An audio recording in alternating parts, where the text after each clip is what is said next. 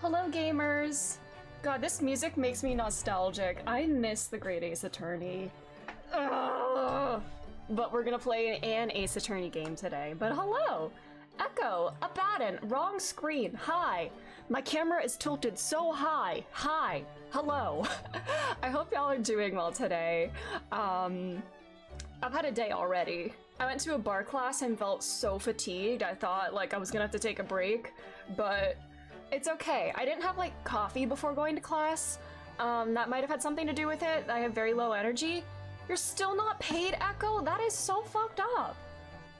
Oh my god. Like, I hope you get it soon, because like, I hope you don't have to like take legal action because of that, because you deserve to be paid if you worked. Like, that can't be legal. So, I don't know, I hope you get paid soon. If it's not soon, I'll actually go and rip his head off. Yeah, honestly, you might have to look into, like, again, like, legal action if you don't get paid. Because, again, unpaid labor is illegal, right? But aside from that, I hope you're doing well. How is your new Fugue and Firefly doing? I'm working on building my Fugue. I'd rather go beat him up. Understandable. I would support that. Actually, in case anybody's watching, that shouldn't. Anyways, thanks. I've had a pretty good couple days. Yeah. Jennifer, you're not getting paid during your previous couple months. Yeah, that is very unfair. I think I told the story about my brother. He worked for Amazon at an overnight like warehouse shift for like a couple days, which sucked. He learned a lot just in the couple days he was there. Like, the turnover rate there is so fast because the job sucks so much. It's like physically painful. Like, nobody lasts longer than like a month there. And I think there was like some error in the system or whatever where like he didn't get like an employee ID on his first day or something. And so like somebody else just said like, oh, just like use my ID, or like one of his like bosses said like, it's okay, you can use mine or whatever. And he never got his ID.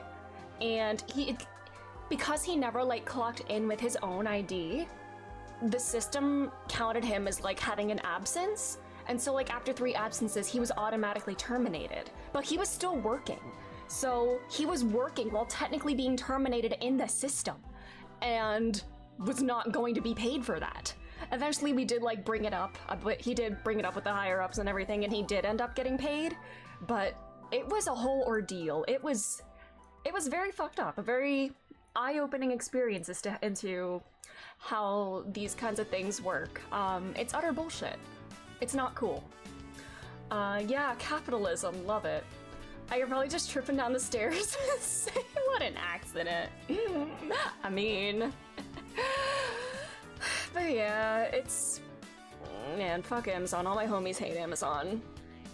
But it's been a fun... Yesterday was kind of a fun day. I'm still on my Sonic kick. I'm wearing a Sonic shirt, by the way. But yeah, I'm still in, like, my Sonic era. And yesterday I started playing Sonic Adventure 2. That's the game that the third movie was based on. And I did try playing Sonic Adventure 1 earlier this year, and I like couldn't finish it because it was just so buggy. I don't think I'm ever gonna finish it. But Sonic Adventure 2, I mean, it's still janky as hell. Oh my god, Claire, hello, how's it going? Working but need to lurk. Oh no, I hope work isn't too stressful, but thank you for the lurk. It's very fun. I'm enjoying it a lot. Listen, I'll be real, the gameplay sucks ass.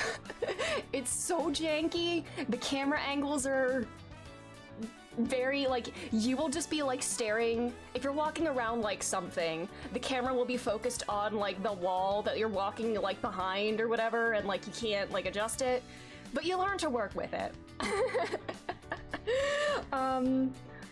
I'm surprised that there was only like 1 or 2 stages that made me like a little motion sick, which is surprising.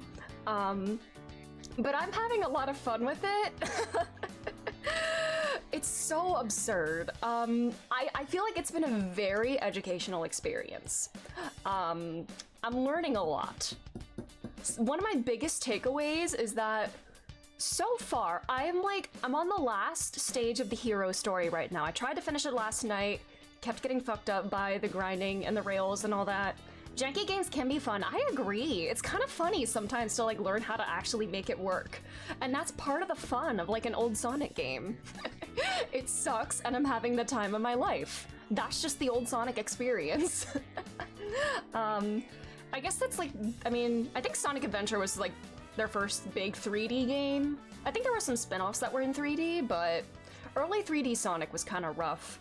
Like 2D Sonic, like earlier this week I played Sonic CD, which is an older game, but it's 2D, and it does not feel like dated at all. But the 3D ones. But I'm learning. But again, I still need to play the Dark Story. But as of the last stage of the hero story, one of my big takeaways is that Knuckles, Rouge, and Amy are the only characters that are not war criminals. And I think Tails has the highest body count in the entire game. Tails is an actual goddamn menace that needs to be restrained. And he does it all with a smile on his face. I think there's some continuity between like the mainline Sonic games. I'm not like super aware of like the later games, honestly. I know they went through like I think there's some continuity. I actually don't know. I think there's a bit of retconning and stuff too, and then like some character flanderization over the years and whatnot. I don't know. But I don't know.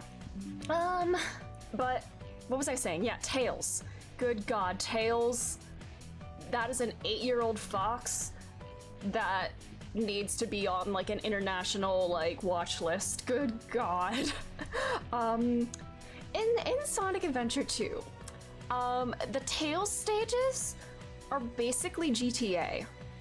There are several levels where you are like running on like a street in his little mech, and you are like turning over like civilians' cars, running into them, blowing them up. You also do that to like military vehicles and cop cars too, but like civilians. Tails just murders hundreds of civilians in his levels. It's absurd. I mean, Sonic does it in the first level too. Sonic is also a war criminal. He also kills people in the first level, civilians. But Tails does it so much more. Holy shit. Storm Talon, hello, how are you doing? Oh yeah, in the very first level, he jumps out of a plane because he's apparently wanted by the government, and he's running away from them on city streets, and you can just like run through cars and blow them up. But yeah, Knuckles is the only member of Team Sonic that is not a war criminal. Just got back from a haircut. Ooh, nice. I hope that went well. Hold on. I gotta find a picture. I gotta find this little screenshot I took. Tails is a goddamn menace to society. Hold on. Look at this. Hold on. Okay, I don't know how to zoom in on like a screen. Hold on, 1 second.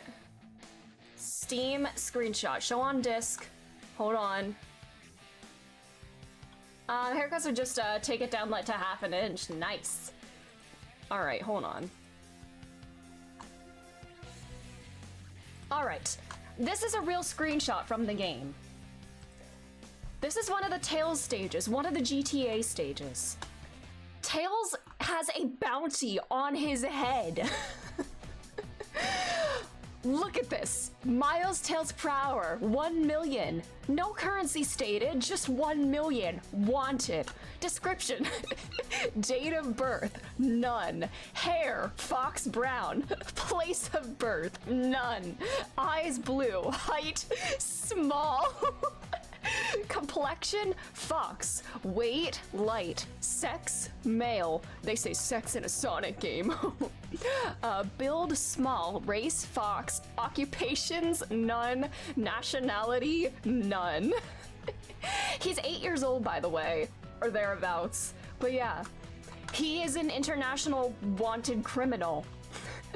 Tails.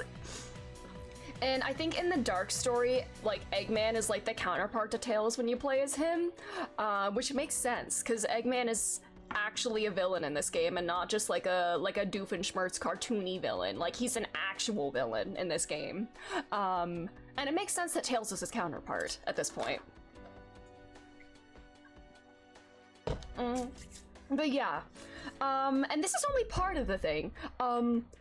I think Sonic Adventure 2 might be one of the most batshit games I have ever played. And I have played the entire Zero Escape trilogy. Oh, hi Jake, how are you? How's it going? I had an educational experience yesterday. But yeah, I feel like enlightened somewhat after playing this game.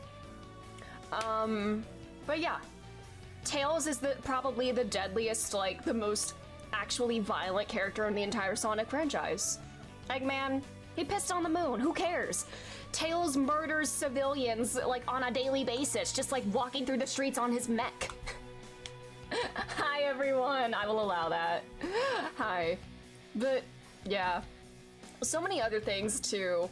I've also had the Pumpkin Hill song stuck in my head for like the past 24 hours. Tails is based.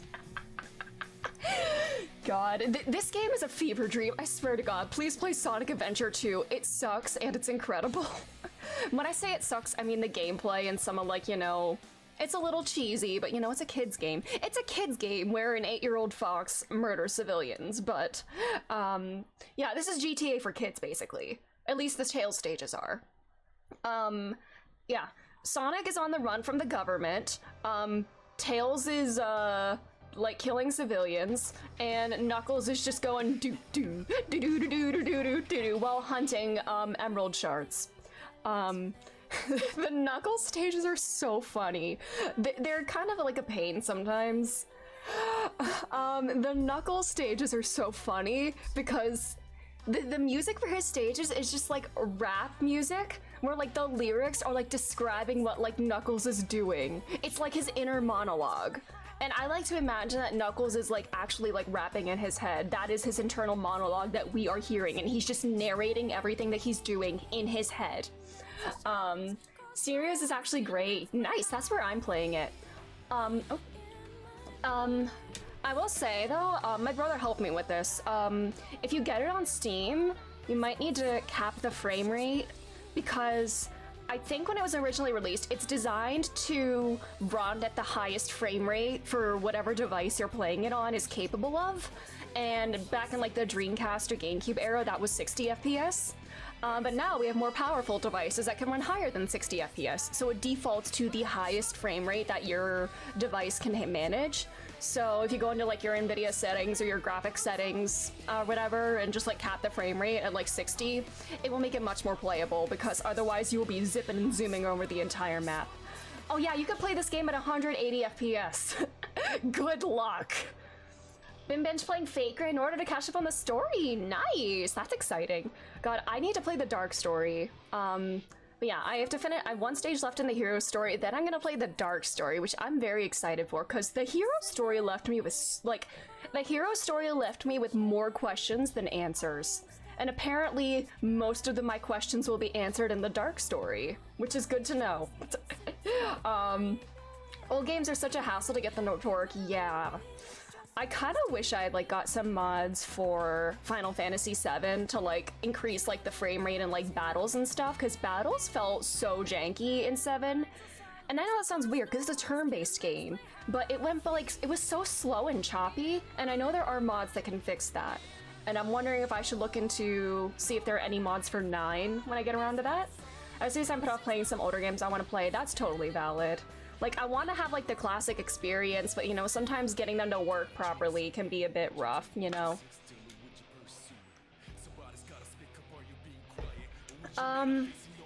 What other takeaways do I have? Oh, I can help you with the mod for 9 when I get to it? Thank you. Which also, actually, we can talk about this now. We probably have, like, another couple weeks of Ace Attorney Investigations, and then I want to play a Final Fantasy game. Hold on, I think I need to add this to my, I need to get just a close-up of Tails' Wanted poster, actually. I think I need to add it to, like, my just chatting screen or whatever. But, yeah, what do I want to play next? I want to play a Final Fantasy next, but I'm torn between 9, 7 Remake, and 16. So... what are y'all thoughts? I could like put a poll in like Discord, just get some talk during streams like this and whatever. See what y'all's thoughts are. I know, it's a tough decision. I will say 16 is the only one that I don't own, but it is on sale, so I could buy it if we do want to play that next. But 9, 7 Remake, or 16, tough decision. Yeah. What else? Discord is still banned. You vote 9? Noted, Abaddon. Thank you.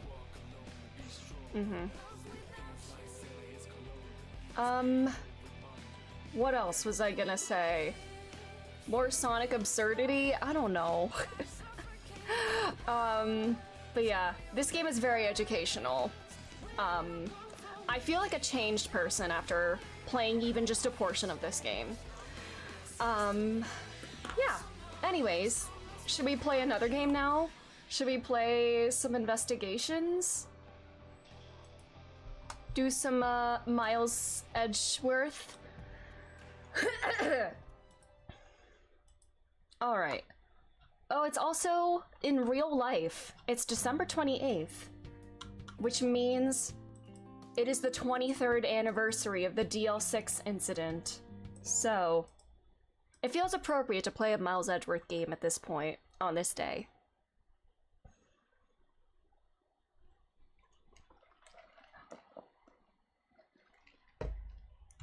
Alright.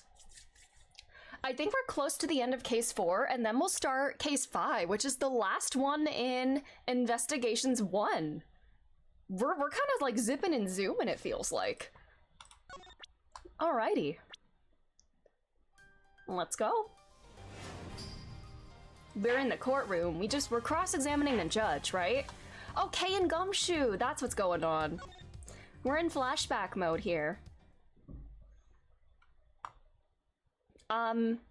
With little Franzi, 13-year-old Franziska, and 19 or 20-year-old Miles Edgeworth, question mark age judge. And Gumshoe is being suspected of murder, which is making me sad. Never forgetting, oh yeah, dead man.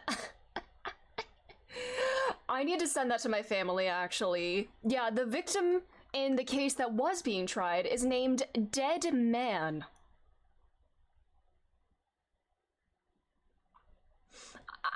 I truly have no words. Yeah. But yeah, Kay. A girl with a balloon. Little Franzi.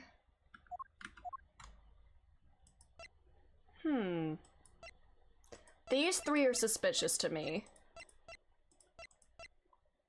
But we shall see what happens. Ew, get away. 23 years ago today, you killed my father.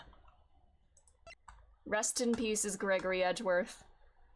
I remember, like, seeing, I think in the current Ace Attorney games, as of, like, Ace Attorney 6, Miles is 35, or thereabouts, and I think Gregory Edgeworth was 35 when he was killed, too, which makes me very sad. And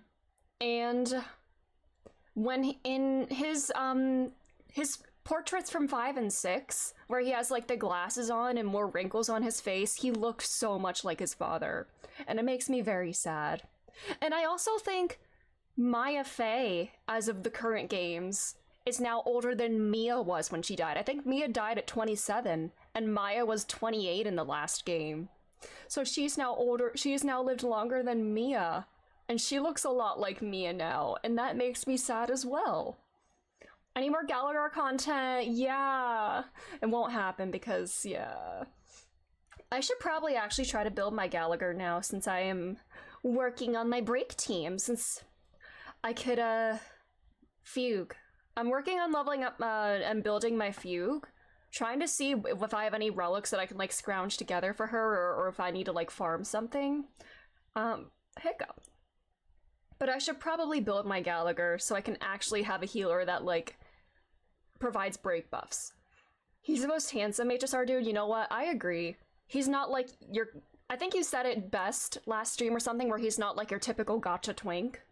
I like that a lot. He's like a break from the norm. It's quite refreshing. Alright.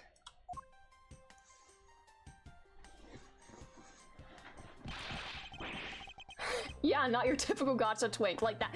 Gallagher is a grizzled man with like a 5 o'clock shadow. What is it now? Is it time for my trial already? I already told you a gazillion times, pal. I didn't do it. I will be the judge of that, Detective Gumshoe. No, you won't. I'll be the judge of that. Girl, you're a prosecutor, not a judge. No, no, no, no. I'm the judge around here, and I'll be the judge of that. Don't take his job. And his shoulders are massive, real. Why can't you guys be a little less judgmental? Yes, well, speaking of hasty judgments, Detective Gumshoe, I'm afraid I must apologize for an error in judgment on my part. Your Honor, I don't believe you should apologize just yet. We have yet to prove he's completely innocent of this crime. I guess so. What are you guys talking about? In any case, I would like you to testify as to your actions while you were on guard duty. And please remember, you are not on trial. This is all just a part of the investigation. As such, you may still be found to be innocent. However, if you should give false testimony...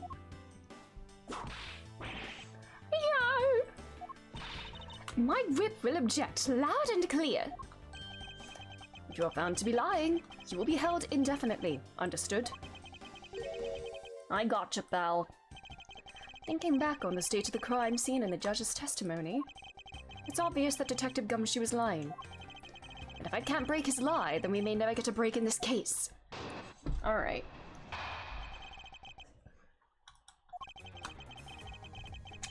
came down here to this courthouse on Detective Bad's orders.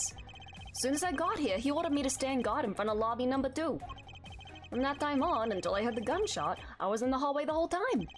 On my honor as a detective, I swear it wasn't me, pal.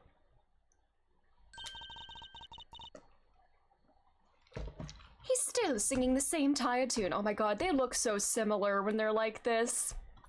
Aww. Me when siblings in video game. Rare instance of not doomed siblings in my video game.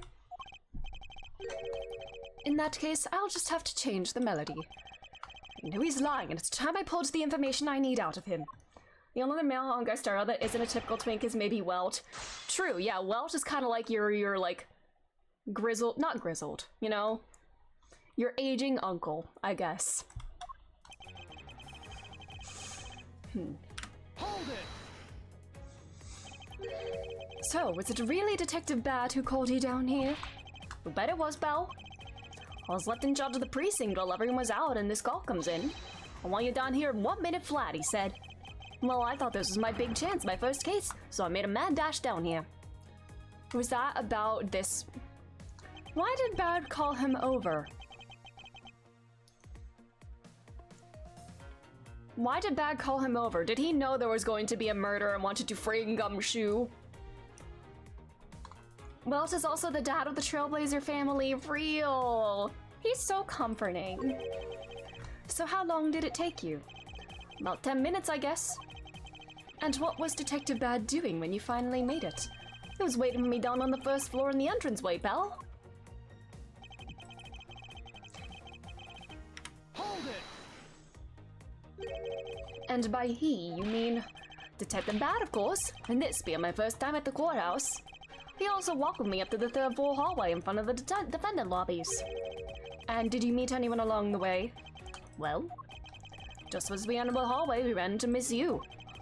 When he learned from Miss Yu that Mr. Faraday was not to be interrupted, that's when Detective Bad told me to stand guard in the hallway, pal. So far, Detective Gumshoe's testimony is matching up with Detective Bad's. Hold it!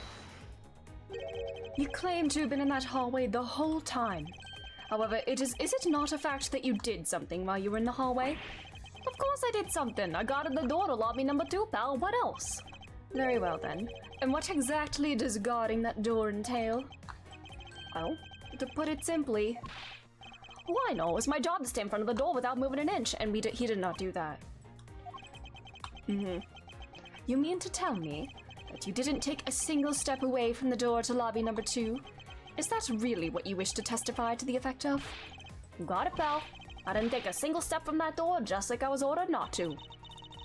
Franzi knows that's bullshit. We all know that's bullshit. Judge does too. We literally just clarified this before he showed up.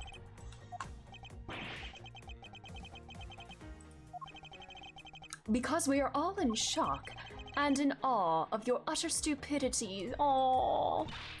Scruffy, if you're going to lie, at least tell us a more believable one. Ouch! But I'm not lying.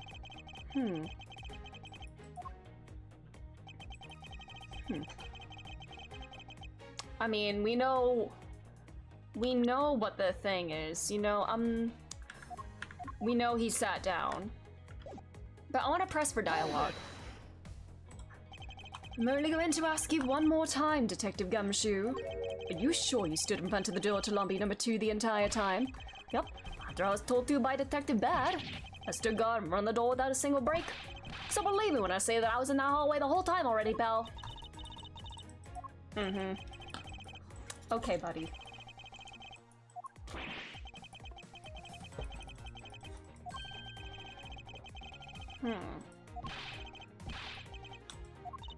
Be quiet.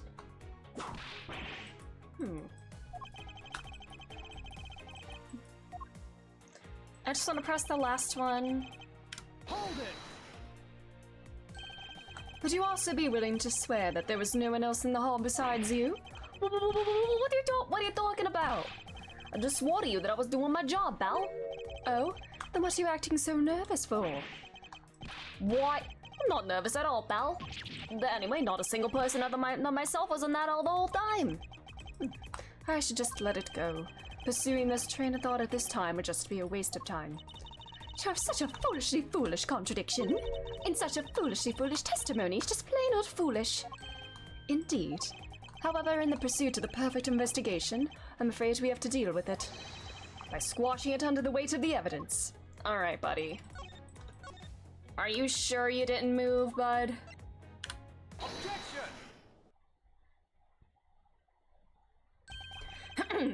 I have an objection. What is it, Belle? Detective Gumshoe, I wonder if you might recognize this from somewhere?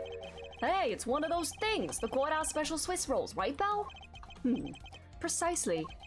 In that case, I suppose that you also recall the sullied hallway bench. Hey, you know what? I think it was probably me that did that. Detective Gumshoe, you know you can't go around dirtying up the courthouse like this. You inconsiderate, slovenly pig! I promise to clean it up later, I swear. Now then, shall we get down to business? About the fact that you didn't move even a single step from in front of that door. If that's really were the case, then how were you able to buy a pack of Swiss rolls? Furthermore, if you didn't move a single step from in front of that door, how did you manage to get the bench dirty with your grubby hands? It appears that Franziska's whip can do more damage than my words alone can. Alright, I confess, Belle. I was hungry, so I bought a pack for myself, okay? Thought I'd get chewed out again if anyone found out about me eating on the job. So I didn't want to say anything. Well, unfortunately for you, I saw you do the whole dastardly deed. I clearly saw you buying a pack of Swiss rolls from the vending machine. How dare you? Okay, I'm sorry for lying. But that's all I'm sorry for, you got that? Because I'm not holding anything else back. That last statement, which may sound like it makes sense. However, there is something I don't quite believe about it. Are you sure you're not withholding further information from us? Oh, of course not. I've got nothing else to hide, Belle. Oh, if only that were true, Detective Gumshoe. But it is true, pal. I swear there's nothing else. Detective Gumshoe, I'm sure you're aware of the price of a pack of Swiss rolls, correct? Huh? Remind me again, pal? That vending machine out in the hallway is selling packs of 2 Swiss rolls for $6 a pack. I gotta get back into my young Franzi voice. It's a bit rusty. And yet, according to you, you didn't have any cash on you until you cashed your $5 annual bonus check. Isn't that right? No. Let me ask then, how did you manage to purchase a pack all by yourself? He asked a child for money. Can you provide me with a proper explanation to that? I told you I bought it by myself, pal. He doesn't want to seem pathetic by having to ask a child for money. Aww. I feel bad for him.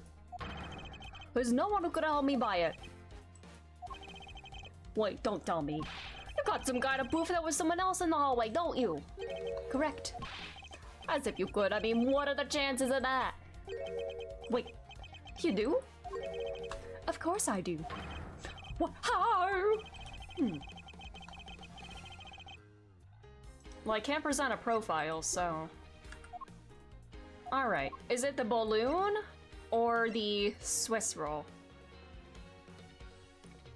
I'm gonna go with the balloon. Take that! Alright. So it's gonna be the Swiss roll then.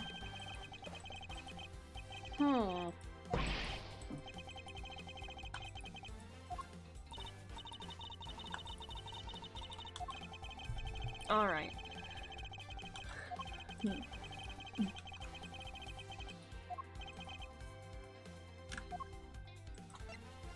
Take that!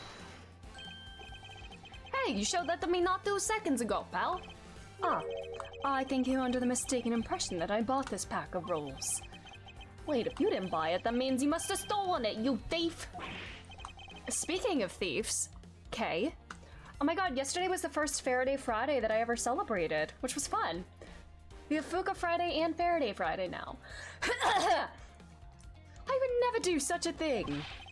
All you liars are the same. You start out as thieves. You're under arrest, pal. I believe you mean to assert that all thieves start out as liars. And in that case, what does that say about you, detective? This particular Swiss roll was dropped by a certain someone. Oh, there were 2 rolls in this package. You ate one of them. But you then gave the other one to a certain other person, didn't you? No way, pal. You got it all wrong. I ate both of them. Oh, is she gonna kick me again? Oh! Reflexes! Aww. Man. She didn't get to kick him again. He was ready that time. It would appear we've caught you at last. She's such a gremlin. I love her. Don't you dare do anything bad to that girl. It would appear they do know each other after all. So why do you continue to come up to me and kick me? Have I wronged you somehow? I have a name, and it's Kay. Kay what? Kay Faraday. Faraday? Are you perhaps Mr. Faraday's daughter? I'm not a you. I'm Kay. I love her. I'm not UK. I'm not British. Kay, you know, good little girls don't kick other people. Especially not hard enough to leave big, nasty bruises like the way you do. I think you should kick him again, Kay. Well then, you shouldn't have put Gummy under arrest, mister. Real! Fuck him up, Kay. I think Kay should get to Kay should get to kick everybody that was mean to Gumshoe in this case. Stop bullying him. He's doing his best. Gummy? My guess is she's talking about Detective Gumshoe. What a cute nickname you've given him. Gummy didn't do anything wrong. Kay? It appears that I will need to speak with her in a bit more detail. Rawr! I love her!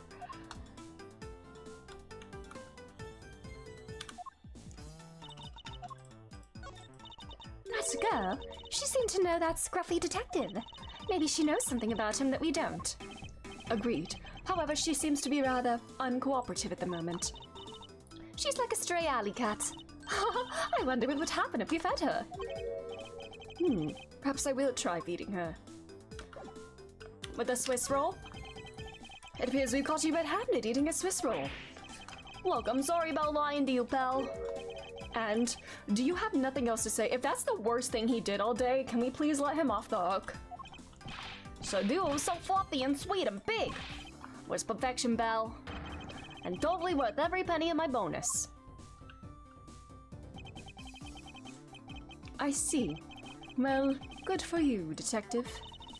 I can't believe it, but it's almost funny when a fool is this unbelievably foolish.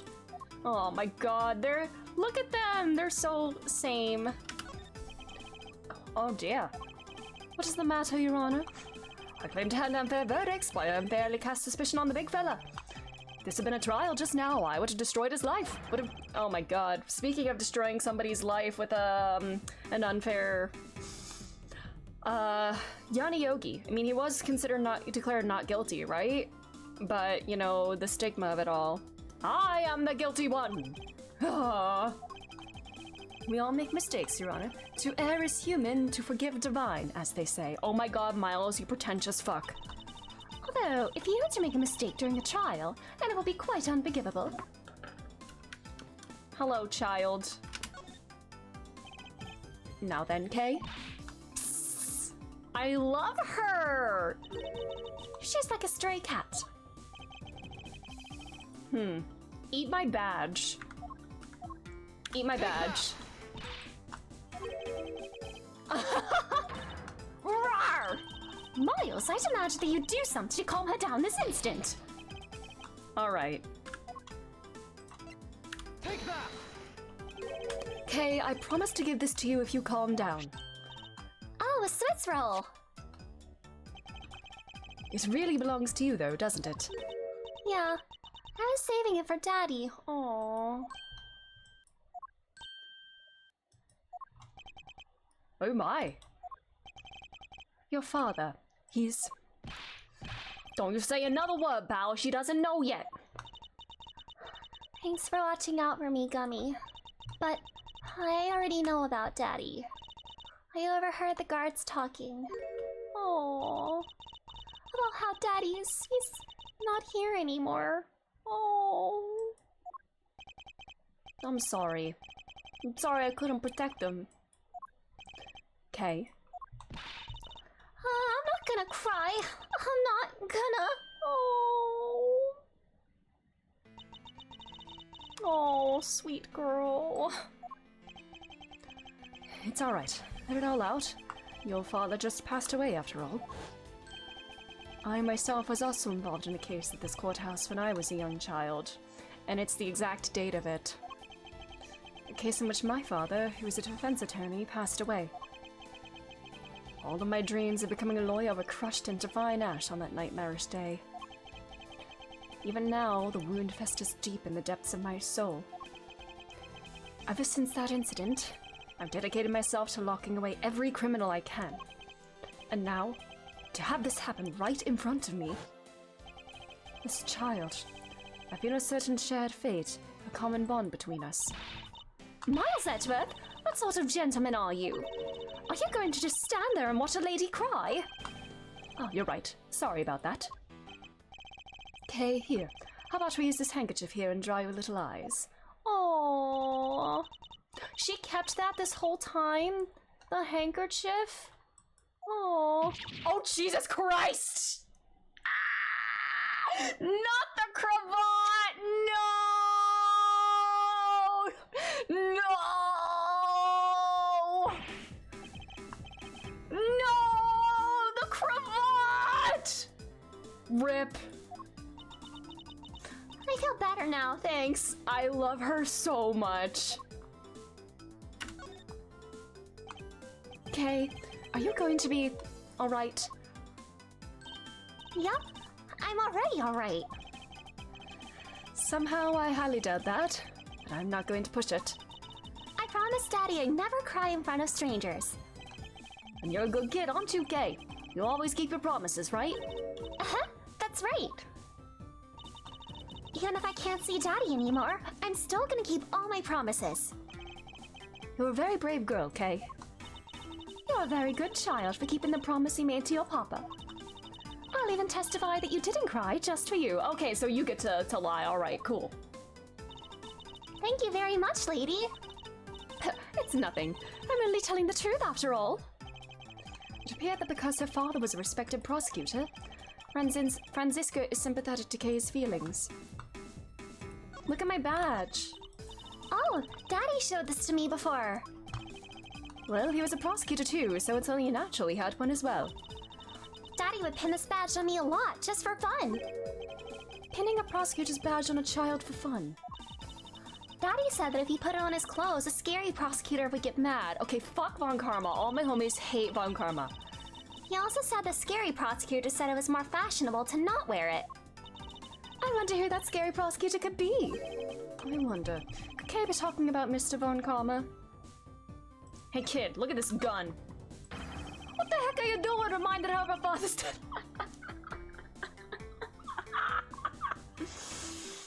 I know. Okay, thank you, Gumshoe. I didn't think of that. She may look all happy, but she's really hurting deep down inside, you know. So have a heart and be more sensitive, okay, pal? I'm sorry. For once, this detective is actually the voice of reason. Alright, I came here with Daddy for his work and I wanted to eat with him. Daddy. She looks so sad and lost. Can't bring myself to make her recall any more about today's events. Alright. Okay, about this. Huh? Are you giving it to me? But I promised Daddy I wouldn't take things from strangers. She's not talking about theft, right?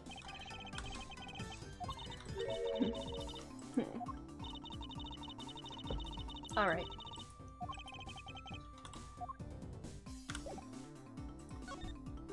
Okay, what kind of person was your father? Daddy was a hero of justice.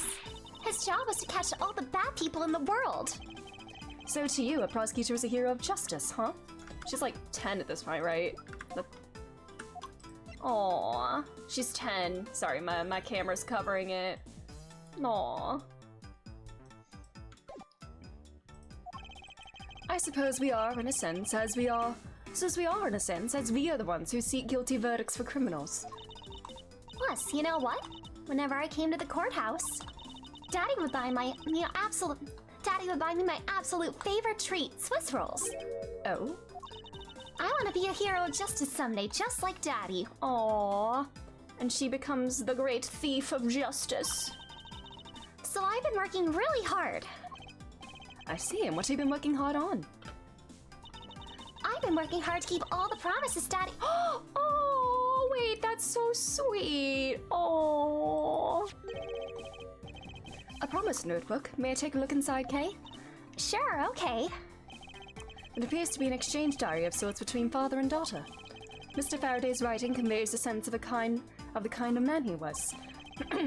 This little notebook just might come in handy later. Thank you for showing it to me, Kay. Can we read it or no? Promise never take things from a stranger, never go anywhere with a stranger, always greet people with a smile, even people you don't know, never cry in front of strangers, always try your hardest to learn about things you don't understand. Daddy's job is to make sure everyone follows the rules. Kay, be a good girl and promise that you'll keep your promises to me. I mean, isn't this what she does as a thief, or what she wants to do as a thief? But she's not talking about being the great thief at this point, so I don't know. I hope you continue to work hard and become a hero, just like your father. I'm gonna try. Gay. Hey, Gay, so I'm a detective that catches the bad people, right? What makes me a hero too? Yeah, you're really cool too, Gummy. Yeah, aren't I, Gay? What is with the two of them? I hand down verdicts of justice, so that makes me a hero too. Yes, and thanks to your oh-so-heroic testimony, you almost painted that detective as a vile criminal and sent him off to jail. I'm really sorry about that. Gummy is not a bad man, okay? Thank you for finally having somebody who will come to his defense. He's being treated like a vile criminal rather than a hero of justice. It appears that you and Detective Gumshoe are good friends, Kay. Yeah, we're friends. In that case, would you mind telling me a little more about him? So I take it that you ran into Detective Gumshoe earlier? Yep. I was on my way to see Daddy when I saw Gummy standing there.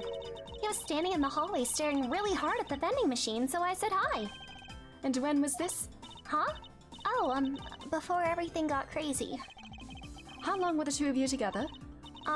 We only talked for a little while, and then we went our own ways. That's right, Belle. Gay and I only talked for a little while, and that's it. Oh? Which means we have now confirmed that Kay was in the hallway during the recess, isn't that right? You got me. I told you to stop picking on Gummy, mister! Very well then. I'll just have to speak with the good detective in private later. Were you the one who bought this pack of Swiss rolls, Kay? Well, I didn't really have a lot of money, and I somehow made $1 of all the pennies and quarters I had. But that still wasn't enough, and I really, really wanted one. Come to think of it, she did come and ask me to exchange a handful of change for $1. And that's when you came and asked me to change your money, correct? Yeah, thanks a bunch for doing that, mister. Sure. But let me ask you, even with that $1, you still didn't have enough, correct? Well, that's why... Hey, if you bully Kay anymore, I'm gonna have to arrest you, pal. Need I remind you that you're the one already under arrest?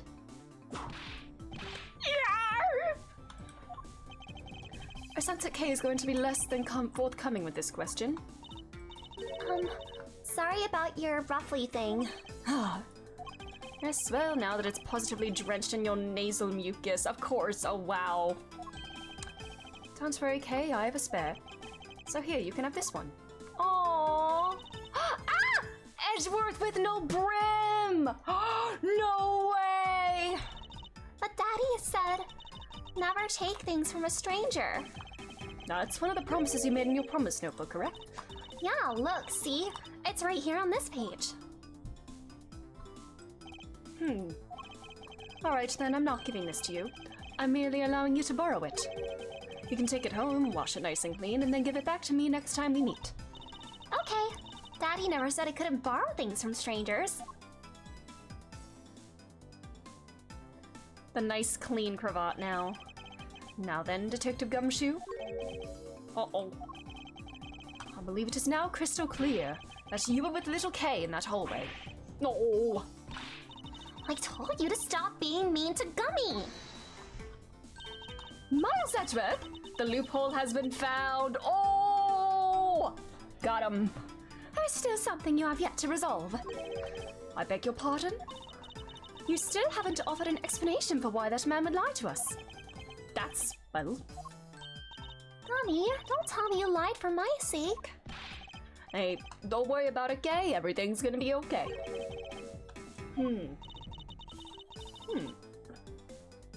So, what was Detective Gumshoe's motive for lying?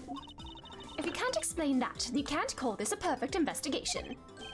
His reason for lying is very simple. What? Here's what I believe to be his reason.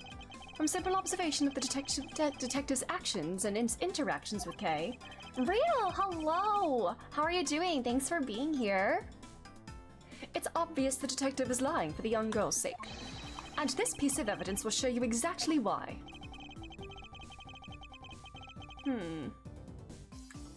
Alright. You're good, glad to hear it. I'm doing pretty well. Having a good time investigating, just hanging out.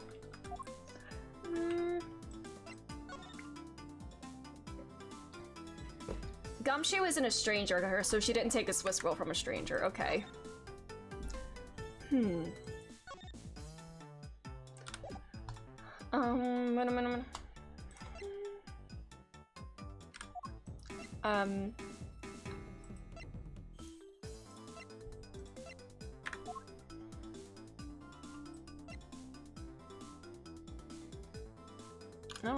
This? No. Okay. Yeah, I like showing off this little piece of a balloon. Are you gonna give that to me, mister?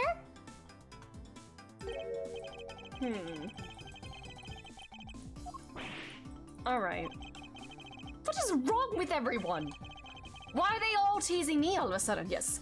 Am I incorrect with my evidence? No, it's everybody else that's wrong.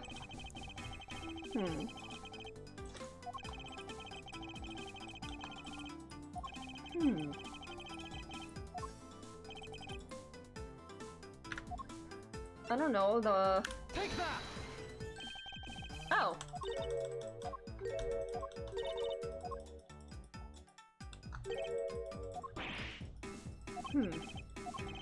Would it be the promise book then? Take that! Mr. Faraday and Kay's promise notebook? How does this explain anything?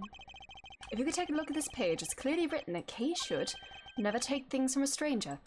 And you got, yeah. When Detective Gumshoe heard about that promise, he tried to cover for Kay. Aww. He's such a good, he is so good with kids. Maybe he would let the kids like boss him around a bit, but no.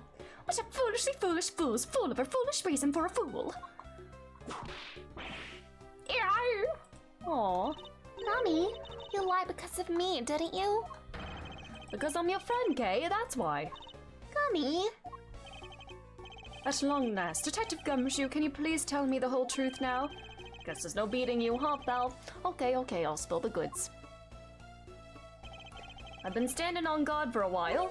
I was getting really hungry and that snack vending machine was daunting me. But all the cash you had on you was $5, and that wasn't enough to buy anything, right? After all, the cheapest item in that vending machine is a $6 pack of Swiss rolls. Yeah, but then, like an angel from heaven, Kay showed up. Did she kick him? I was thinking about sharing a snack with Daddy, so I wanted to buy a Swiss roll. But I only had about $1 in coins. So we flew my $5 and her $1 together. And bought a pack of Swiss rolls together. But I was worried about breaking one of my promises. So then Gummy said, Mr. Faraday is one scary guy when he gets mad. But don't worry, you won't get in trouble if I don't tell, right? Besides, you bought it with me. So you didn't really get it from me, you know? he told me it'd be okay. And then he gave me a whole roll to save and give to Daddy. Who knew that Scruffy could be so considerate? See, he's a sweet guy. Detective, I take it you then sat down on the bench and ate the rolls together? Yeah, you split the other roll and ate it right then. The sweet taste of that cake's chocolate. I'll never forget it as long as I live, pal. Anyway. Kay, I believe this also belongs to you. Oh, that's from the balloon I popped. It's bad manners to leave garbage lying around, Kay. I'm sorry. Well, I guess I can't blame you for not throwing this one piece away. It was sitting high up on a windowsill where you couldn't see it. Or you. So just this once, I forgive you. But that balloon... I wanted to surprise Gummy a little, so I popped it on purpose! She's such a menace. And because of me, Gummy dropped his half of the Swiss roll. Oh no! Wow, you really got me there, Belle. So I thought maybe I should get Gummy this other roll. And then I saw you picking on Gummy, mister. So you kicked me, yes, you deserved it. You sure are a feisty one. I'm really sorry, mister. It's alright. I'm perfectly unharmed.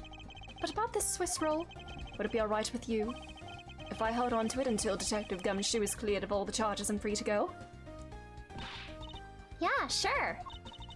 Just make sure you give it to Gummy afterwards, okay? Of course, I promise. Now then, I believe we have proven beyond the shadow of a doubt that Detective Gumshoe was in the hallway for the entire duration of his duty, which undeniably proves Detective Gumshoe could not have committed the double murders. Objection! Oh my god, girly, please. Actually, it proves just the opposite, Edgeworth. You've just shown that Detective Gumshoe is the only one who could have committed the crime. What do you mean? It's quite rude to eavesdrop, Miss You. Oh, girly. I'm getting lectured on manners by a girl with a penchant. Is it penchant? Penchant? For whipping people. What? How dare you talk back with such insolence? Wait, no, it's impudence. Such insolence, such impudence. That's the line from E8. Damn it! You're wrong, lady. Gummy is not the bad guy. Oh, and what do we hear?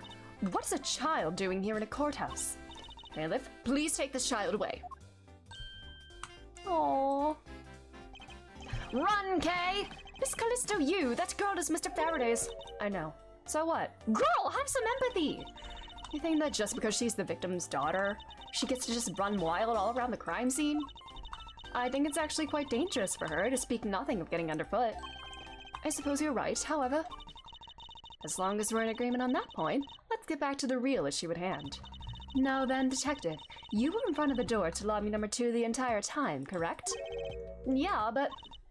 You see, isn't it obvious that it could only be the detective? He is the only person who could have gone into lobby number 2 at the time of the murders. I have no counter-argument to that. We still have that one point of logic about the open window and the flowers. Don't worry, I've already put in the necessary paperwork for his formal arrest. But the investigation is far from over. Oh, that's right. I was going to speak with you about that. Don't you think it's reckless to talk to the suspect out in the open without a guard? You and Bad are like colluding on something, huh? Well, as someone with more experience in law than you, allow me to share something. Always keep a good eye on a criminal, or you may regret what comes of your negligence. Oh. Miles, I can't believe you're letting this woman lecture you like this. This is unforgivable as a disciple of Von Karma. Down, Tigers. Jesus. Now then, I'll be looking forward to the results of your investigation. Girl. So, we're back to square one. Actually, this is our last chance. I can tell that if we fail to solve this case, Detective Gumshoe will be formally charged under all the circumstantial evidence. This investigation is not over yet. There's still one location we have yet to inspect. It's where Detective Bad and Miss Yu were at the time of the crime. Lobby number 1. Alright. To lobby number 1 we go. Alright, we save. Let's wrap this up.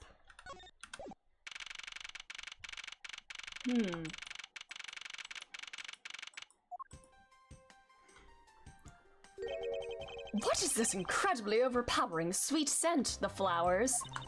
It smells like flowers. Is that Callisto's perfume?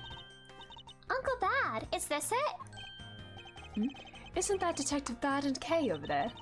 It looks like she managed to escape the bailiff. No, that's not quite it. Aw, too bad, but it's so pretty. I think you're still a bit too young to be wearing that. But since you found it, I guess I can let you keep it. Thanks. I'll treasure it always. Those two seem to get along rather well. Oh, here. I've got something else for you. Aw.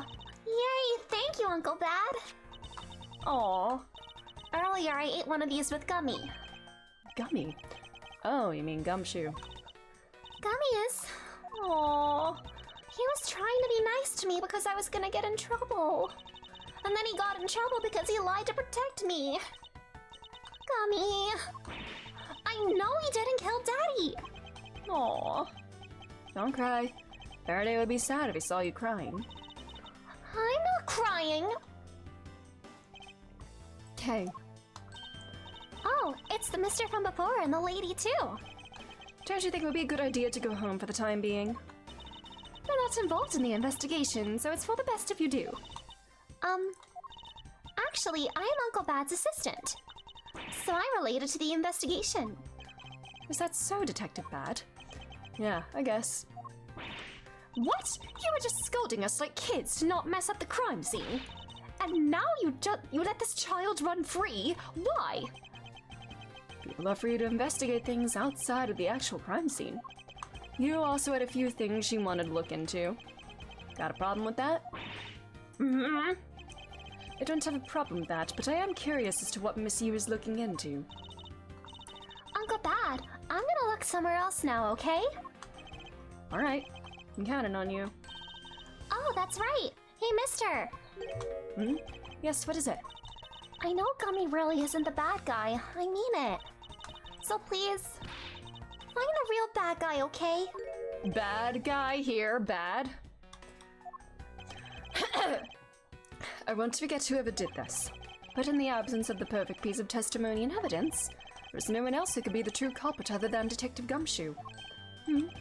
She wandered off while I was pondering.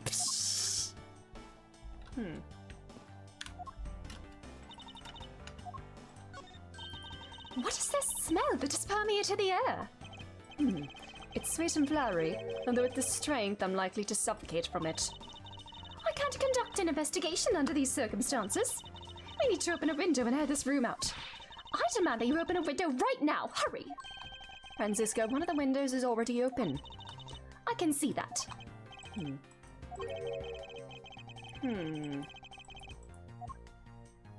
Yeah, this is the one... There's like one piece of logic that we didn't address yet, and it's the smell of like flowers from the window in the other room. Maybe like a perfume bottle was spilled in this room. Was it misused perfume? Reaper, hello. It's now almost Christmas. Let's go. Merry DL6, Miss Reaper. How are you doing? Detective Bat, what exactly was Kay searching for? Nothing that concerns you, boy. Oh? I just thought it's two separate messages. That's okay. It does, because she's Faraday's daughter. Anyway, hurry up and get to the point. I don't have the time to waste. It sounds like he'd rather be left alone. I have something I'd like to confirm with you once again. I don't have anything to say to you. Be that as it may, we still have questions that we need answers to. Now then, first of all, what is the overpowering smell that is permeating this room? Upon entering this room, I thought I was going to suffocate. Doing better after all my anger has left me after the 3 days of Shitsmas. Well, I'm glad you're feeling a little bit better. Yeah, sometimes the week between Christmas and New Year's is a really nice time to just like decompress and everything. I like it a lot. You said ultra strong perfume you wears. She spilled some of it. I was having a bad time of it myself. I didn't think twice and opened the window. That smell's still here. Perfume, huh? So the sweet scent in the air is perfume. Well, it's giving off quite a stench. I bet it's some cheap no-name brand. She said it's a famous brand from overseas. It's a knockoff. Yes, definitely a knockoff. Oh my god, Francie. No disrespect, but she forced one of those bottles on me. Here, little girl. You can have it. I was born for a much more expensive and refined perfume. However, seeing as you just happen to have a spare, I suppose I'll take it. Miles Edgeworth, you will hold on to this bottle without fail. Why can't she ever be honest about her wants?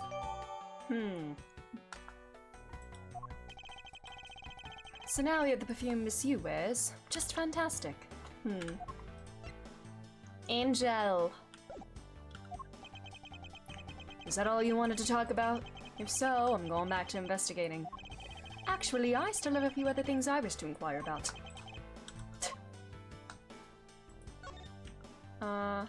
Badge. Showing that off make you feel like a big, strong prosecutor? No, of course not! I was simply proving my title of prosecutor to you. Most prosecutors don't go around flaunting those things. This is the same, yeah. Same dialogue.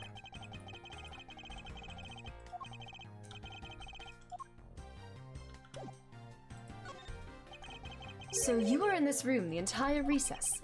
Like I said. Made a call to the precinct to get that big lug down here. But other than that, I was waiting for the recess to end in here. At least your story is consistent. Earlier, you stated you were in this lobby with Miss Yu. Yeah, I ran into her in the hallway.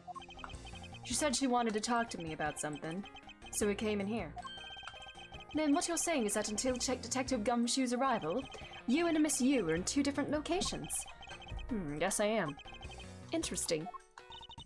Speaking of that lawyer, she seems to have a great dislike for you.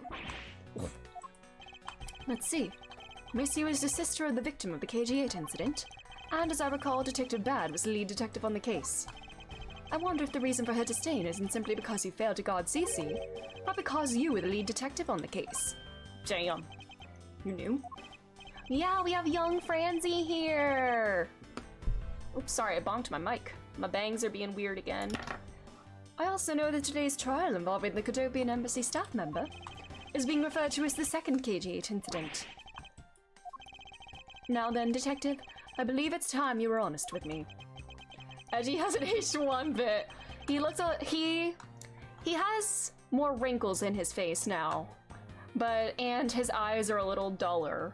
But aside from that, yeah, his hair is the same and everything. And tell me the truth behind your relationship with Miss Yu and Mr. Faraday, and the KG-8 incident. If you already know that much, I guess it'd be alright to tell you. Now then, I'd like to ask you a few questions about the KG-8 incident. It's not exactly a happy story, other than the people who were directly involved. You two will be the first to hear what I'm about to tell.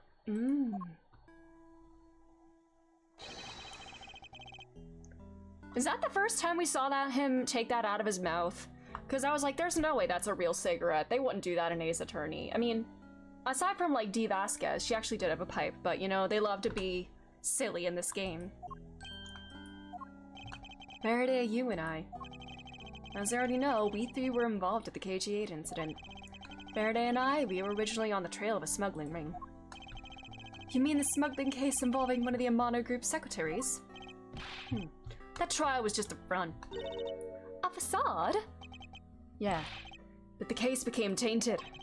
All because the witness who was going to testify about the Amano Group's ties to the smuggling ring, CCU, was killed.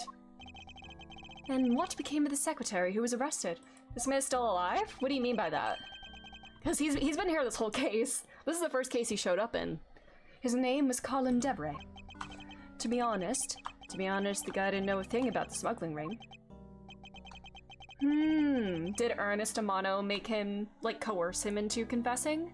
So Colin was innocent this whole time! Aww. Devray was probably being intimidated by the big boss man. Just another scapegoat. The boss man of the Amano Group? He can't seriously mean Mr. Ernest Amano. It can't be right. It's probably just Detective Bad's personal hypothesis. Edgeworth. The people in your life are actually full of shit. Ernest and Von Karma, when are you gonna realize that?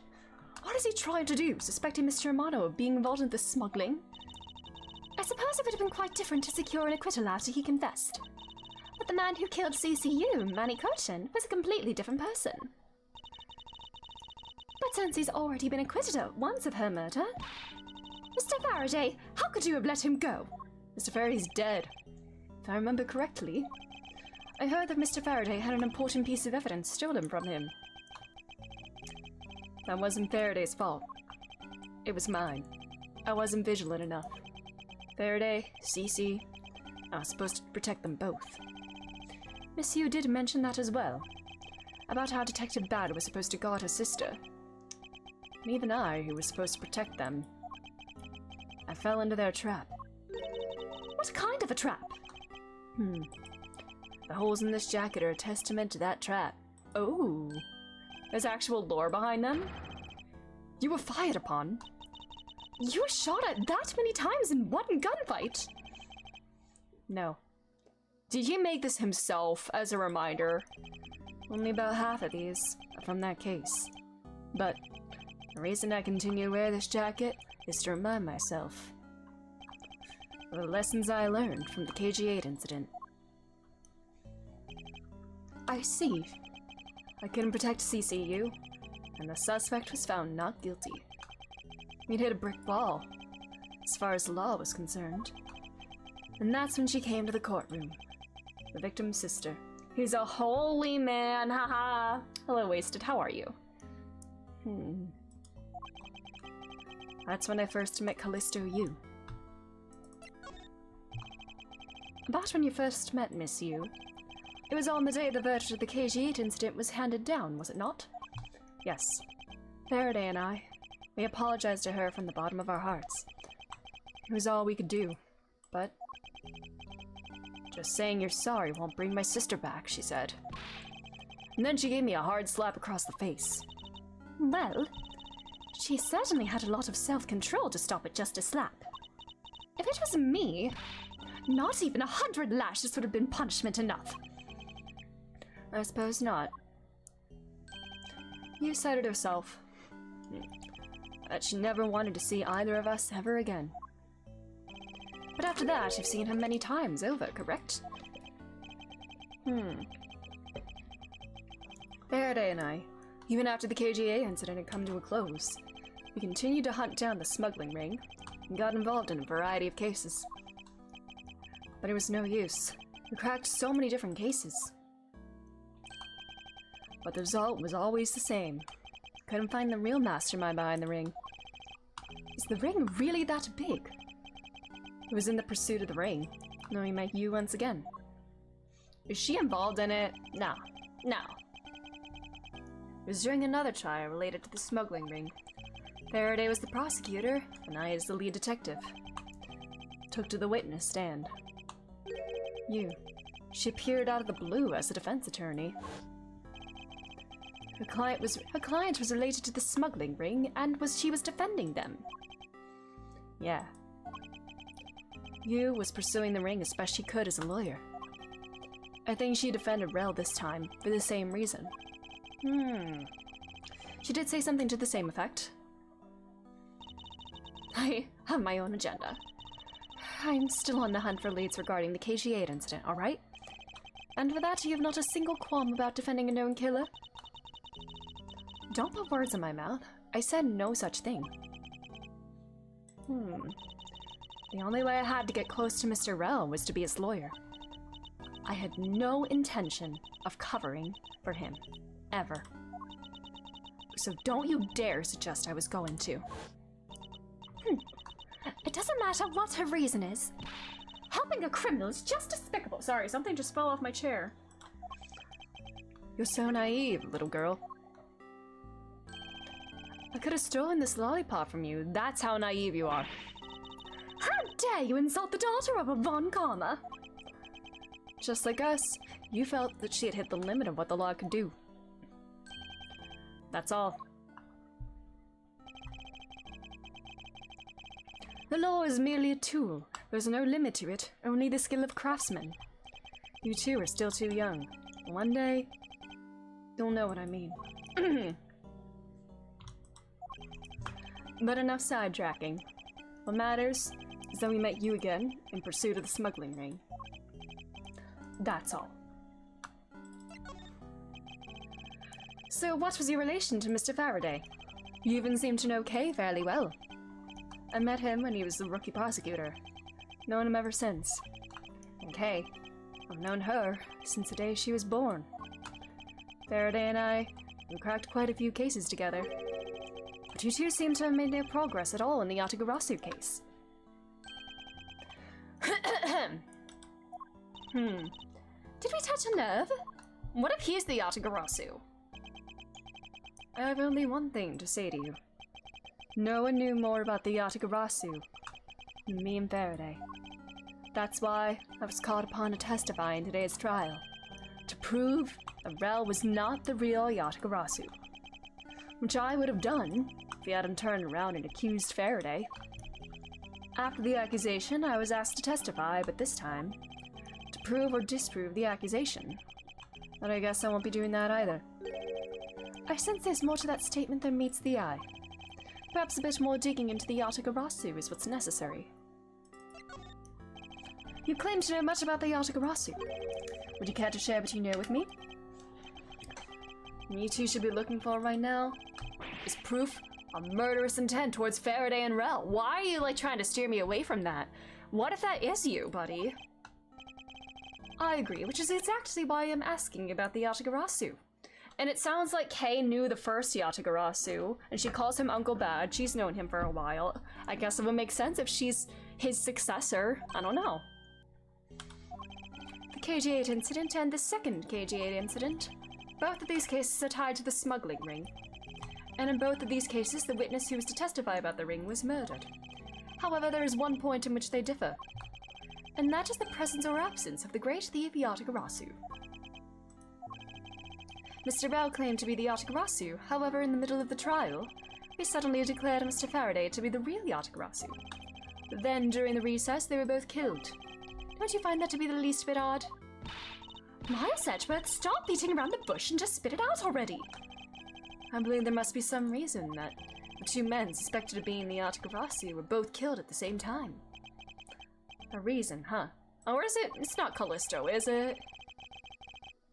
So, in order to catch Mr. Faraday's and Mr. Rel's cold-blooded killer, I feel that I need to learn as much as I can about the Yatagarasu. It'll help you solve this case. And I'll tell you. I'll tell you the reason you never caught him, because it's you, isn't it? What was that sudden outburst for? You almost made me whip you by accident! It still accidentally whipped me anyway. There are three main reasons why the Yatagarasu will always be one step ahead. First, the Yatagarasu always knows the exact location of the target object. Second, the Yatagarasu always knows exactly how to disarm the security system. Third, the Yatagarasu doesn't leave a single shred of evidence behind, ever. I see. So those are the Yatagarasu's special traits. Sounds like an incredibly elusive thief. The Yatagarasu has never been caught on tape. Never tries to draw anyone's attention. Would never do something as lowbrow as commit murder. That's how I knew that Rel wasn't the real Yatagarasu right away. But you can't use that sort of logic on its own to prove that he wasn't. Listen, little girl, I'm not done talking yet. What's different about this time is that evidence related to the smuggling ring was sent to the police. And the sender was none other than the one who infiltrated the Kadopian embassy, the Yatagarasu. The Yatagarasu sent the evidence.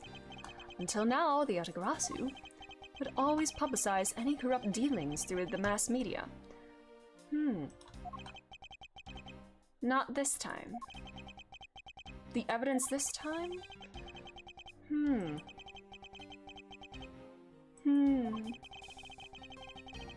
How can you be so sure that it was the Yatagarasu who sent it? That's easy. A special card that only the Yatagarasu uses was attached. That's how I can be so sure. Just what sort of card is it?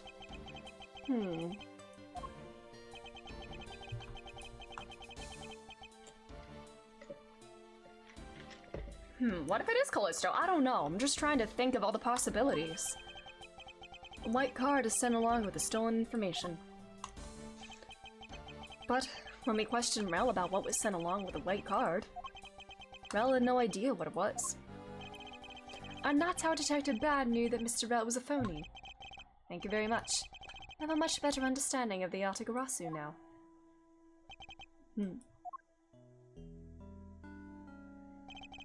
Excuse me, Mr. Edgeworth? Zana would like to transfer the evidence from today's trial over to you. So if you could please head over to the courtroom, it'll be much appreciated, sir. Alright. Detective Bad, what does the law mean to you? Finding the answer to that question is the only reason I'm still alive. Psst, okay, alright, Mr. Broody. I became a prosecutor to find the answer to that question myself, and to play a part in ensuring that all criminals everywhere are found guilty. It's gonna come to mean something different for you over time, buddy. Okay. Oh, it's you, Mr. Edgeworth? It appears his honor is still a bit dispirited. For the first time today, I experienced what it's like to stand at the witness stand. I now have a greater appreciation for just how hard it is to give testimony. Well, there's no reason for you to be all depressed about it, Your Honor. As a judge, no one expects you to think about anything other than the verdict. All right, girlie. Franziska, there's no need to further depress His Honor. But I'm not trying to, Miles. She's just stating the fact, but he has to think about other things, right? Your Honor, I've come to collect the evidence that was retransferred to me. Your Honor, the evidence. Aye. Your Honor. Oh, you, yes, can I help you? I'd like to collect the evidence now, sir.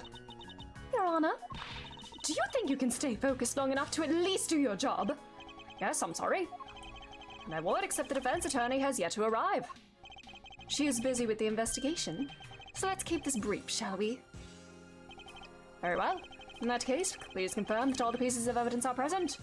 Welcome back, Abad, and ran some errands, fed the strays in your apartment's garden. Nice, brewing tea. That sounds like a great day. Nice. I'm trying to put the pieces together, figure out what is actually going on, the true identity of the Yatagarasu.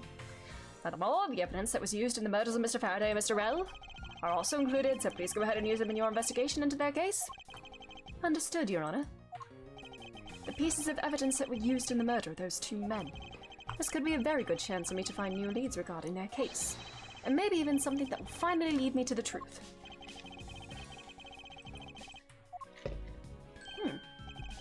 What's over at the defendant's bench? Or the defense's bench? Well, I want to go... Oh, no, go back! Miles! Can I not go? I want to go see what's here. Evidence that Miss Yu prepared is just sitting here on this table. You know you can't just walk off with it, right? Can I take a look at it? Of course I do. Miss Yu must have been caught off guard by her client's sudden accusation. I wonder how she would have defended Mr. Rell in that case if he was still alive. Alright. So this is the evidence related to today's Cadopian Embassy trial for Mr. Faraday's back. Dogs and cats are the recipe for happiness. Yeah, they're so sweet and just full of so much joy and love. Aww. You mean the evidence bag that was on the table in lobby number 2, right? Yes. Finally, you can now take a look at the evidence itself and not just data about them. Let's be sure to thoroughly examine them while we have the time. Agreed. I want to take a good look at all the evidence from the embassy murder too. And why is that? Because I still don't fully understand what today's trial was about. Duh! Don't point your crop at me just because you don't know something. And don't you try to order me around just because Papa chose you today. Our son Simon is still sore about not being picked by Mr. Von Karma. It's all so real to see the knife up close. So we have the knife, the gun, an envelope. And what's this organizer doing here? Oh, that's right. I completely forgot to tell you. About what, Your Honor? I found Mr. Faraday's personal organizer inside that evidence bag of his. Detective Bad requested it be passed along to you. He said it would help the investigation. Detective Bad said that? What a strange stroke of luck. I'll never look a gift horse in the mouth. Might as well flip through it too. Every suspicious-looking nook and cranny. Let's go. Gun. This gun. It was originally used to kill the Cadopian Embassy staff member. When the crime was reported, the responding police found Mr. Rell still holding it, which led to his immediate arrest. And then This gun took the original shooter's life. How ironic. Indeed. There doesn't seem to be anything else we can learn from this piece of evidence. It's the knife that was used to kill Mr. Faraday. Who would have thought that such a beautiful piece of art could be used for such a cruel act? And it's never crossed your mind that you use your riding crop for the wrong purpose? Alright, Folder. I took a quick look through these documents before the trial started.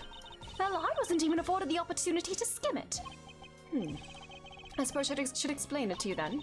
Yes, you should. Perfectly, and in its entirety, if you please. On the night of September 8th, an embassy staff member was killed in front of the embassy. The staff member died of shock due to being shot in the heart. Mac Rowe was brought in that night as a suspect and thoroughly questioned because the murder weapon was found on him, for which he was arrested on the spot. A simpleton of a man, that's what he was. Perhaps he was, for the weapon wasn't the only incriminating evidence we had. Mr. Rowe was caught in the act on film by a security camera. He was an even bigger simpleton than I thought. I can't believe you didn't notice a security camera. The Cadopian Embassy security system was supposedly very well designed. You may have simply not been aware that there was a camera in the area. So, have you seen the contents of the video for yourself?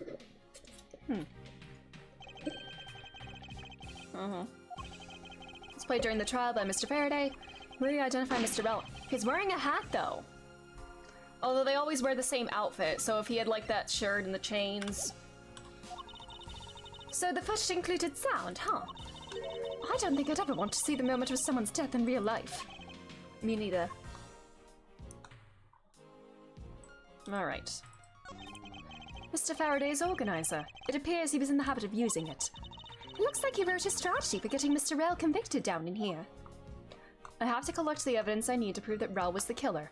Between the handgun Rell had on him when he was arrested and the surveillance tape, I should be able to prove he was the one.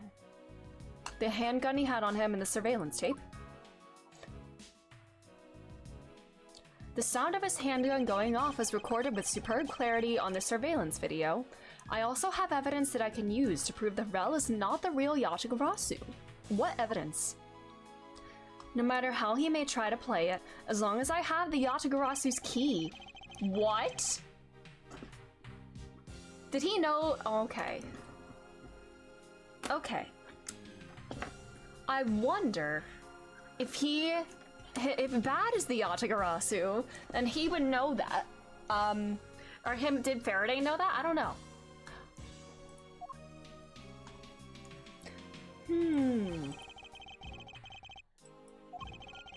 Which discredit any claim he made about...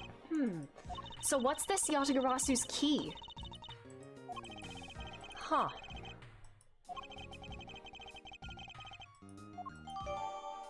Okay. Look, there's a picture stuck between the pages here. A key. Oh my god, is that the key that Kay wears in her hair? Aww. Is that the same pattern that's on the knife? It looks kind of similar. Yeah, it's the same pattern as the knife. Okay. For me, it's cats. I wish I had a Maine Coon though, and not complaining. I love my cat. Aww. I would love to have a cat someday. We could never have cats in our house because my dad is allergic. I was also a little allergic to cats when I was younger. I think I've mostly outgrown it. I think if I'm around a cat for like an extended period of time, it might be a bit... I might have a little reaction, but it's definitely... My allergy has definitely faded over time, for which I am very grateful. Because when we go to my aunt's house for the summer, in the summer, she has a cat there, and I can pet the cat without, like, having any allergic reaction, which is very nice. I'm happy that I can do that. It appears to be a key. And a rather ornate one at that. Just look at the design on the handle. The craftsmanship is superb. Could this be the Yatagarasu's key Mr. Faraday mentioned in his organizer? What if he really was? I don't know. Was Mr. Faraday? No. Just part werewolf. Can't be around cats. No. I had 2 stray cats. Tried to turn them into house cats, but they weren't able to do it. Aww. Yeah, I guess like house training like an animal who's used to living outside can be a bit difficult, but if they can survive outside, then yeah. My cat sometimes sleeps on my chest and even bumps into my face. Oh. Oh, that's so cute. Charlie sometimes curls up with me. Last night he was like sitting with me. He likes to like lay, if you like sit like with your legs like straight out, like on like a leg rest or something, he likes like laying like in between your legs. He also likes to lean a lot too. He likes having like dog beds that have like a big like barrier like on the side that he can kind of like lean on, and he loves leaning against like the armrest of like chairs and stuff. It's very cute. The area I live is known for caring for animals and being liberal, so there's always a shelter and food for them. Oh, I love that. That's so sweet. Aww. The Yatagarasu's key. Detective Badge said something earlier. What's the different about that time? Evidence about the smuggling ring was sent to the police, and the sender was none other than the one who infiltrated the Cadopian embassy. I managed to make my cat learn that whenever I sit in a chair and tap my legs, he jumps up and wants pets. Aww. Charlie kind of learned that too. If you like pat the chair, he knows that means you want him to jump up. Sometimes he does, sometimes he just ignores you, because he's pretty independent. Sometimes he just likes to do his own thing. Charlie also likes to like sit on the floor, like leaning up against a couch if you're like sitting on the couch. Like he loves to sit like next to you and kind of like lean on your legs. My older cat and I treat each other with kindness, consideration, and respect. My younger cat, oh no. Younger animals can be quite wild. They can be quite wild.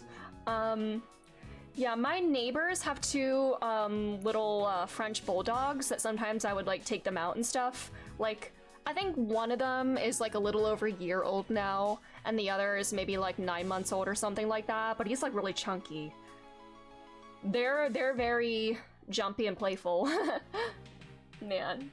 If I were to live in like a flat, it would have been more difficult. Oh yeah. I think when I eventually get my own place, I definitely want to go somewhere that's animal friendly, because I would love to have a pet. I think it's just having a sweet little animal in the house makes all the difference. Until the Yatagarasu would always publicize any corrupt dealings through the mass media. But this time they sent it directly to Faraday. It was something only a select few knew about. Mr. Faraday must have been trying to keep this secret key safe. As a prosecutor on both the Yatagarasu and smuggling ring cases, that's to be expected. That's odd. What is it? Mr. Faraday didn't mention anything about a knife at his organizer. That certainly is odd. The weapon that was used to kill the Cadopian Embassy staff member was the gun. But if that's the case, was this knife made to like resemble the key by like somebody else? I don't know.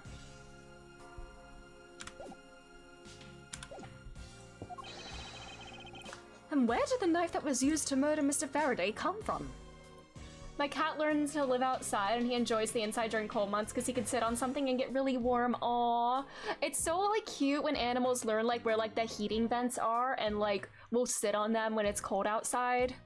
Charlie does that. We have like a little like, I don't want to say like a trampoline. It's kind of like a springy bed that's like a little raised up above the ground that he likes to sit on, and we put it above a heating vent, and sometimes he likes to just sit there with the heat under him. Summer's full on outsides, and then when he comes home, he gets fleas. Oh no! My next place I want to build a catio. Nice. Isn't it obvious? It was brought into the courthouse by Mr. Rell. But that would mean that's wouldn't make sense because it has the same pattern as the key, and we know Mr. Rell is not the Yatagarasu. No, because it's not that easy to smuggle a weapon like that in here. It's an issue from like May to September. Okay. I see there's an ad. I'm gonna take a bathroom break during this ad. I will be right back. Oh my god, wrong screen. I will be right back. Yeah. See you soon.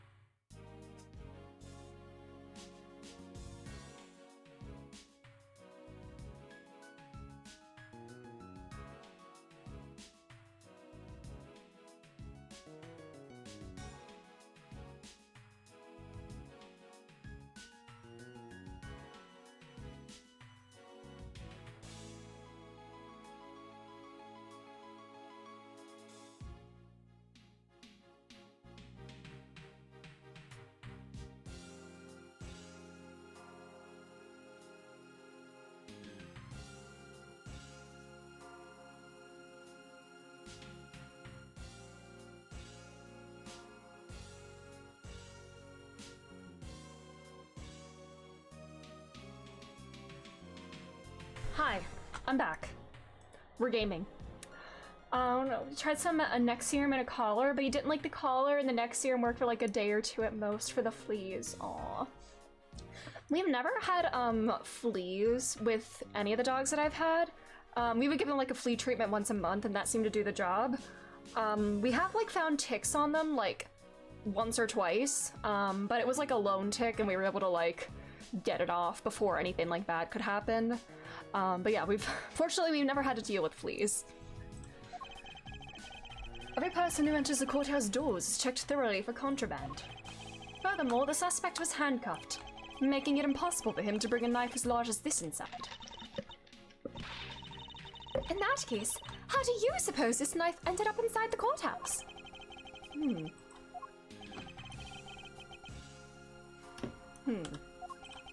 There is nothing related to the knife written anywhere in Mr. Faraday's organizer. However, it is a fact that this knife came from Mr. Faraday's evidence bag. I haven't seen a tick in a long while. Oh man. I don't know, do you get them in like your region? Conversely, there is one item listed in Mr. Faraday's organizer, though no one has claimed to have seen today. So in order to solve this mystery, I believe I will need to take another good look at the evidence. Miles Edgeworth, can I take the fact that you have yet to answer me to mean that you don't have an answer for me? Psst. I do know the answer, Franziska. What? Then what is it? One of the pieces of evidence you've been holding has been hiding a secret of its own.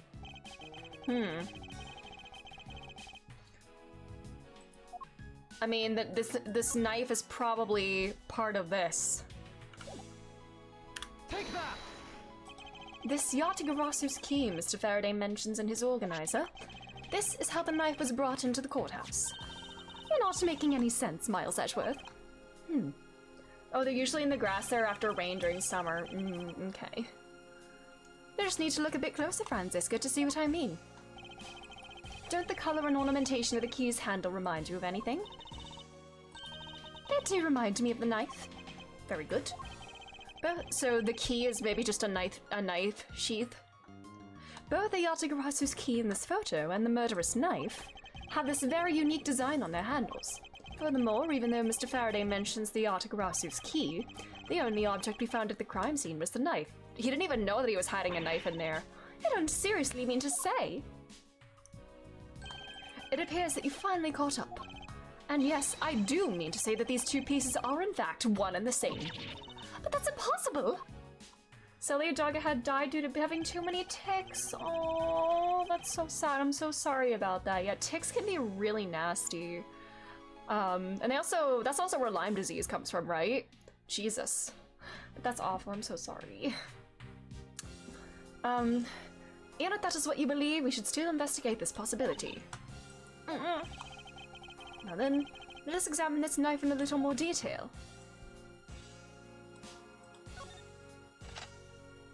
Aha! I can't believe it turned into a key! To think there was such a trick to this thing! So the weapon used to kill Mr. Faraday is actually the key the Yata-Garasu stole.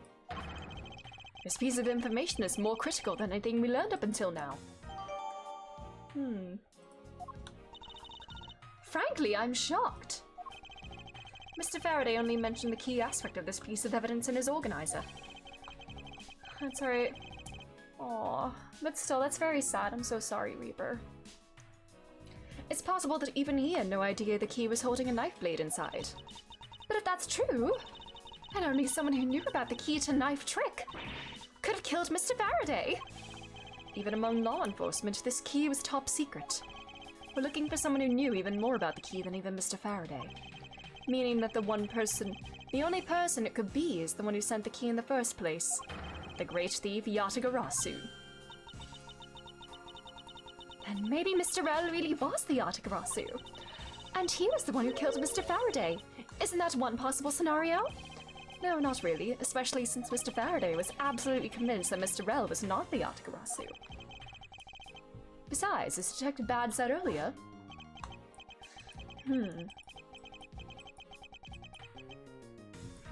This is a big secret. I wonder... I don't know.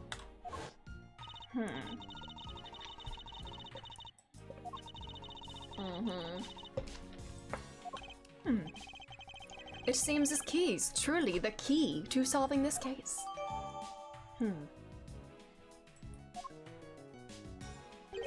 That's odd. We're short one piece of evidence. And the piece that's missing is the surveillance video that was played in court. The surveillance video?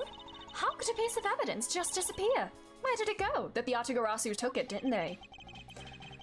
I feel like it's Bad is probably our most likely suspect, but Callisto is also a little sus. Especially considering her perfume was there, I don't know.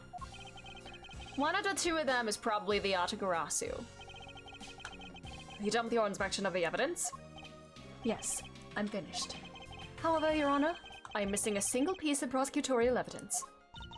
Your Honor, were you derelict in your duties? What? No, I dare not neglect my duties. What do you take me for? No, Your Honor, the most important piece of evidence in today's trial, the surveillance video, is not amongst the evidence you laid out for me. But I brought Mr. Faraday's whole bag with me from the crime scene. Maybe the tape is still somewhere at the crime scene? What if someone put it in like like a VCR on the TV? Something about this missing piece of evidence. It appeared that for me to find the answers I seek, I'll have to pay another visit to the scene of the crime, defendant's lobby number 2. Oh! Bro, he's here? Okay, hello, Mr. Alpha Omega?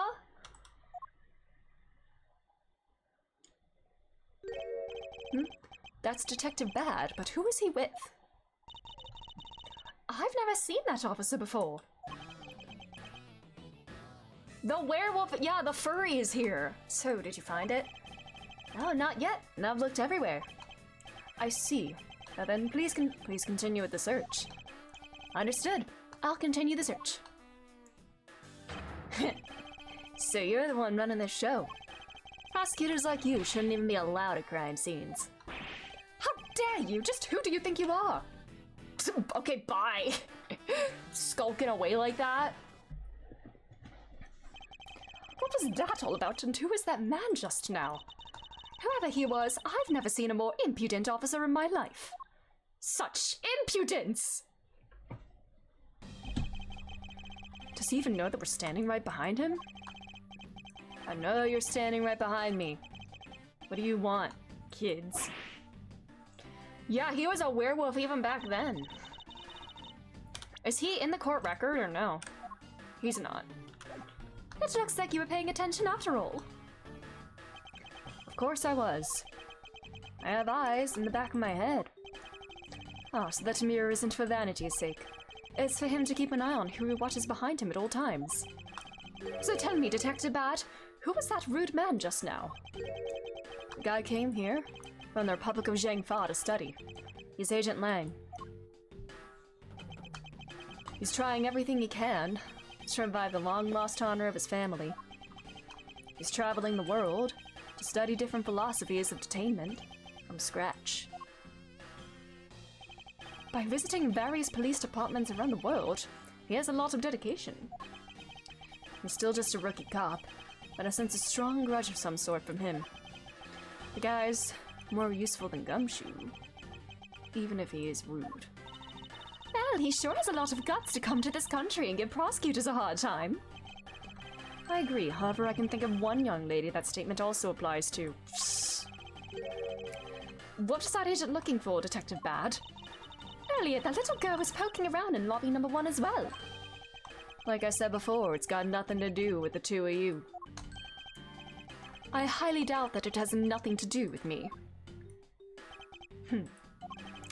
Fine, if this is the game I must play, then I will take this opportunity to draw out he's been hiding and what happened in this room straight from him. That is one tiny TV. Detective Gumshoe is rather shocked at this and said it is huge compared to his own. Anything you compare with something he owns will always seem grandiose. Speaking of grandiose, I'd say that ego of yours could use a little deflating. Earlier, you were in lobby number 1, and now you're here in lobby number 2. You are quite the busy man, Detective Bad. Multiple returns to a crime scene brings about success. That's what we detectives say. I see. In that case, you wouldn't mind if I asked about what happened again, correct? I don't have anything left to say to you, boy. Boy, you'll see. I will draw my answer from you one way or another. Would it kill you to help us even a tiny bit in our investigation? I gave Faraday's notebook to the judge earlier. Why is he like trailing off like this a bunch? That's help enough, don't you think? He wasn't speaking like this earlier, was he? Or if he did, I just didn't take note of it. Please, we're asking you for just a bit more of your cooperation. Don't push me, kid. I'd like to ask once again about what happened here at the time of the crime. I refuse to answer. Any more investigating you do would be a waste of time. What are you hiding, Mr. Crow? How am I supposed to answer questions about things I don't know about? Things you don't know about? But aren't you supposed to know everything? He should. Oh, okay, maybe not then.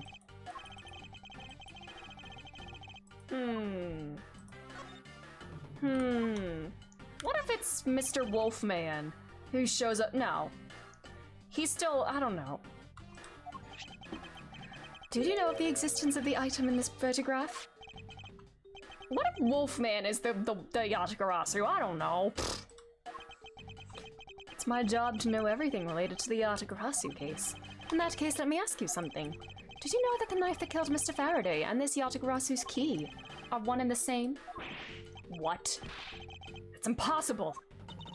It looks like you didn't know after all. This piece of evidence, which we call the Yatagarasu's key, is actually a well-camouflaged knife. Lang, I don't know actually. I'm just trying to figure out who it could be out of everybody we've met so far. But that would mean he did the murder, right? And now, like 7 years later, he's like an international agent or something. And he supposedly has passed down the title of Yatagarasu to Kay. I don't know. I mean, we still have a bit of game left. Mr. Faraday is planning to use this Yatagarasu's key to prove that Mr. Rel was not the real Yatagarasu. Isn't that correct? I guess so. However, Mr. Faraday had no idea that it was, in fact, a knife. I have to admit, neither one of us knew that fact. And if either of us knew, then no one in law enforcement knew either. How do we miss something as big as this? I noticed that since a little while ago, you appear to be searching for something. I presume that this key is what you were searching for. Yeah, that's right. And why were you searching for it? Because I promised Faraday. I promised that I'd protect the key with my life. But after he was killed, the key disappeared from Faraday's evidence bag. Who would have thought? That key is what took Faraday's life. Detective Bad, so that we may find the truth, please testify for me once more. It doesn't matter how many times I tell you about what happened. Nothing will change.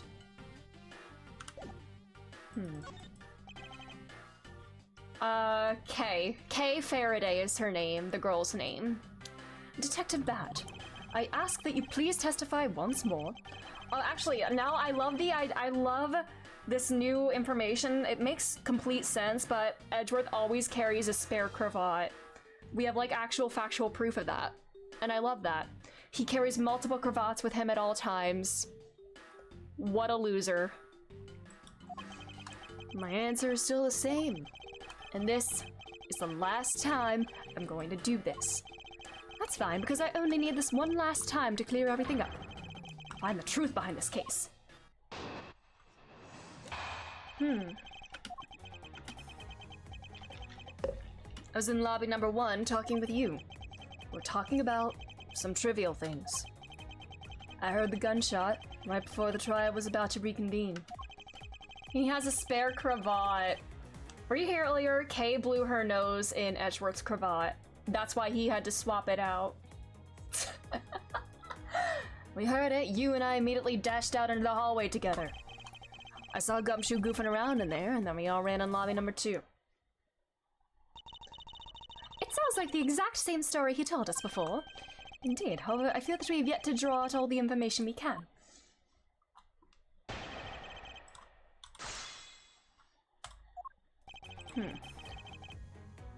Hold it! Why did Miss Yu choose lobby number 1? Answer me! Who knows? She just said she had something she wanted to talk to me about. And we walked into lobby number 1 together. That's all.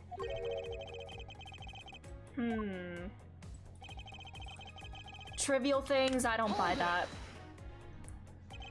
I was hoping you could expand on what exactly you were discussing with Miss Yu. Yeah, this is before Phoenix became a defense attorney. This was when he was Feeny. Well, I believe at this time Phoenix was still in art school.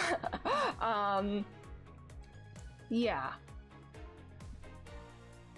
This is a little before, this is maybe like 2 years, at least a year before Dahlia's arrest. This is before his case against Mia, though. Yeah.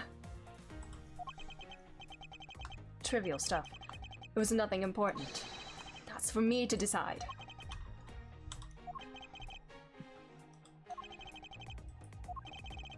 Alright, I suppose that's for him to decide. Moving on, then. Hold it! Until you heard the gunshot, did you notice anything else that was out of the ordinary? I didn't hear any other strange sounds. Until that gunshot. If the gunshot Detective Badhead was really the one from the murder, that would give that other piece of evidence an entirely different meaning. I ask that you please amend your testimony with that statement just now. He heard the gunshot right before the trial was about to begin, he says.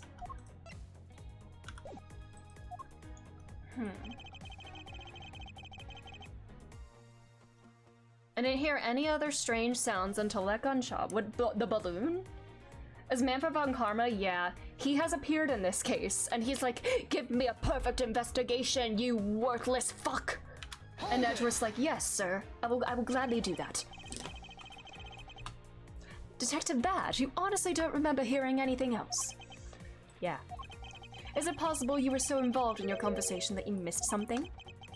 Bad! You've missed something! Use the evidence to prove you have a gorilla grip coach!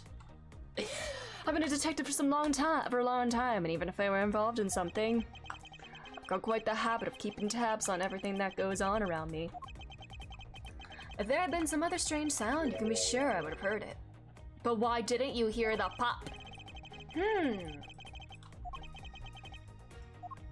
Well, I want to press for dialogue. Hold it!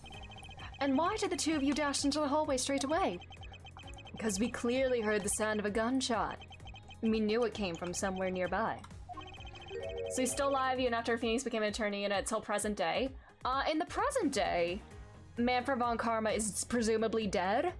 He's presumably been executed because of the DL6 incident. Although I choose to believe that Manfred von Karma died like that one guy in Ratatouille who died after losing a star for his restaurant, and I choose to believe that that von Karma just dropped dead after losing one case. The end of his perfect career.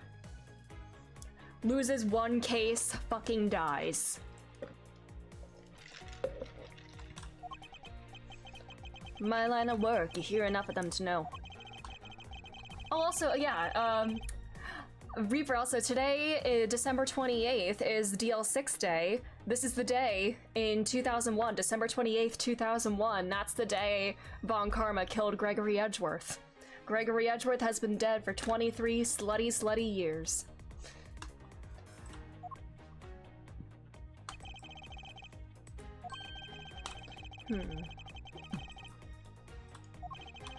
So I ran in the hall right away and headed for where he was. Yeah, Gregory Edgeworth. His father. His papa. Hold it! Detective Gumshoe was there in the hallway. Yeah. Why didn't you attest to that earlier? And I saw Gumshoe was after I heard the gunshot. Having seen him in the... Sorry. All this talk about, like, hearing... Like, before and after hearing gunshots. Just a few days after almost Christmas. My brain is just... messed up.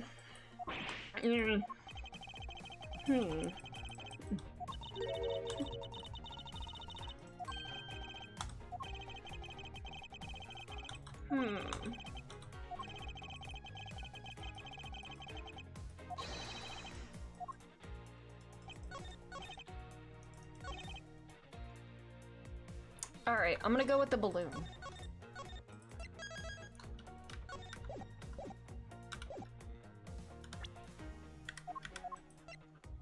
Objection! Detective Bad, does this balloon fragment remind you of anything? It's the same color as the one Kay was holding. Oh, so you knew about that girl's balloon? Yeah. I was sitting with her up in the gallery. During the recess, just before we split up, I filled that balloon up for her. Well, as you may have already surmised, this piece did indeed come from Kay's balloon. Are any of Phoenix's parents alive, related? We don't know anything about Phoenix's parents. We don't know anything about Phoenix's past aside from, you know, the class trial when he was 9 and a little from his college years. All we know is that he's an only child. We don't know anything else about his family. So what about the balloon? I wonder if you might remember hearing this balloon pop at some point. What are you getting at? He didn't hear it because he was somewhere else, huh? This fragment was found in the hallway, right in front of lobby number 2. Furthermore, it was the sound of this balloon popping that the judge mistook as a gunshot. Oh, so the sound the judge heard was not actually a gunshot, huh? On top of that, his honor said that he heard the balloon pop about 20 minutes before the trial was to reconvene. His honor heard the balloon pop in the hallway when you were in lobby number 1, Detective Bad. And if you were in lobby number 1 at that time, you were close enough that you should have heard the balloon popping as well. So, alright. Don't give me a so. We just proved there was a flaw in your testimony. Crackling of the truth is louder than the sound of your sweet naivety cracking. Oh, I keep thinking Atlas made this game. I guess I have played a bunch of Atlas games recently. And since you kids don't seem to know, let me fill you in on something. Do you ever stop to think why the doors and walls of this place seem so rugged? That's because they were designed to keep secrets from being leaked. Oh, they're soundproof, but you still heard the gun. The windows were open. What is that supposed to mean? The doors and walls are super thick. The window panes are double layered. To top it all off, even the curtains are made of a special sound-absorbing material. Then you mean... Since I was shut up inside lobby number 1, there was no way I could have heard that sound. And yet you could still hear the gunshot, although we do know that the windows were open. I knew that's what he was going to say. And that means that Scruffface's testimony is completely useless. If the rooms are soundproof, then of course he wouldn't hear any sign of a struggle. Oh! Yeah. It's also why it's only natural. But I didn't hear the balloon popping. Now do you get it, kids? Miles? I thought we were supposed to be the ones finding flaws in his logic. Not the other way around. Well, we lacked this critical information about the soundproofing the entire goddamn time. The other way around. It's not possible to hear the sound of a balloon popping if we're in lobby number 1. However, if we examine the situation in reverse, the person standing in the hallway should not be able to hear the real gunshot either. And yet Detective Gumshoe claims to have heard it while he was standing in the hallway. Detective Bad, if that is the case, how exactly did you hear the gunshot? What do you mean, how? I just did. Yeah, I just heard it. It would appear that you have yet to realize this contradiction in your own words. Oh, how so? If the rooms were soundproof as you say they are, then how did the sound of the gunshot enter your ears? I see what you mean. I guess I'm more out of it from Faraday's murder than I thought. Which means what exactly, Miles? In the end, what does it all boil down to? There's an open window right in front of us. Must be a reason as to how our detectives Bad and Gumshoe heard a gunshot they theoretically couldn't have. Looks like we need to examine the state of the crime scene again, huh?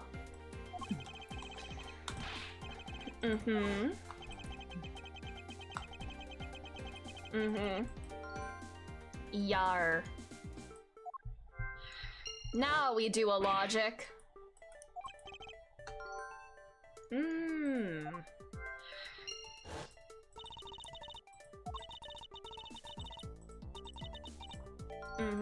It's in the DVD. The thing. Yeah.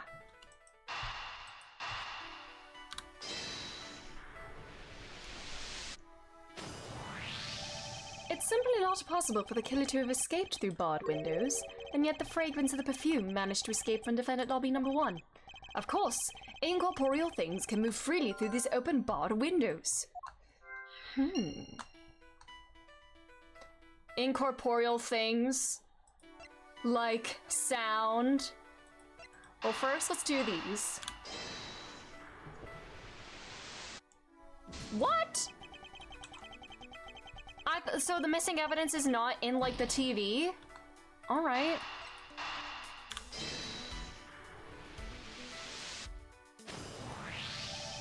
Now then, what else besides a smell can go both in and out of an open barred window? The answer is sound. So no matter how careful the killer was, if the windows were open, the jig would be up. And since the windows in both defendant lobby number 1 and the hallway were open, that explains how the sound of a gunshot could be heard. The sound of a gunshot on the surveillance tape! There we go! Ah! The missing piece of evidence is a video that shows the moment in which Mr. Rell killed the embassy staff member. The sound of the gunshot left quite an impression on me when it played during the trial. The video should have been returned to Mr. Faraday's evidence bag with a recess. And brought back here. If it disappeared after that time, then it's possible that the tape is still here in this room. Urethra! The evidence that that missing evidence created for me is the gunshot sound that no one should have been able to hear in the first place. Miles, what have you been thinking about? Penises, mostly. Stop wasting time thinking and let's start looking again. It's not a waste of time to think, for I've figured out where we should look. And where would that be? I believe we should examine the television. The TV? Ain't the right time. Man. Every suspicious looking nook and cranny. Funnily enough, that blooper is a Feeny blooper from Ace Attorney. Mia's like, what do you, something about like, what's on your mind? What have you been thinking about? Penises, mostly. Have you watched the Ace Attorney bloopers? They're so funny. The scent of flowers is being blown in from the outside. I think it softens the heavy air in here somewhat.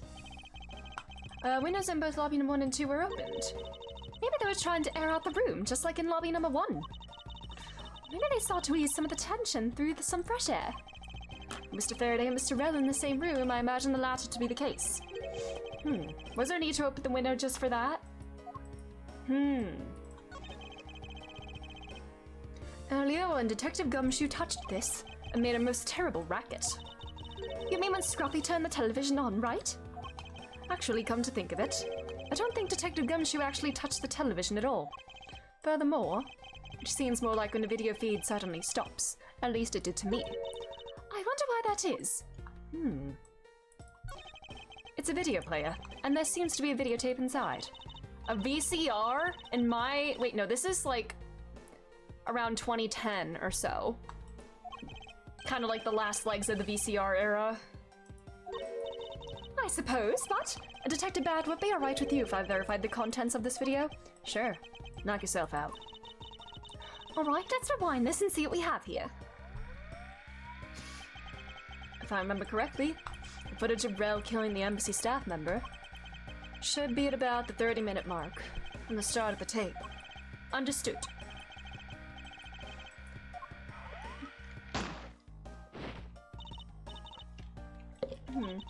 This is the footage of Mr. Rell shooting the embassy staff member.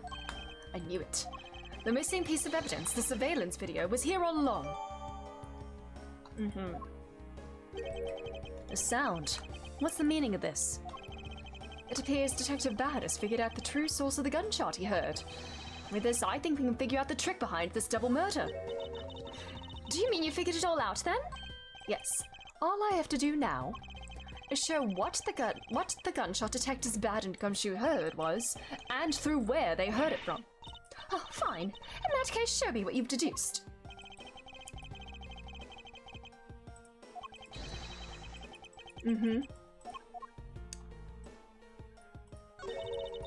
Oops. Deduce.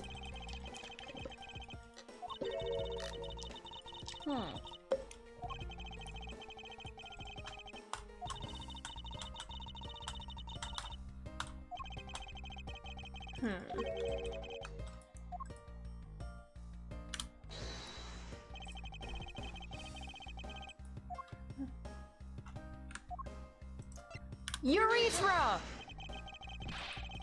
Oh, fuck.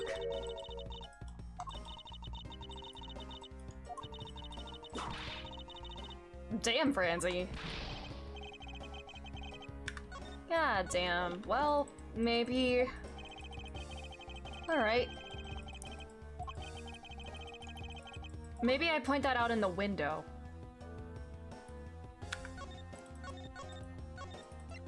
Yeah, yeah, they said what they heard and where they heard it from.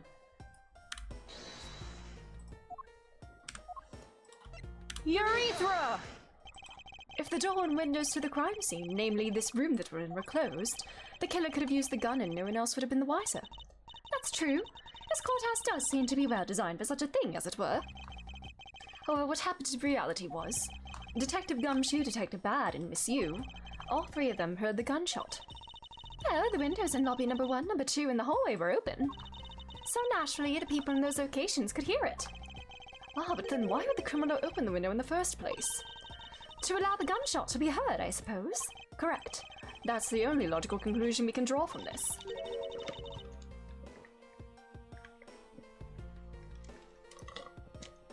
Alright, copy gone. But why was that necessary in the first place? I want a real answer, Miles. Maybe to conflate the time of death? Maybe they died earlier than this, I don't know. Of a certain fact, the time of death, mayhaps? When the crime took place. The killer wanted to fabricate the time of death to their precise wishes, and they used the gunshot in the surveillance video to do so. So they had died sooner. I mean, it had to have been during the recess, because they were alive in court, obviously, so... So that's why the tape was left running. Didn't Manny and Callisto run off to, like, do some shit? I mean, the gunshot I heard was from this video. Yes, which means the murders really occurred at an earlier time than we thought.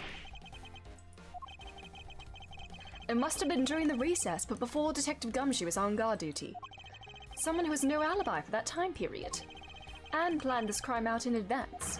That person is the real killer. Have I finished Baldur's Gate 3? I have! I did actually finish it. I need to get back to my Dirge run. But I did actually finish it. I like paused in the final battle like earlier this year. And then like last month I like booted it up and actually finished the game. But I had a lot of fun with it. And it has like so much replay value too, because there are so many different ways to do things in that game. Are you thinking about getting it, Abaddon? Uh-oh. You! She's identified the murderer. It looks like Miss Yu is still investigating something. So many different fields. Yeah, it's so much fun. Yeah, and I don't know, is it out yet, the update where they added some new subclasses? So I'm gonna need to try that out. Please tell her that I will be right over. I'll come along. I want to hear what she has to say. It would appear that the time has come to uncover the truth. This is a long case. Holy shit. I already have it. Played for like 60 hours, but wasn't able to find a good build. Understandable. Alright, confrontation with Callisto Yu.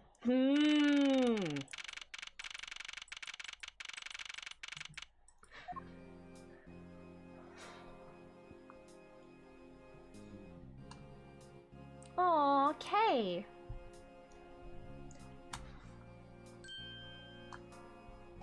Kay, what are you doing here? Oh, hello, mister. I'm still investigating. But the object you're looking for is already... Kay, don't mind him. Please continue with your investigate. Yeah, let her investigate, Miles.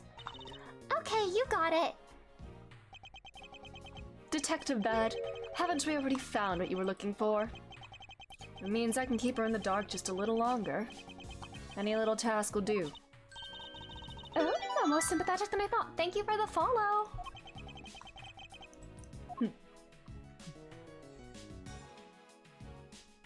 Oh my god, we're at our proper desks. Hello, Carlos. How are you doing? Thanks for being here. I've been waiting for you, Edgeworth. I've also been waiting for the moment in which we can finally lay this case to rest. The moment in which we can finally lay this case to rest. Wasn't that when we placed Detective Gumshoe under arrest?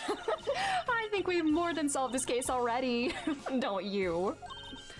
We'll see. It all depends on whether or not your logic holds. You're good, glad to hear it.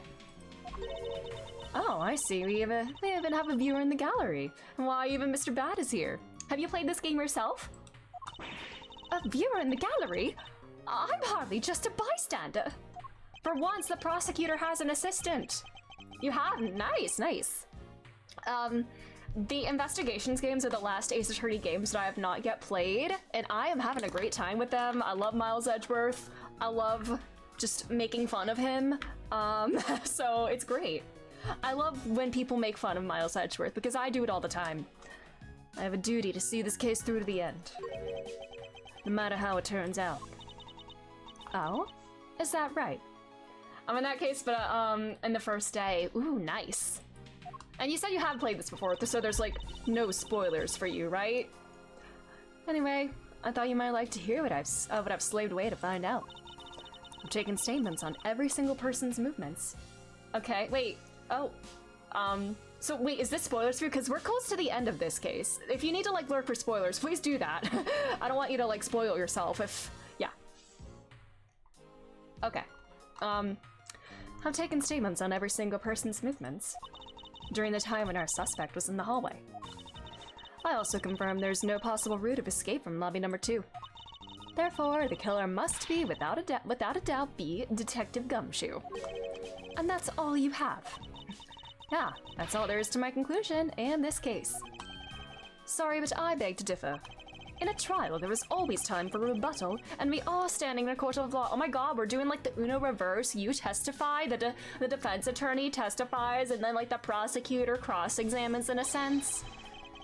It'd be more than appropriate to follow the rules of court in this case, don't you think? How absolutely like a rookie to think such a thing. But alright, I'll play along and give you a proper testimony. If my logic is correct, then I've already won. All I have to do now is prove it by showing who the real killer is.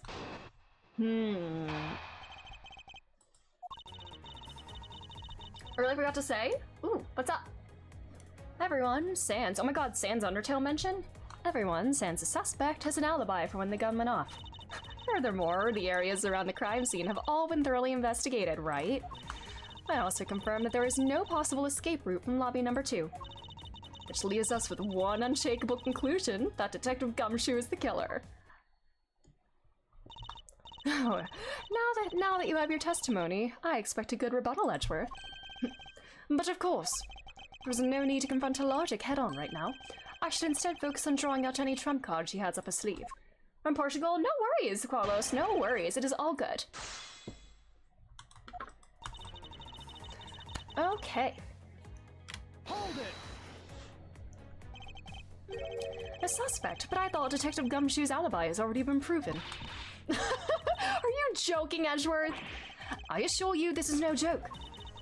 Look, I know you heard from the judge earlier that the detective was in the hallway with Mr. Faraday's daughter eating a Swiss roll. Yes, that is correct. But see, that was 20 minutes before the real gunshot went off, right? Well, we know it's not the real gunshot now. Oh. And the problem is, there's no one else who can corroborate what he did since the snacking. I see she's done her research well. Which means that I should focus on drawing out whatever trump card she's withholding. Okay. Hold it! Whether they have been thoroughly investigated or not is for me to decide. The scrunched eyebrows and lines on your forehead are back! Anyway, even if you believe it hasn't been exhaustive, the crime scene, lobby number 2, has no other way out than the hallway Detective Gumshoe is standing in. And because he claimed to be there, that makes him the only possible suspect. But isn't it also possible that someone else escaped through a window and into the... Edgeworth, you know there are bars on the window. Why would you say that? That's the first place everyone looked, silly. The police aren't a bunch of lazy bums. They looked into every possibility, you know. Isn't that right, Mr. Bad? Yeah. There wasn't a scrap of evidence to suggest someone used one of the windows. There also weren't any footprints or anything in the courtyard garden. Did he always, like, trail off like this, or am I just now aware of it, or is that, like, new? Maybe I just never picked up on his speech pattern before, and he hasn't been doing it this whole time. I suppose they really did check everything that could be relevant to the case. Hold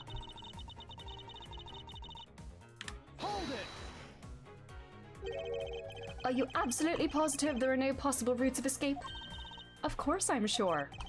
And why are you so certain? This is a courthouse, the place where criminals are brought to be judged. If there was an escape route, I'm sure every criminal will be using it to escape. I was watching me I'm gonna map on Fortnite getting XP. Ooh, good luck.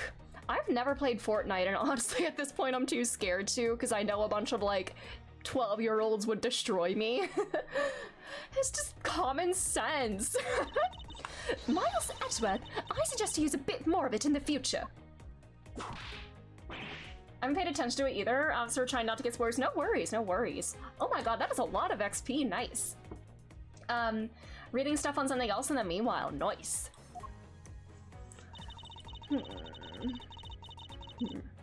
Hold it! Okay. You may think it's unshakable, but to me there were still too many unanswered questions. For example, who was it that placed the gun in Mr. Faraday's hand? But you're the only one still wondering that. Detective Gumshoe probably had no idea which hand Mr. Faraday used to write with. Even if you know someone, it doesn't mean you'll know which hand they write with, right? Right? I mean, I certainly don't care about that sort of thing. All right, girly pop. Well, level 143. Oh boy, that is very, I don't know, is there a level cap in Fortnite? I don't know how it works, but that seems very high. I'm not about to let her get a rise out of me with such a flippant statement. I suppose we really reached the end now. I do love her design. Yu's design is very cool. 100% convinced to buy the Great Ace Attorney. Let's go! My only caveat is I'm thinking buying Rebirth. Ooh. Good point. I should probably pre-order Rebirth during the Steam sale. Because I'm sure I'll want to play it eventually, obviously. Ugh, add to my massive backlog. I already have my trump card ready. All that remains is to play it. But before I do, I think I should inquire into a little something about her argument. You said earlier that you confirmed the alibis of every person other than the suspect. However, I don't recall either Franziska or myself speaking with you about the subject. Ah, but there are witnesses. For you, there's your mentor who gave you an alibi. I see. Backlog continues to grow. As for the little Missy, she came to the courthouse during the recess and was stopped by a security guard at the door to the hallway. She gave him quite a whipping for that, or so I heard. You almost got Phoenix Wright Ace Attorney for Christmas. Ooh, nice. I wish I could play the original trilogy and the Great Ace Attorney for the first time again. Man, I love Ace Attorney so much. I'm the daughter of Manfred von Karma, and I will not be forcibly stopped by a guard or bailiff or anyone else. So basically, the only reason Franziska bothered to show up today was because she found out that I was to be the replacement prosecutor. Aww. By the way, Miss Yu, what about everyone's alibis before Detective Gumshoe was assigned to guard duty? I traded it for FC25, valid. Have you played any other games in the Ace Attorney franchise besides this one? What about them? Have you looked into what people were doing during the span of time? What kind of idiot do you take me for? Doesn't matter when the killer went into lobby number 2. From the time we heard the gunshot, to the time Mr. Bad and I arrived on the scene as we dashed from lobby number 1. The only person who could have committed the crime was Detective Gumshoe. Yes, let's talk about when you and Detective Bad heard that gunshot, shall we? I suppose that if we go by your logic, then Detective Gumshoe is the only one. Oh, you played the third game in the series. Nice. I really like the third game. I think that's my favorite mainline game, not counting any spin-offs. My favorite Ace Attorney game by far, Great Ace Attorney Chronicles, Great Ace Attorney 2 in particular. Please play the Great Ace Attorney, everybody. Great Ace Attorney is on sale right now. It's like 16 USD right now and it will change your life.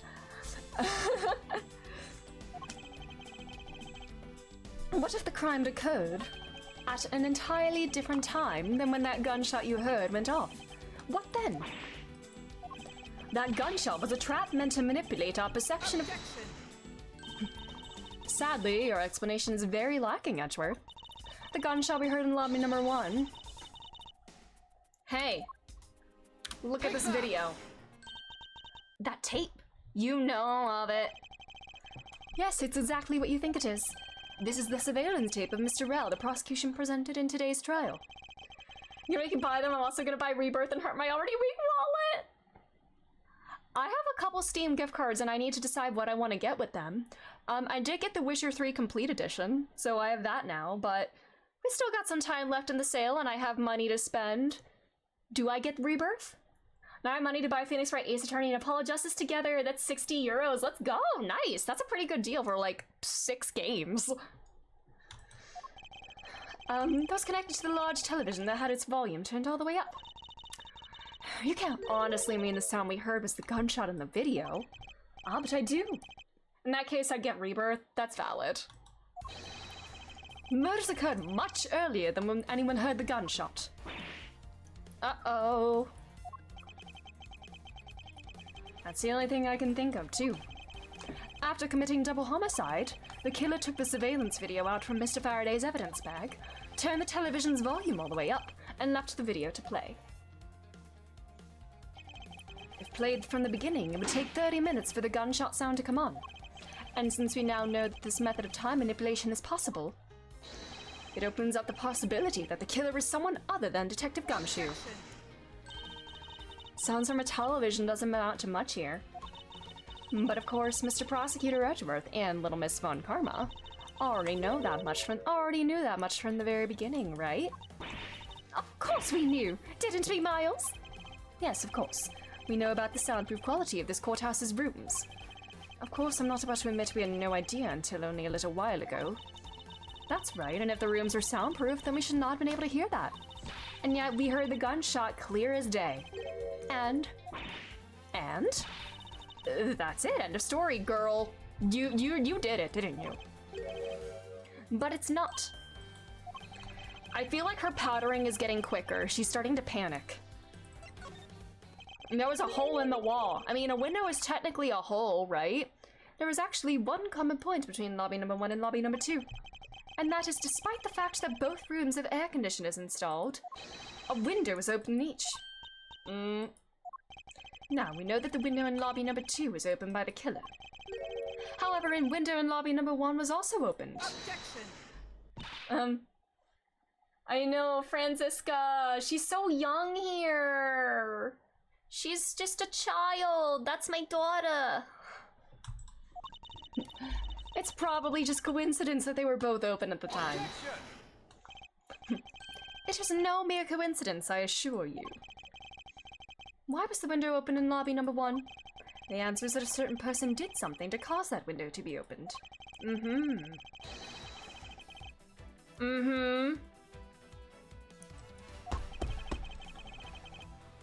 Hey, Vasti! Take that! Miss Callisto, you.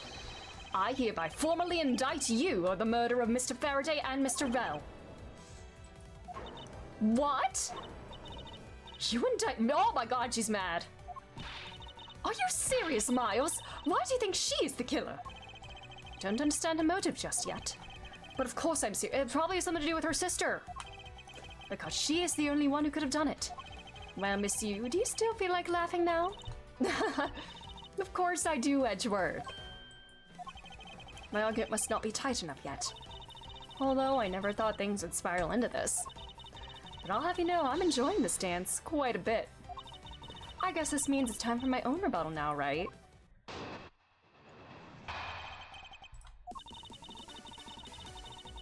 Last testimony? Holy shit! You argue that the window was open, however, do you have proof that it was I who did that? Furthermore, do you have proof the tape was used in committing the crime? Frankly, I'm shocked at you for going around accusing people of murder like this. Especially with logic as full of holes as yours. This is where it really starts. I mustn't let my guard down for even a second, or the truth will blow away. Now is the time to put the patented Von Karma perfect proof to the test.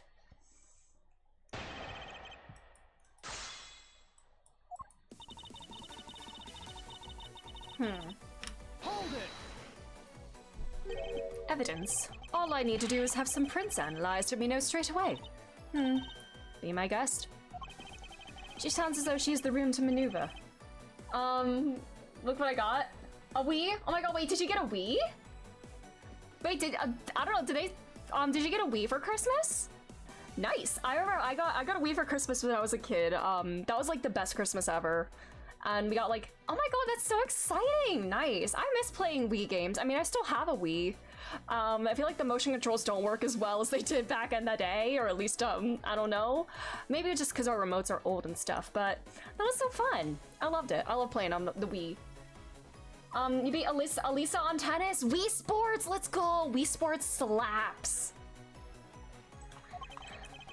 Even if we were able to lift Prince, it'd only show that it was someone else, but why that someone else was forced to open the window? Yeah, bad. I just want to press for dialogue, though, buddy. What's wrong? The scrunched eyebrows, lines on your forehead, they're all back. More importantly, are you going to be okay not running a fingerprint analysis? Yes, I'll be fine. Oh, well, in that case, I'll just continue with my testimony, all right? Hold it! I thought I just proved it was. Sure, you proved that tape was there at the scene of the crime. However, that doesn't prove that it was actually used in said crime. Unfortunately for you, Miss Yu, the fact that the tape was there at the crime scene is in itself very important. How so? By the very existence of that tape at the crime scene, it proves the possibility that the when of the crime could have been fabricated, and that possibility alone renders all alibis and witness reports irrelevant. Basically, it means that we will need to re-examine every person's movements again. Whether the tape was used in the crime or not, we can reevaluate afterwards. You know, my more controllers in Wii Party and Mario Kart Wii. Nice, nice. I played a lot of Mario Kart Wii back in the day. I never got Punch-Out for Wii. But yeah, there's a lot of fun like multiplayer games for the Wii. So in conclusion, you're admitting you can't prove that it was at this point? Hold it! Even if you're shocked, that is of no concern to me. I do things my own way. Oh. I see that you're not laughing for a change. Because I'm shocked. Again, you being shocked is of no concern to me. Let us continue with the testimony. Alright, and let me just say one thing. You shouldn't go around accusing people. Oop. Hold it! Full of holes? Well, I suppose it might be. Oh, admitting to your faults now, are we? At this point in time is what I meant to say. Should I take that to mean you're just a sore loser? No matter how full of holes my logic may be right now, if I plug them one at a time, I will ultimately make my way to the truth. I love that even back then we're still seeing Edgeworth being, like, wanting to find the truth. Like, that seed was there this whole time, and it was just Von Karma getting to him. Also, I just noticed for some reason I, like, put my... But yeah, Von Karma, like, was trying to, like, twist him that whole time, but he always had that desire for the truth. Aww. Miles, you remember, don't you? About why the window in lobby number 1 was open? Indeed, I do.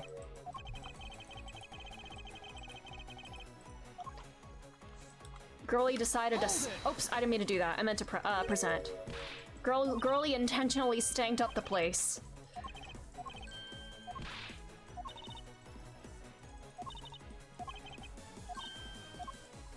Okay. Alright.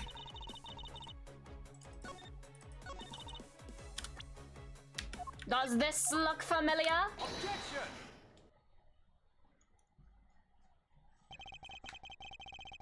I'm sure you've seen this before, haven't you, Miss Yu? Edgeworth? I never knew you were into wearing that kind of perfume. It's not exactly what I'd recommend for boys. You know, hey, he can wear whatever he wants. This isn't mine. That's right, it's mine. And I received it from Detective Bat, you see. Okay, Francie. Video I love is, Why I Live for This. Dated X, Why I Live for This. Your life is outdated. Nice. I love the one like updated autopsy report video where he's like dancing to the theme song. I love it. Miss Yu, you can pretend all you like, but we know at least this much for sure. That you are the one who gave this bottle of perfume to Detective Bat. And that you're super easy to rile up. So, what about the perfume? While you were in lobby number 1, you made a big show of spilling some of this perfume. And that's according to Detective Bat. Oh, I know. You also knew that if you spilled it, you would naturally move to open a window. Come now, I've already told you that's just a big coincidence. After we opened the window in lobby number 1, I just left it open, you know? So maybe it was just dumb luck we heard the gunshot through the window. Objection! The timing of when you were going to spill the perfume is something you could control. And the most important fact about this case is when people were made to hear the shot. Furthermore, it would have been pointless if you didn't have an alibi for yourself at the time. You mean, Miss Yu, you were the one who called Detective Bat into lobby number 1 when you saw him bring Detective Gumshoe into the hallway. Is that correct? All of today's premeditated events could only have been thought up by you, Miss Yu. You!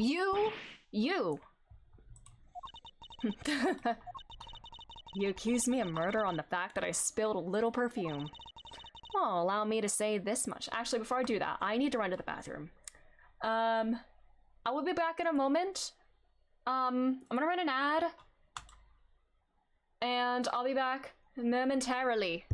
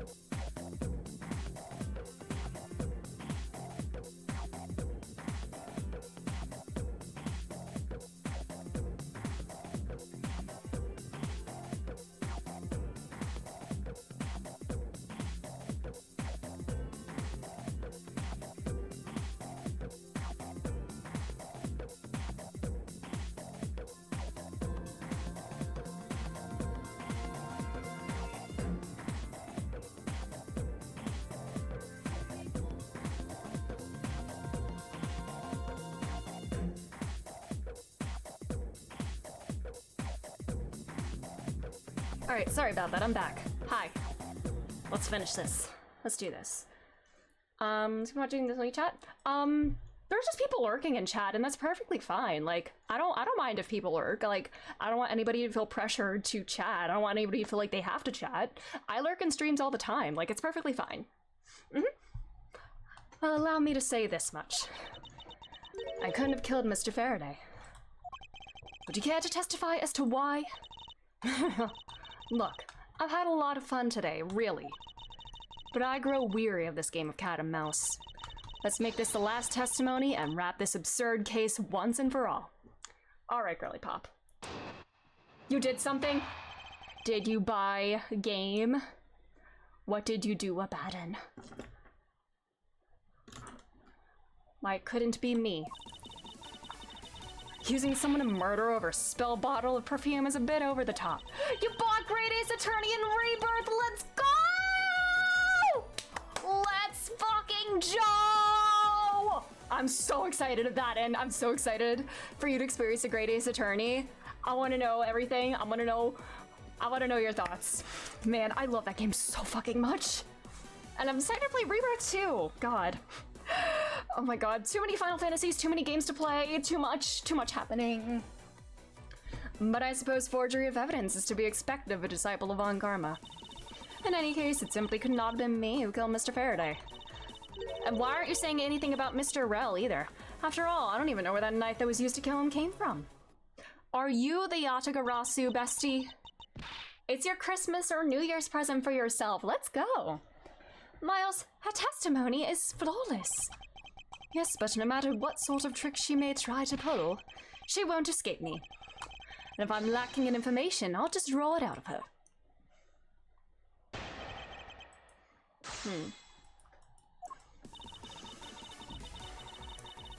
Hold it!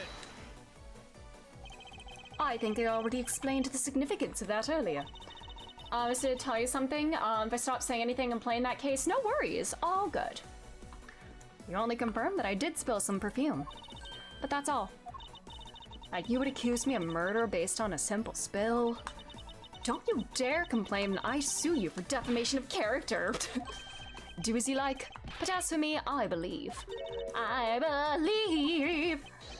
that you are the true culprit in this case. My, you're enthusiastic. Of course, I should have guessed. Hold it! I formally request that you desist on your attack against me. I mean, she is right about that one thing. Yes. Oh, we'll sue you for defamation. All I'm doing is telling the truth. Well, maybe more like spreading gossip. See, I that is maybe like the one thing that she is like speaking the truth on. Although your adamant denials are, shall we say, just adding fuel to the fire. How dare you say such a thing? Calm down, little girl. Don't let her get to you. Aw, why'd you have to ruin my fun? Well, shall I continue? Hold it! And why exactly could you not have killed him? But why are you saying anything about Mr. Rel? I was just about to testify to that. There's a huge inflation going on. I did the right thing to buy both before they get even more expensive. That's true. Yeah, that is a good point. You're such an impatient man. I'm not really into that, you know, Edgeworth. Preferences have no bearing on what is at hand. Feeling a little uncomfortable, are we? Objection! Miss you will desist in this tomfoolery and return to your testimony.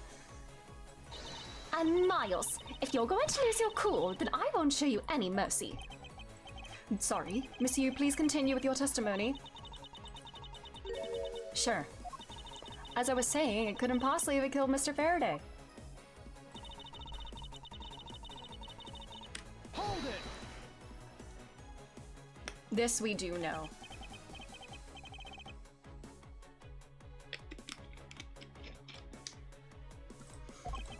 If she really was the one who killed Mr. Faraday, she would have known the secret of the knife. I'm sorry, Miss Yu. Maybe you weren't aware. However, the knife that was used to kill Mr. Faraday was taken from his evidence bag. Miles? What do you think you're doing? I'm drawing the truth out of it, that's what I'm doing. Yeah, they just reuse the same objection voice clips.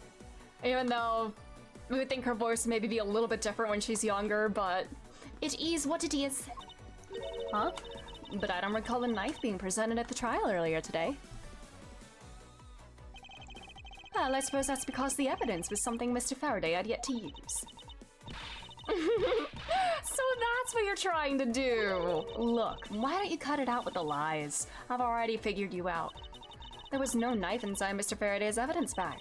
The only evidence he had yet to present was the key the Yatagarasu had sent. And unless a key can magically turn into a knife... Ya don't say! Do you really think you could trap me? Come now, be honest. I never intended to do such a thing. Time for me to experience the great Ace Attorney. Let's go! And this is your first Ace Attorney game, right, Abaddon? I never intended to do such a thing. It was all a misunderstanding on my part. In any case, I wonder if you might append what you just said to your testimony. Sure, why not? I'll even say it as many times as you'd like.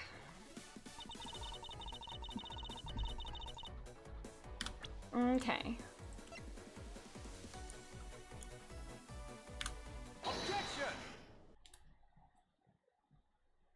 It's your first one! That's so exciting. Miss Yu, I wonder if you might take a look at this photo for me. This is a picture of the key that Yatagarasu sent to the police. However, while it may look like a key at first glance... When did the Yatagarasu first appear?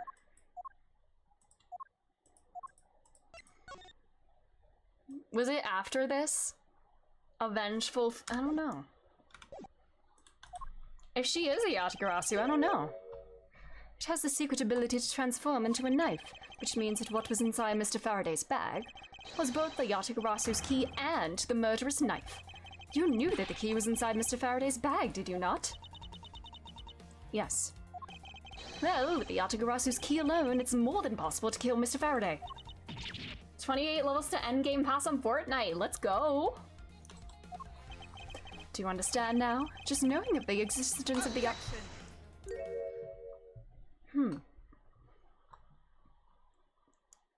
What are you doing, girly pop? I still haven't had a good look at it. Showing it to me from that far away, you could be lying for all I know. You would even now still feign ignorance. I'm not feigning anything. But we can't have you accusing me of a crime with false evidence now, can we? I mean, Mr. Von Karma, I've heard some very interesting rumors about him. Are you mocking my papa? Don't you dare sully the good name of my mentor. This hurts. Now take a good look. This piece of evidence is more than real. Wow, who knew there was such a trick to this thing? Are you satisfied now? But of course you knew it from the very beginning, didn't you? You knew the knife and the Yatagarasu's key are one and the same. Otherwise, someone like you who isn't a member of the law enforcement and who would never have been privy to this trick would have never known about it to begin with. Furthermore, there's something the Yatagarasu sent to the police. How did you have knowledge as to what it was? Psst. Actually, I heard it from Mr. Faraday. Just before he dragged Mr. Rell off, he told me. Oh, that's right, I almost forgot.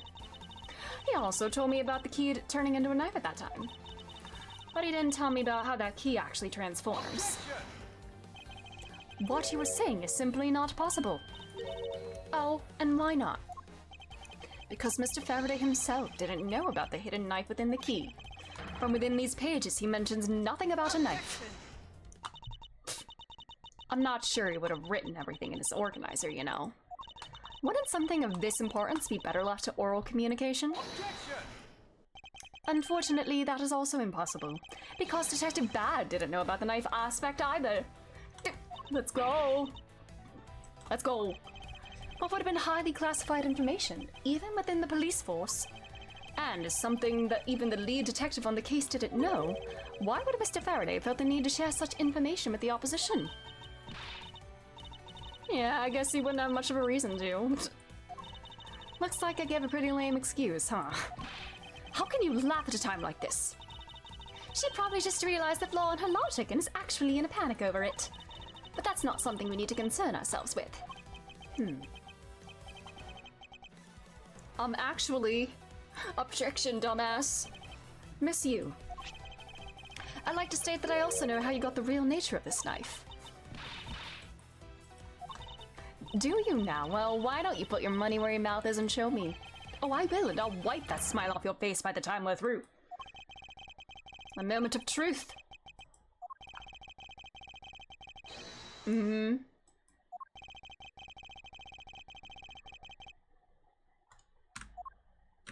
Oh wait, is this... Take that! There was only one person who would have known about the dual nature of the key. And that is... And that is the person who sent the Yatagarasu's key to the police.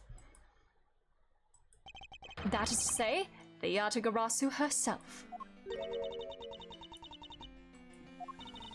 Are you saying this lawyer is the great thief, Yatagarasu? Miss Yu, you used Mr. Rell to lure Mr. Faraday into a trap, didn't you? You, who profess to bear a grudge against criminals. Why? Why do something like this?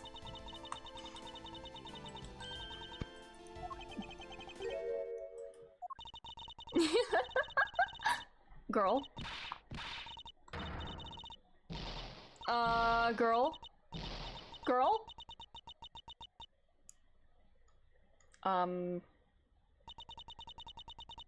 Who would have thought that you, a stupid rookie prosecutor, would see through me? You're sending the biggest chill down my spine right now, Edgeworth. This feeling of thrill, it's even greater than when I sneak into someplace. You killed Faraday. Why? Answer me, Callisto you! Callisto you, huh? That's not my real name. Because my real identity is, yes, the great thief Yatagarasu. She's just admitting it. Okay, let me tell you something, Edgeworth. Mr. Faraday was one difficult man to deal with. For you see, he had discovered my true identity, which is why I had to erase him from the world of law. I made Rel an offer, an acquittal for a little favor in return. All he had to do was accuse Mr. Faraday of being the Yatagarasu in court. But once we entered the recess, Rel was dragged off by Mr. Faraday, which threw my plan into a complete mess. I chased after them and eavesdropped them through a crack in the door. The Rel caves into only two things, money and authority, just as all thugs do. I feared my plan was going to be ruined if Mr. Faraday held on to Rel any longer. Plus, if I had let them continue on the way they were, I would have been found out. That's why I had no choice. I had to kill them both. But didn't you say you despised criminals? But do I really? You! Have you forgotten about the KG8 incident too? Maybe. What sort of woman would... So then was it your plan to kill Mr. Faraday with the very evidence you sent? Well, I had a good idea of what Mr. Faraday was going to do. I anticipated that Mr. Faraday was going to prove that Rel wasn't the Yatagarasu by using this Yatagarasu's key as evidence, and that he would bring it with him. Which is why I thought to use the knife portion. With a weapon as well disguised as this, no one would be the wiser. Because who in their right mind would think something like this could be a weapon? I casually entered lobby number 2 on the pretext that I had to talk with Mr. Faraday. And in order to get in with him, I pretended to be worried about something. He then let me hold the Yatagarasu's key, just like that. He never noticed that I had changed the key into a knife inside that plastic bag. And he didn't have the chance to take note of the knife that took his life. How could you kill him? And that's why I had his blood in it. The bag. I knew him for a long time, you know. At the very least, I thought to give him a quick and painless death. But if you killed Mr. Faraday first, there was no need for you to kill Mr. Rel as well. I believe I mentioned why we were placing Detective Gumshoe on arrest. Something about having accidentally created an eyewitness, and how that led the killer to think about setting them up so they killed each other. Then the trick with the surveillance tape. Yes, I hadn't actually planned to use a gun. The risk was too high that I'd be caught. However, that's when I remembered the existence of that surveillance tape. She's just explaining every single goddamn thing here. Which is why I had Rel help me set up the crime scene. And after all was said and done, I rewarded him for all his hard work with a bullet. You're a defense attorney, aren't you? How could you betray a client? Client? If you want to talk about who was the client of who's first, it was me. I was the client in the murder of the Cadopian Embassy staff member, Dead Man! Did she pay him to assassinate? Oh my god! Jesus Christ, girly! You still haven't figured it out, Mr. Bad. I had... Dead Man. I still cannot read that name without... Who do you think would benefit from such an assassination? You're... That's right. I'm a member of the smuggling ring. How could this? You don't mean... You're working with Manny Kochin too, do you? Did she kill her own sister? Maybe, maybe not. Guess I'll never know. The Yatagarasu claims to be noble, but you're just another cold-blooded murderer. That's right, little girl. The Yatagarasu is just another killer. And she's just laughing this whole time, girl. Yatagarasu, you can run from the law, but you'll never escape it. So just humbly accept the judgment of this court. Hey, Edgeworth. Did you know? The Yatagarasu has 3 legs. Do you know why that is? She's not the only one. There's 3 Yatagarasu, aren't there? No? Well, let me tell you. It means the Yatagarasu has more than one razor-sharp Ayo.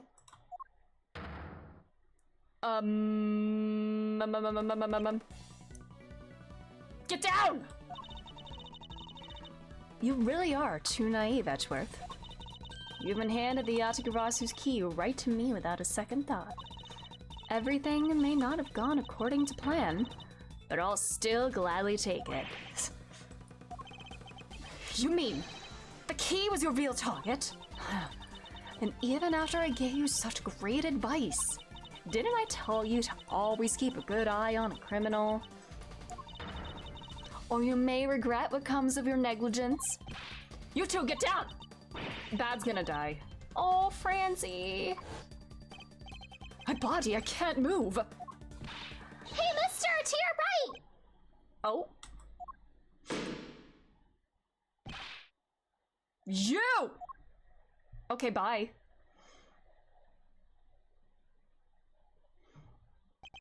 Oh, you're right, Franziska. Oh, I'm perfectly fine, Miles. Oh, and she didn't say Miles Edgeworth, she just said Miles. Oh. Where did Kay go? Bad is dead.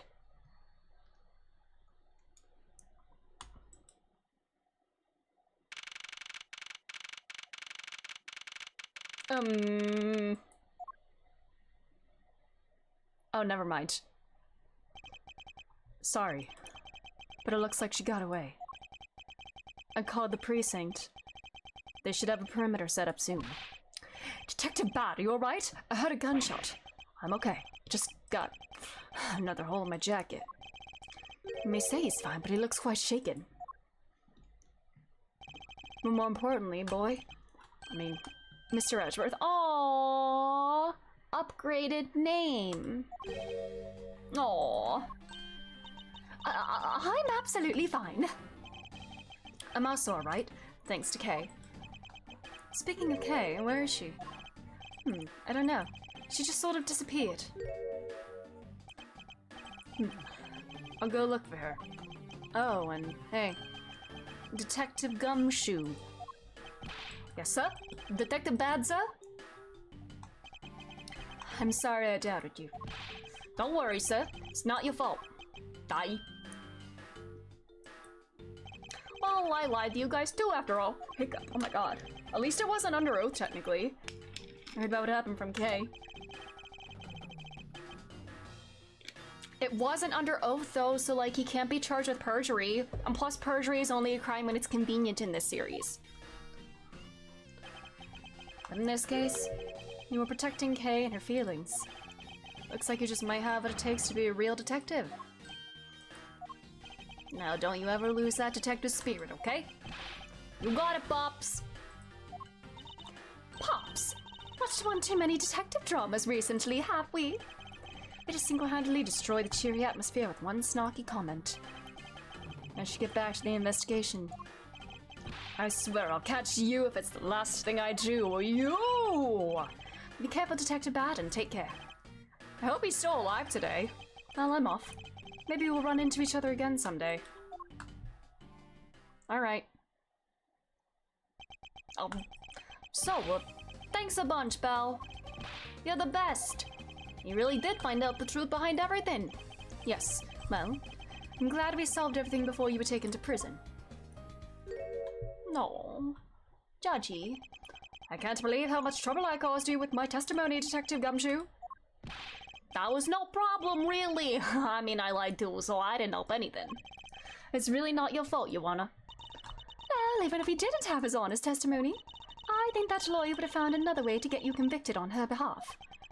Yeah, I can't believe I was about to get fired during my first week as a detective. Well, so long as you're not fired, you should work hard, get all that you have, and perform your duties well. Aww, rare encouraging moment. Oh, and one more thing. Kay left a present for you with me. Oh, is it the Swiss roll?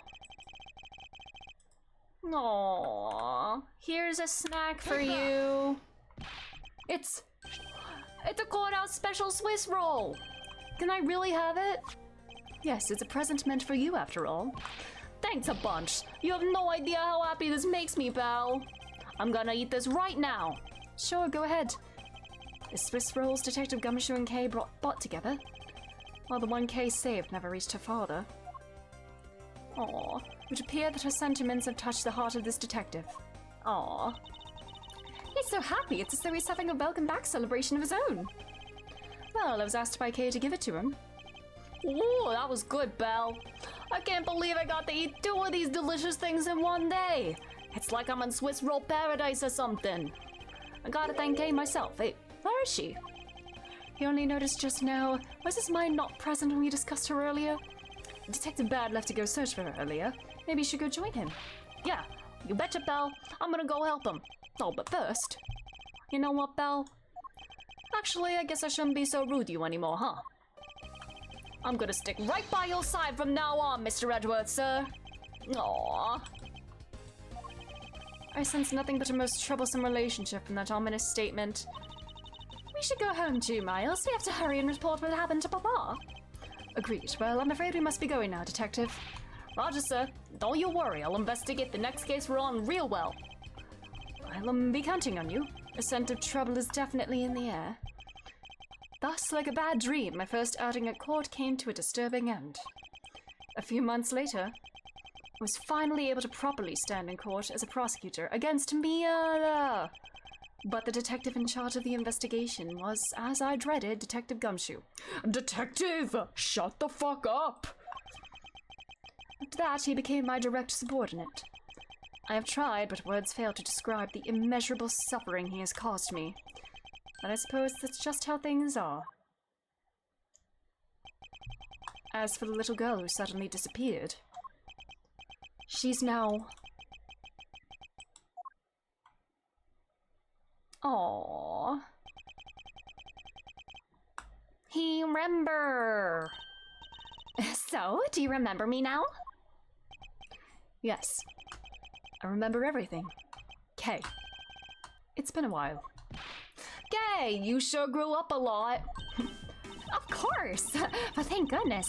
I thought you two had totally forgotten about me. You know, I was really worried about you after all that. Where have you been all this time?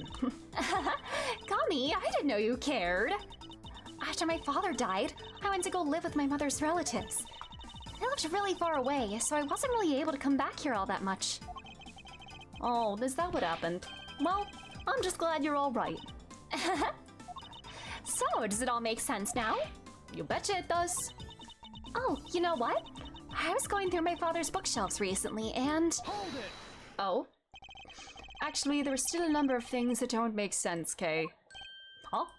The lines are back on his face. Oh my god, he looks so wrinkly now. First of all, why did you come all this way to see me? And second, why are you calling yourself the Yatagarasu? The Yatagarasu is Callisto Yu, the woman who killed your father. No, you're wrong. The real Yatagarasu was my father. Mr. Faraday was the Yatagarasu? Like I said, I was going through my father's bookshelf recently, and I found a secret diary hidden among his books. I have no regrets in choosing to walk the path of the Yatagarasu. That was written in his diary, and that's how I know for sure. Huh. But that's impossible. What's with that look? You don't believe me? It wasn't just the expression on my face. I clearly said it was impossible just now. All right then. How do you explain this? It's a way of disarming any security system of the user's choosing. Yup. That's a little deep. Truth be told, this is the Yatagarasu's greatest secret. Yeah, and this little gizmo was used by my father. Wow, Mr. Faraday wasn't just a great prosecutor, he was a really great thief. Then how did Callisto know that the key was a knife if she wasn't actually the Yatagarasu? How the hell did she know? Yeah, my father worked really hard to steal the truth. But he was killed. and the Yatagarasu is no more. But despite that, the Yatagarasu has been spotted again recently. There's an imposter. Someone other than you. Here, Mr. Edgeworth. Take a look at this article. The embassy, not the embassy again. The Yatagarasu sent the embassy a calling card. The Yatagarasu doesn't send calling cards though, so we know it's a fake, right? Yeah, meaning this person's a fake. I'm almost certain that Callisto U Lady is behind this. Because the real Yatagarasu would never send something like a gaudy card out. But the Yatagarasu did send a white card along with anything to be publicized. That's what Detective Bad told me 7 years ago, if memory serves. Well, as soon as I heard the news, I got all wound up and I knew I couldn't just let it go. So I searched you out so that I could obtain the truth behind the Yatagarasu. Because if anyone can help me find it, I figured it's you, Mr. Edgeworth. Aww. So you were saying that I have your father's and Miss Yu's identities backwards? Yes, because the real Yatagarasu is noble to the end. And I want to revive the real noble Yatagarasu. If I don't, my father will never be able to rest in peace. Kay. Kay, you're so honorable. I don't care what anyone else thinks. I'll always be here to cheer you on, Belle. Even if you're honorable, a thief is a thief. And if you're plotting to commit a crime, then I'm afraid I can't be complicit. Mr. Edgeworth. Oh, you guys are not making it easy for me. Who am I supposed to support now? Come on, Edgeworth, go along with her. Mr. Edgeworth, what I want from you is not to steal something. What I want is the arrest of that evil woman. That evil woman? You mean Callisto U? I think it's too hard for me to catch her all by myself. But I thought that since you were able to expose her for who she is, then maybe... Please, Mr. Edgeworth, won't you help me? Come on, Edgy, come on. Come to think of it, I do believe I owe you. Huh? Owe me for what? When Miss Yu made her escape, it was you who saved my life. Furthermore, you helped me with the investigation today. I'm not so rude as to leave favors unrepaid.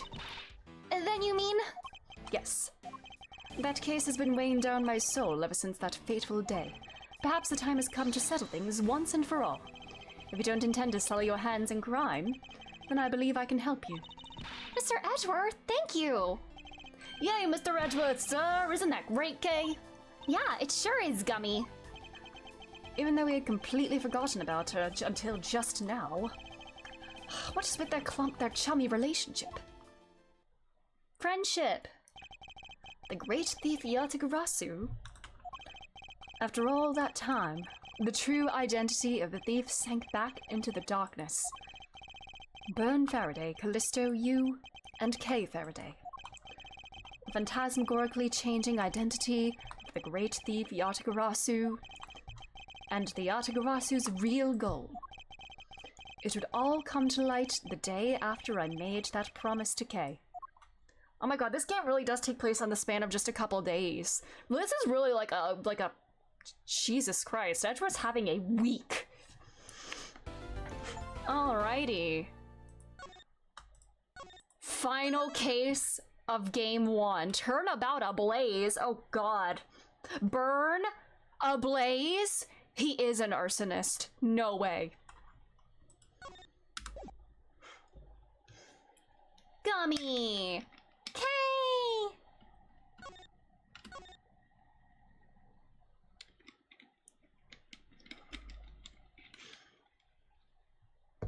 Oh my god, speaking of a blaze, today my daily Pokemon is Blaziken. 2 cards. One of the Black Raven, and one of the White Raven. A country torn in 2. Yeah, the one I found in my office was that one to the west, and one to the east. When those which were split are made whole again, the truth will reveal itself.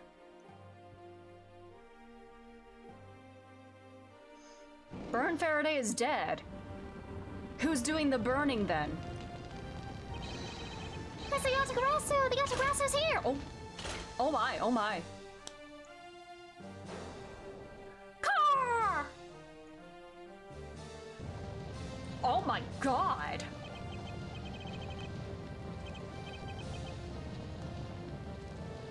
Kay? Girlie. 8 hours, Elia. Well, shit. Look at him just sitting in his office with a little teacup. March 14th. With his gay chessboard. It's so nice, almost dreamlike, to finally have the chance to relax and sip some tea. I hope to God his tea time doesn't get interrupted.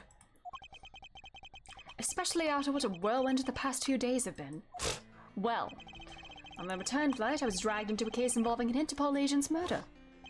The next day, I investigated a kidnapping and a murder at the Gatewaterland theme park. And later that night, a detective's dead body welcomed me back to my office. Along with a thief who was out to pilfer files related to a case from 10 years ago.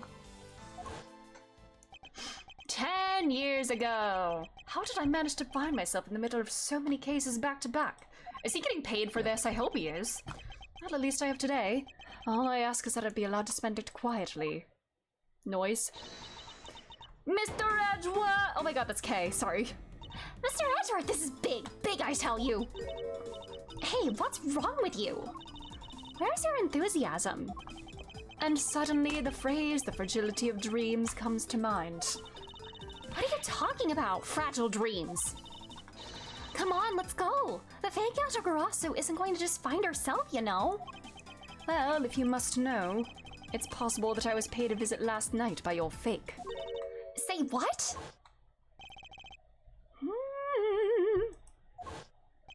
Unfortunately for us, the thief managed to escape. Do we know what that voice sounded like? Did it sound like a male voice? I don't know. But even now, we're still looking for this criminal. However, I must warn you that we only had a few hours to search so far. So I must insist that you be patient on this one, Kay. What's with you today? Are you sure you aren't sleep talking to me right now? Anyway, I've got something much more important that I want you to see. Oh, and that is? Take a look at this. On March 14th, I will be there to steal your dirtiest secret. It's quite a bold declaration to send to an embassy. I suppose it was inevitable that a newspaper would catch wind of this. The date the card mentions is today. Today, huh? Come on, we gotta hurry. The embassy awaits. And they're just gonna let us in, okay. I suppose it is quite an urgent matter. However, do you know which country's embassy we should be— Yeah, girl, Jesus. Well, it's some really special country, and I'm actually really fuzzy on the details. Wow. But never mind that. Where's all your energy? Why are you so lackadaisical today? Can we not just, like, read the article to find out what country it is? I'm not Kay. You're just too wound up. Well then, you should get too wound up too. Because this just might be our chance to catch that woman. Me miss you. The woman who killed Kay's father burned Verde 7 years ago.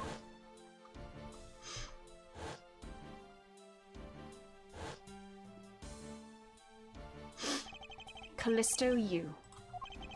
She claimed to be the great thief Yatagarasu, and then disappeared from the courtroom. Ugh, she makes me so mad, the phony. Everyone knows the real Yatagarasu would never send something like a calling card. Until a company's underhanded dealings are made public, the target is always totally unaware that the Yatagarasu has paid them a visit. That's what makes the real Yatagarasu so awesome. The Yatagarasu's card that's shown in this article looks to me as though it could be genuine. See, that's the thing. Whoever it is, that person isn't the real deal, but has knowledge of the Yatagarasu. If this isn't a clue that that woman's involved, then nothing is. Come on, Mr. Edgeworth, out the door you go. Wait, there are a few preparations I must make before we go. There's something interesting about this card we found last night here in my office. The colors are inverted. It's of a different color than the one in the article, which makes me wonder why. What's up? Any reason why you're boring a hole through the newspaper with your eyes? No reason at all. Oh my god, Edgeworth, very well. Seeing as how Miss Yu is also someone of a special nature to me, I agree there was some merit to be found in investigating this. I knew you'd come around. Yay! March 14th. Theatrum Mutualis. By the light of this night's glorious moon. We are ready! Ready to embark on our nightly outing. And this is where our tale begins.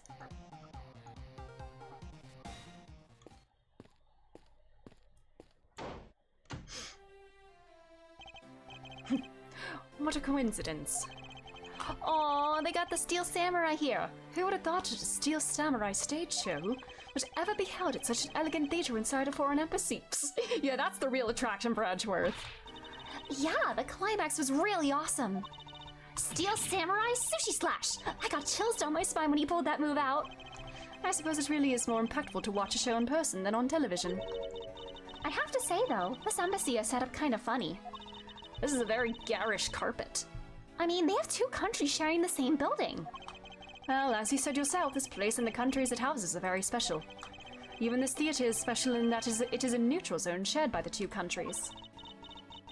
Oh my god, are we literally on the border between countries? The Steel Samurai show just now is being sponsored by one of the two countries. The one that's called the Kingdom of Alabast, right?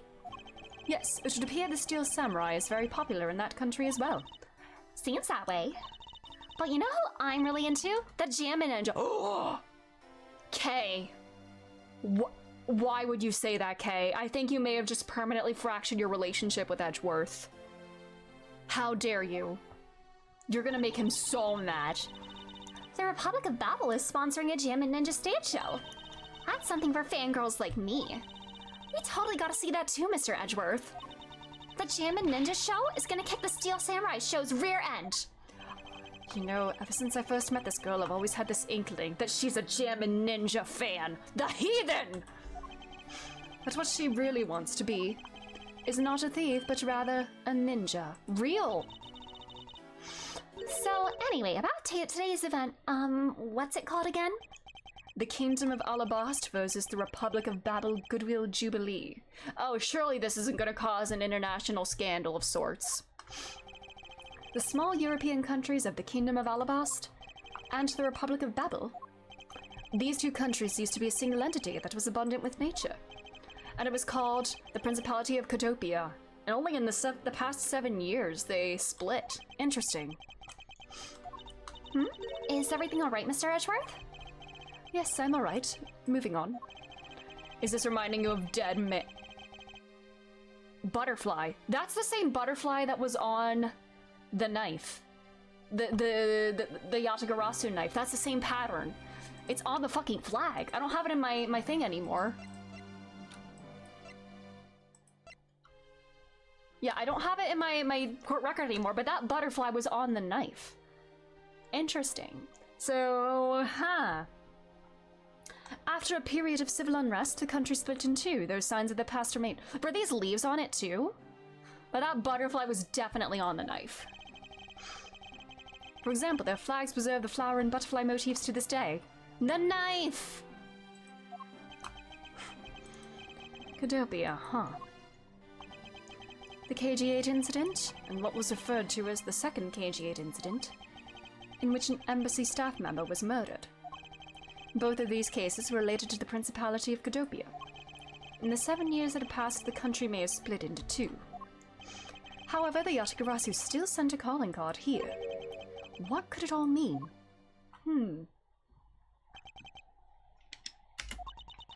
Mr. Edgeworth, I know you're thinking about something. Are we talking about— if you could please stop spacing out on me? Anyway, we were talking about the Alabast versus Babel Goodwill Jubilee. The two countries have had a pretty bad relationship with each other, but supposedly they've been trying really hard to make up recently. That's why they decided to hold this event. Yeah, because this will fix everything, surely. If that's the case, then why the versus? Also, both countries claim to own the real Primaduck statue, a national treasure to both. They're planning to have them publicly evaluated today to see which one's the real deal. Kay, need I remind you to take care and not succumb to your thieving desires? Well, when it comes to treasure, I can't help myself. You know that. She'd better be saying that in jest. Hey, I can read your body language, you know, and you've got it all wrong. Look, I'm here to do some investigating. Investigating, I tell you. I know. And although we don't know if the Yatagarasu will really make an appearance, I suppose we should still spend some time examining the place. Yay! There's a very festive atmosphere in here. Yup, super festive. I'm really happy for the Kingdom of Alabast and the Republic of Babel. It's great that they've re-established diplomatic relations. The newspapers say it's almost like they're Kodopia once again. Are we gonna reunite the country in this case? And all is well in Kodopia again. Perhaps we are bearing witness to a historic moment in time. Hey, look! They're selling some commemorative merchandise to celebrate this event. Founders Kodopia biscuits. And over here, they're selling Royal Kodopia biscuits. Royal and Founders. It would seem they have yet to reconcile their competitive spirits. My god, it's like Phoenix and Edgy. Ah! Ah! Ah! Ah!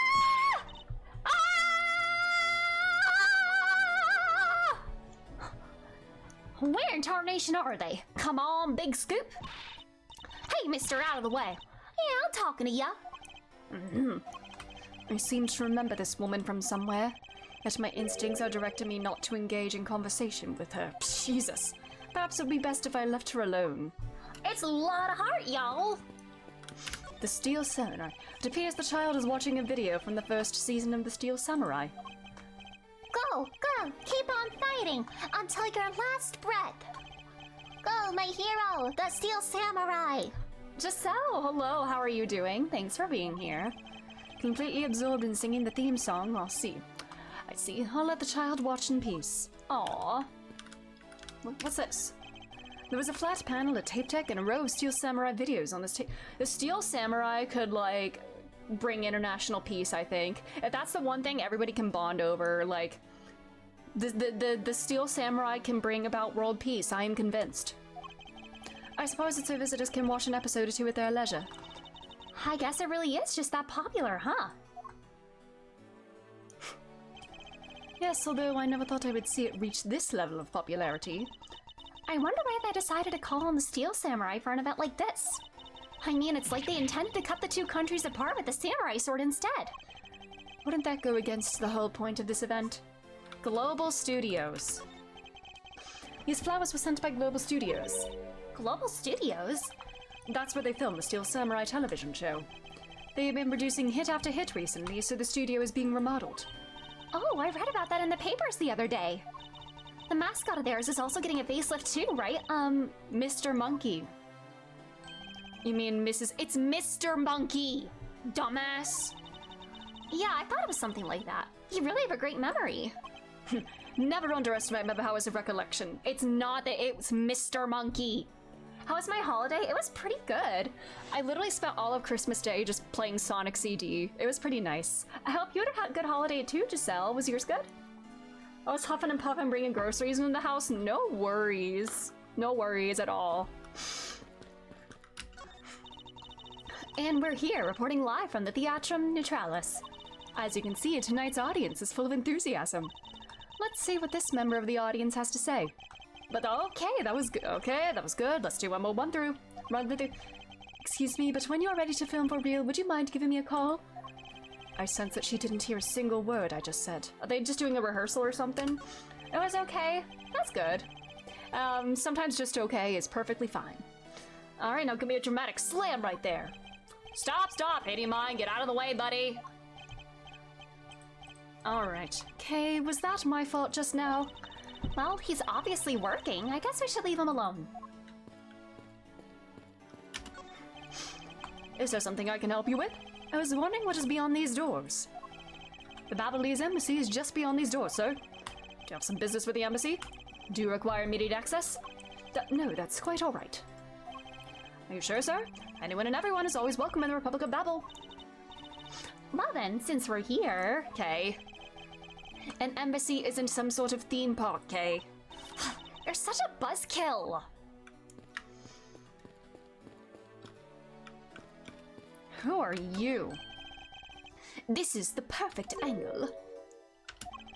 Go, my image! Travel across the wave world and into every TV set around the globe. Oh my god, is he trying to get in the background of the TV? Oh my god.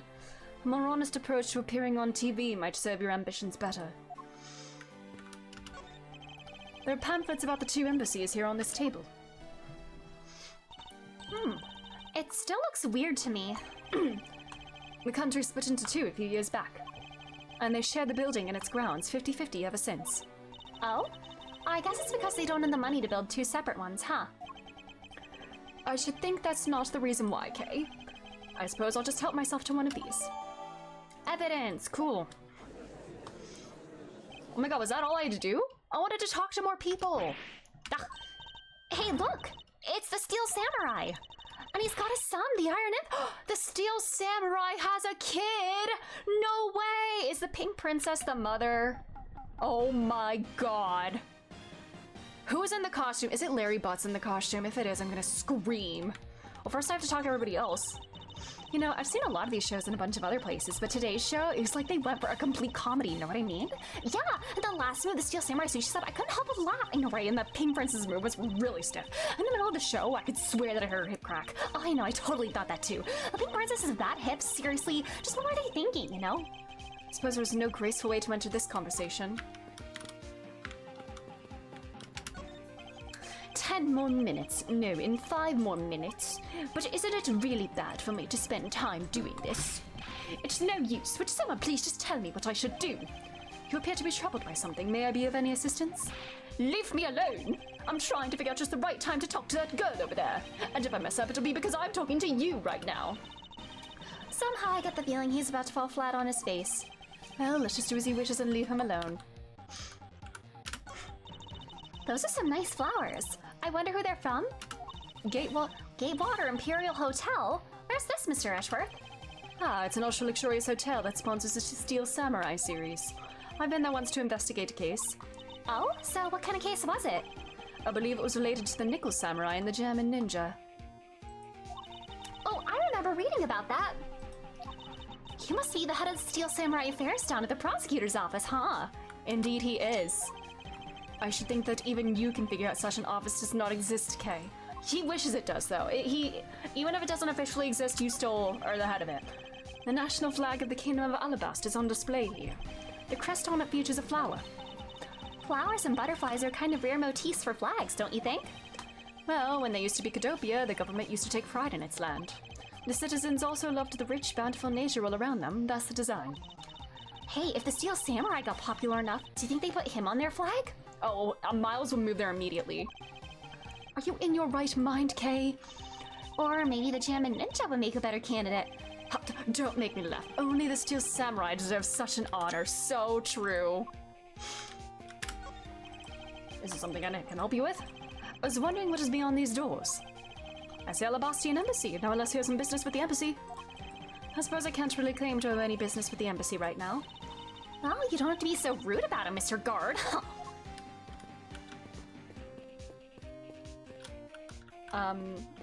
The flag here. The national flag of the Republic of Babel is on display here. The crest on it features a butterfly. It's really rare to see a national flag featuring an animal on it. Not really. I can list at least a few for you that do. Okay, then are there any flags with really chic things on them? Chic things? That's pretty vague, Kay. Although by my definition, there aren't really any flags that feature a chic object. Good to know, Edgeworth. What do you classify as chic? Oh, that's too bad, because if there was, I was thinking about stealing it. Girl, and what exactly would you do with the stolen national flag, Kay? Alright, before I talk to these people, I'm gonna run to the bathroom again real quick. I'm so sorry. My nose is also really itchy out of nowhere. I'm gonna run another ad, and I will be back in just a moment.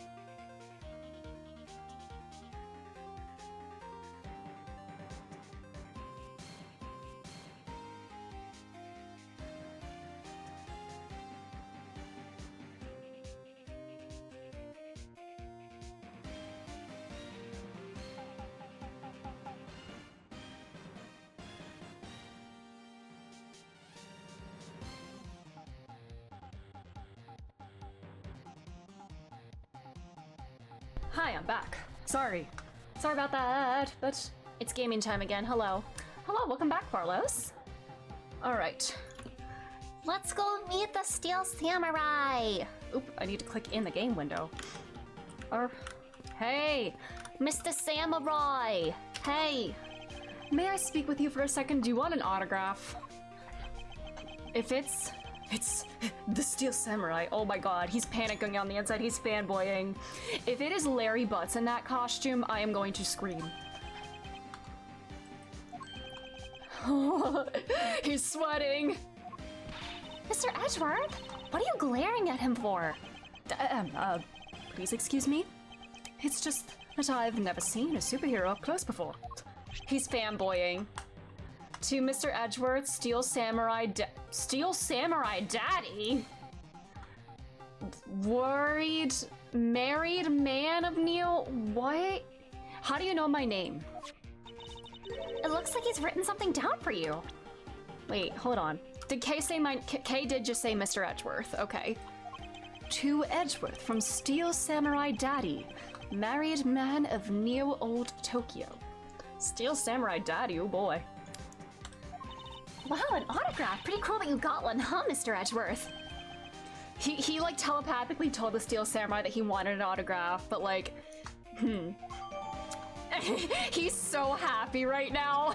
This is the best day of his life. Mr. Steel Samurai, Ambassador Alba is waiting for you. Now the Steel Samurai will proceed to enter the Kingdom of Alabast to shake the hand of the Ambassador. Alba of Alabast? The Steel Samurai isn't only here for the two countries tonight. Rather can be thought of as a goodwill ambassador from our own country as well. Here he goes, off to spread goodwill to the world. He really does seem like a goodwill ambassador, doesn't he? Hey, we're shooting the next segment now. Cue camera. In just a few seconds, the Jammin' Ninja stage show is set to begin. After the show, the Jammin' Ninja will enter the Republic of Babel. He is set to meet with the Ambassador of Babel at that time. What is it, Bob Babel? The Jammin' Ninja show is about to start. We gotta get back to our seats.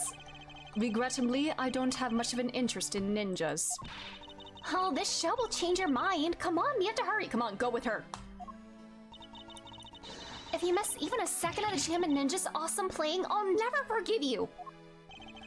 I suppose you're not about to give me much of a choice here, are you, Kay? It's okay, you're not betraying the Steel Samurai, Edgeworth, I promise you. Wasn't the Nickel Samurai technically his rival? So, like, it's fine. Oh, I could listen to that A Ninja Marked for Death's Lullaby song all day. His superb playing and that sad melody really brought a tear to my eye. And his heart-wrenching voice, and now that's the Jammin' Ninja's greatest weapon. It was decent. Those pieces of Jammin' Ninja merchandise over there, I've gotta have them. I especially want the hair sticks they're selling exclusively at these shows. They're exactly like the ones the heroine, Princess Missoula, wears in her hair. Man, he is being so judgmental right now. Kay, because Edgeworth needs a weird girl assistant. Everybody needs a weird girl assistant in these games. Except Ryunosuke, who is the weird girl assistant. Anyway, he is so mad about having to go to that show. Oh my god. Anyway, hold it right there, Mr. Edgeworth. Yes. You're thinking of going home, aren't you? Well, it doesn't seem likely that the Yatagarasu will be making an appearance tonight. Most likely it was simply a prank. No way, I just know the Yatagarasu will show. But I thought you said that the Yatagarasu doesn't send calling cards. Yeah, I did, but... I figured from the very beginning that this would wind up being a wild goose chase. But that card she sent was a genuine fake calling card. A genuine fake. Wow. Well, how can I word this? The Yatagarasu's mark that's on the calling card is exactly the same as my mark. Get it now? Oh, is somebody dead? Is Alba dead? Is the ambassador dead?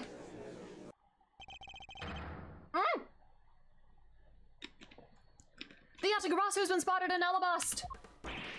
What? You hear that, Mr. Edgeworth? Huh. So you finally decided to show yourself, you phony! Kay! Hey, what gives? I'm sorry, but I will need to search you before you may enter. What the? Hey, the Steel Samurai just waltzed straight on through without one. Oh my god, what if Callisto was the Steel Samurai? The Steel Samurai was the Yatagarasu, I'm sure. Or was hiding in the stroller. Now, if you don't hurry up and let me through, my phony is going to escape. Kay, don't advertise yourself as the Yatagarasu. Kay, a country's embassy is considered to be a part of the country itself. If you don't go through the proper procedures to enter the country... Mr. Edgeworth! I'm going to enter through Babel and climb over the wall into Alabast. Kay, stop. You would tell a prosecutor straight out that you intend to illegally enter another... Kay, are you listening to me? God, he is such a father. Kay Faraday, and I'm coming through.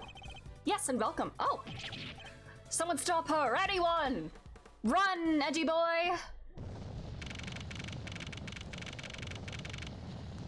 Oh my god, the fire. I needed a picture of this. Kay, where are you? Don't tell me you really did find some way over there, this fence. He's more worried about Faye than the... Not Faye. Kay than the fire. Aww.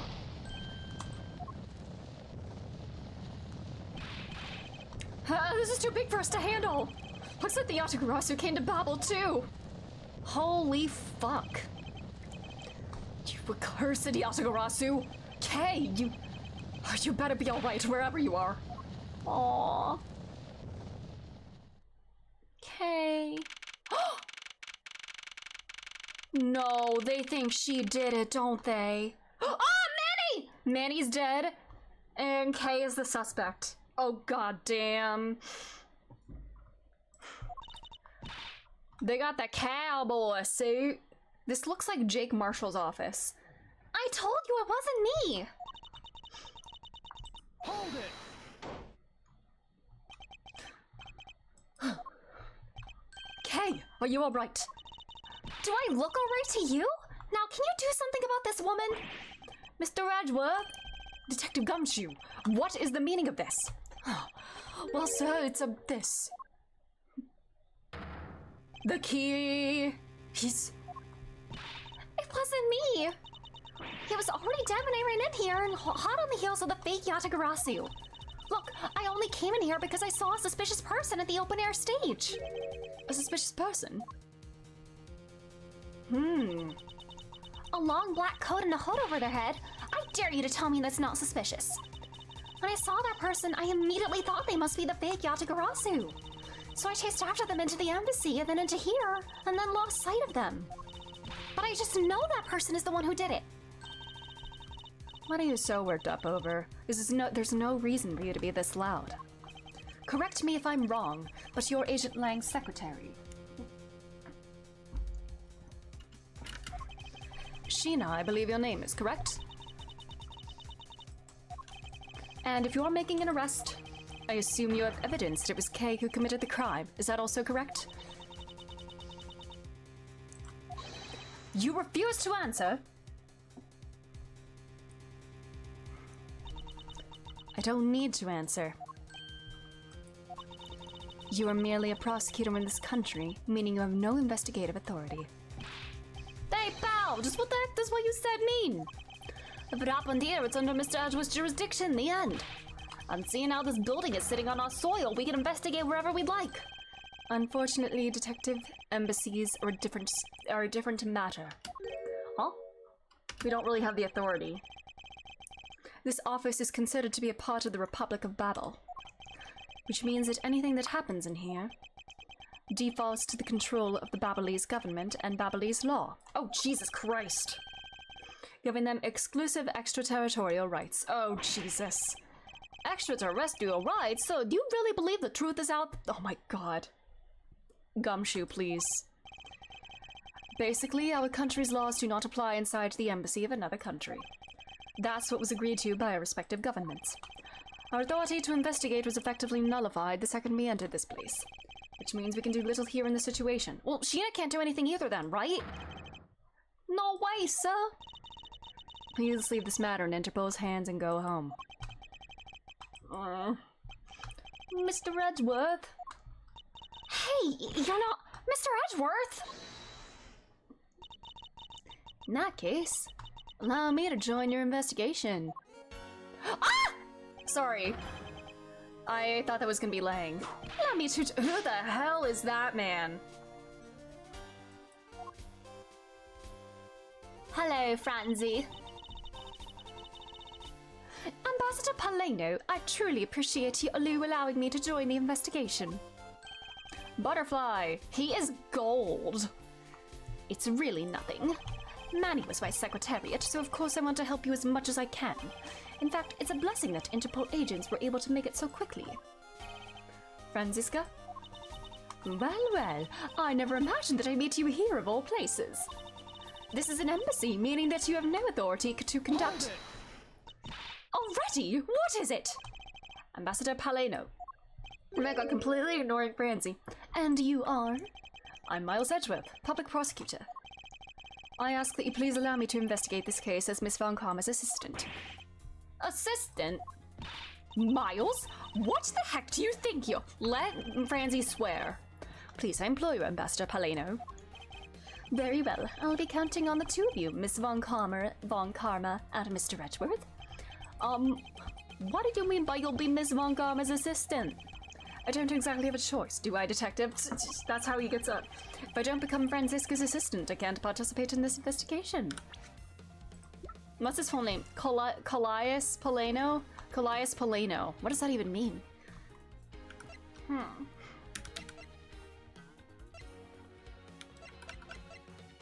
Callias Paleno. Callias Paleno. I don't know what the pun is there. There you go again, running at the mouth with that aloof expression on your face. Franziska, please. I don't know what you're planning quite yet, but at least I do know one thing, that you are now my subordinate. Oh my god, let's go. Boss him around, Franzi. Use your power. Just remember that my whip is always ready to wake you should you have a brain lapse. Of course, I'll keep that in mind. If you are done playing games... Right, let's begin the investigation. Yippee! By the way, detective, I suppose it's a bit late to be asking, but why are you here? Well, better late than never, I guess, sir. Was placed on guard duty for the Babalese embassy today.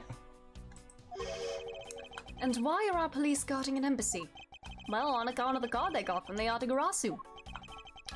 Reddit says he's named after a butterfly species. That makes sense. Also, hi Matt, how are you doing? It called us up and asked for our help, sir. Oh, because we've been searching for the Yatagarasu these past 7 years. It was more or less mutually beneficial arrangement, if you ask me. Except for how mutually unbeneficial this has all turned out to be, I suppose. Sorry, my nose keeps itching. Looks like you failed to competently perform your guard duty yet again. Don't dock his salary! Although it's out of my hands, okay. If it gets good anymore, I won't be able to buy even instant noodles anymore.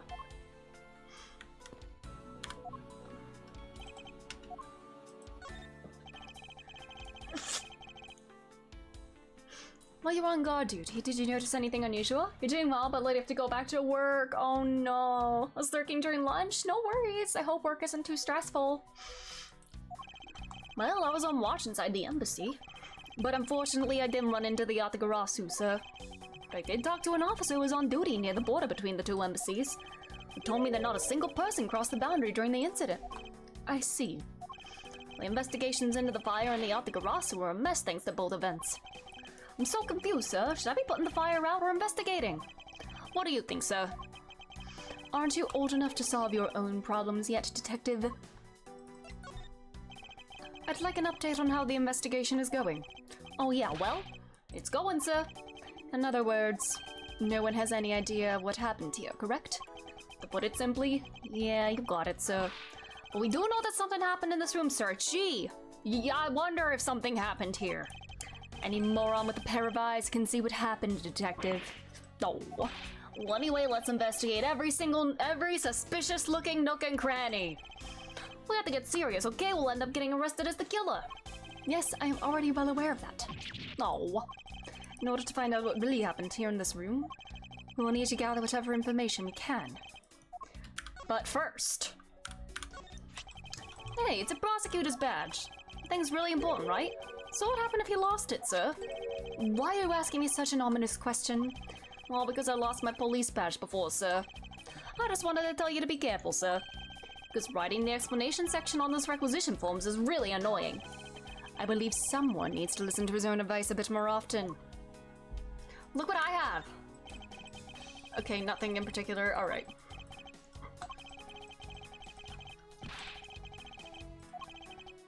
Alright. Aww. Aww. Alright. Let's go. Okay, are you alright? You believe me, don't you, Mr. Ashworth? You don't think I did it, right? Yes, of course I don't. And I promise to prove that it wasn't you. That's enough chit-chat. You can investigate all you like, but it's only a matter of time before we take her in. It would be wise of you to give up while you can. No, I don't think so. Kay isn't lying, and my investigation will prove that to be true.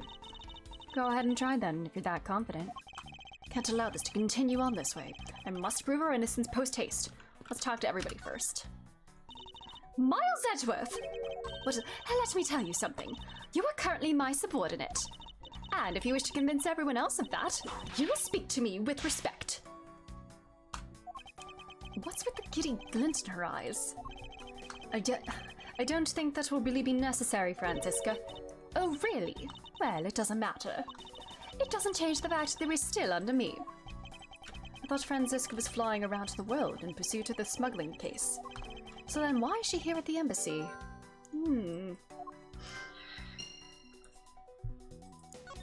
Badge. What about your prosecutor's badge? I have one too, you know. Oh yes, so you do. But seeing as I'm not currently a proper prosecutor, I thought I'd give presenting it a Is that any way for you to act towards your superior? I said threatening a whipping is the proper way of lecturing someone. Look what I got. Are you jealous? He's calling her Miss Von Karma. Aww. Since you asked so nicely as to my subordinate, I'll answer you. However, as your superior, I also must make sure that my subordinates grow on the job. Oh my god.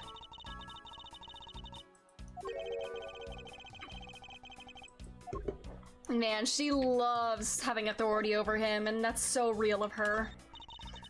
I was investigating the Alabastine embassy when I got wind of this mess.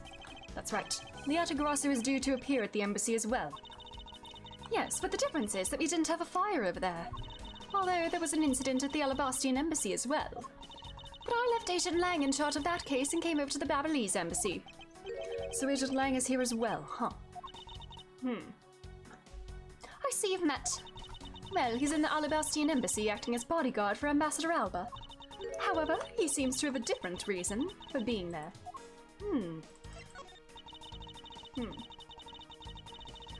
So the suspect in the murder that occurred in this office is that little girl I see. Is she perhaps trying to be the Atagarasu? Kay would never harm a soul, sir. Kay? You remember, do you not? About the case we investigated together 7 years ago? That girl is the daughter of the victim in that case, Mr. Faraday. So she's that feisty little girl? Kay has been on the trail of the Atagarasu, which is how she ended up here, looking for the one who took her father's life. I see. Kay's trying so hard, but you know what? The Atagarasu just keeps on tricking us all. How so? The Atagarasu sent a card saying, I will be there to steal your dirtiest secret. But all it has is an arson and a murder. The lab boys are going in circles. You know what this is, sirs? It's a breach of contract, and it's going on the rap sheet. If you ask me, I'm perfectly fine with the fact that nothing was stolen tonight. I do wonder, though, if Callisto Yu really is the Atagarasu.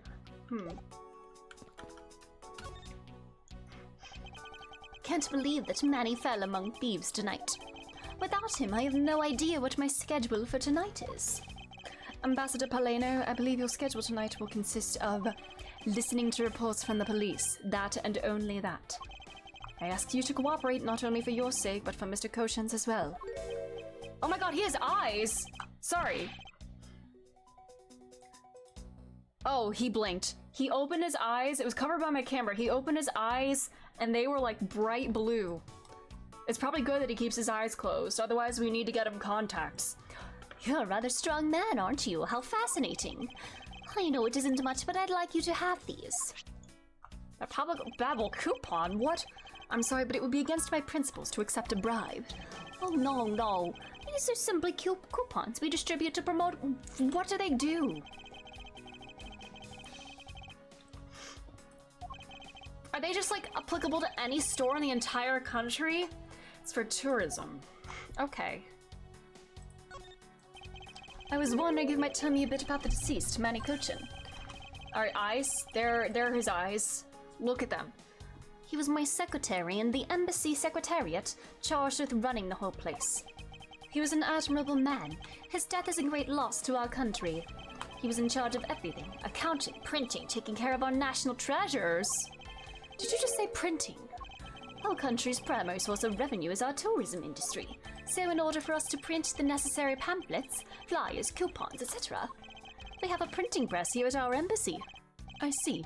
Please excuse my forwardness. However, I feel I should mention that I have the distinct impression that I've met him before. Oh, yes. Why are you sweating? Since you are of the legal profession, I suppose you just might have. After all, Manny was involved in the KG8 incident. The defendant who was found innocent in that case was Manny.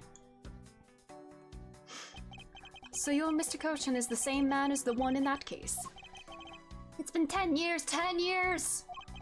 Manny recovered personally from that case and drove enthusiastically into his job. He was the one who planned this event and was to oversee this embassy's renovations. It really is a shame. He had such a bright future ahead of him. Look at my badge.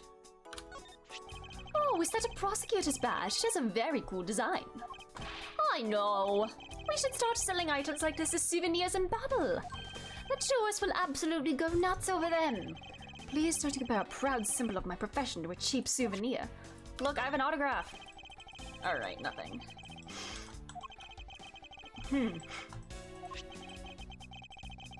Alright. Alright, what are these renovations? What exactly did you mean earlier by renovations?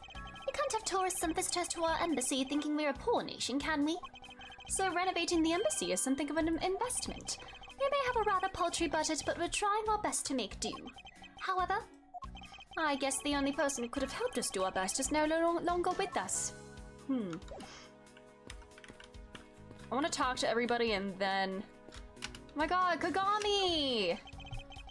Interpol still conducting its investigation beyond this point. I'm a subordinate of Miss Moncalmer. Is there some reason why I'm being denied access? My superior clearly stated, don't you dare let anyone near the site. You got it? Is it Lang? You know, Mr. Edgeworth, I feel really bad for the guy, so why don't we do as he says? Yes, I suppose we might as well. That's some fireplace. You know, it really gives this place a mansion-like quality, don't you think, sir? Oh, if these were a staple in every Babylese house. Then I bet Santa Claus pays them a visit too. Oh my god, Christmas mention! Just how old are you again, detective? Oh, I don't want to look here first. So a victim was the secretariat of this embassy, I take it. Is that different from a secretary? I thought secretariat was a horse. Manny Kochan. I heard that he was an admirable person. Very admirable. The cause of death is a stab to the base of his neck. He was lax in watching his back. We were fortunate that the fire missed our victim's body for the most part. If the fire had burned a bit longer, it would have made identifying him a hassle. So Mr. Kochan was stabbed to death in the middle of the raging fire. What in the world happened inside this room? Alright, I want to look at everything else first. I will come back to inspect these suspicious-looking nooks and crannies. Hey, it's another butterfly! I believe it is the symbol of the Republic of Babel. A drawing this big on the wall of an embassy, it definitely conveys a sense of overwhelming patriotism. Oh, I got a lot of patriotism too, sir. The reason I became a cop in the first place because I wanted to protect our country. You may want to, Detective, however, yet to see the fruits of your desire. You could do a better job by not being a cop. You don't have to be so blunt about it, sir. Mr. Edgeworth, there's still something on display in the rack, sir. Knives, huh? No, the blades are all that remain of them, unfortunately. I guess the handles got burned off by the fire. Wooden. Are they, like, matching from the one that we saw by the body? So the murder probably happened somewhere else if the handle was not burnt off. So even the knives fell victim to the fire. Ambassador Paleno, are these knives yours? Well, yes, they are. They are a special set of ornamental knives featuring the national symbol of Babel. They are butterfly-themed knives along with Alabast's own set of knives, are comprised of 3 knives each. But I can't believe the Babelese ones have been reduced to this state.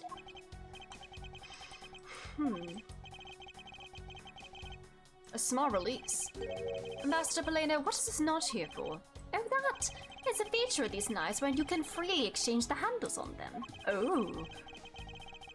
Okay, so the handle could have been placed on there? Okay. These shelves aligned with American souvenirs and memorabilia. I wonder what these are in the Japanese version of this game. It's very strange, isn't it? I mean, I thought this was the Babelese embassy. So why are there so many American souvenirs, sir? Perhaps the Babelese are studying American culture and our tourism industry. They have plans to make the Babelese tourism industry truly flourish, and they would need to observe and study other countries' methods, I suppose. Speaking of tourism, I got these from the blonde guy earlier, sir. Coupons! So how do you expect to travel to Babel? Well, the whole world is connected by the oh my god, are you gonna... Okay, Gumshoe, you do that.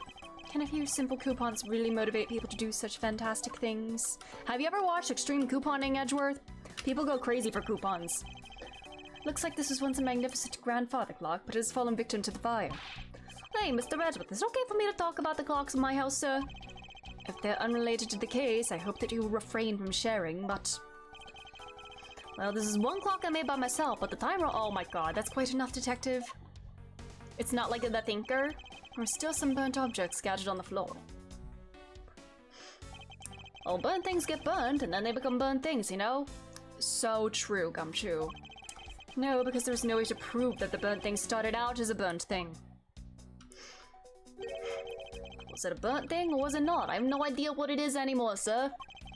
Yes, I suppose it's a bit hard for someone with a burnt-out light bulb to comprehend. Door? Because this is a national treasure, can I ask that you please not touch it? I'm afraid the only ones allowed to touch it are myself and the Secretariat. I'm gonna sneeze, hold on. Hold it!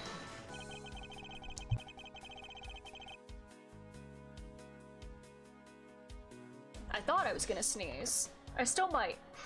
But there's a possibility that it is related to the murder, wouldn't you agree? Hey, Mr. Edgeworth, why don't we go up for now? We can force them to let us investigate later when we find some solid proof. I suppose I don't have a choice here. This must be one of the Prividuc statues Kay was talking about earlier.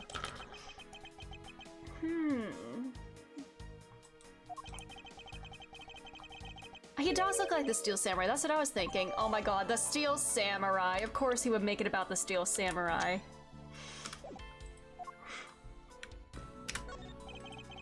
The ceiling fan must have fallen from the ceiling. Where else would it fall from, Edgeworth? A ceiling fan? What does one of those do? Exactly what it sounds like it does. It's a fan that is installed on one's ceiling. I'll find one of those in my room. I better get dizzy from staring at it as I slept. Detective Gumshoe, in the real world we close our eyes when we sleep. Psst. Safe. A small personal safe. This was Mr. Koshin's office, so perhaps he stored his most important documents in here. Of course, it's locked. It appears we won't be able to open it without the key. The key I saw in his pocket when we saw the body. Well, I guess we'll do that now. The key!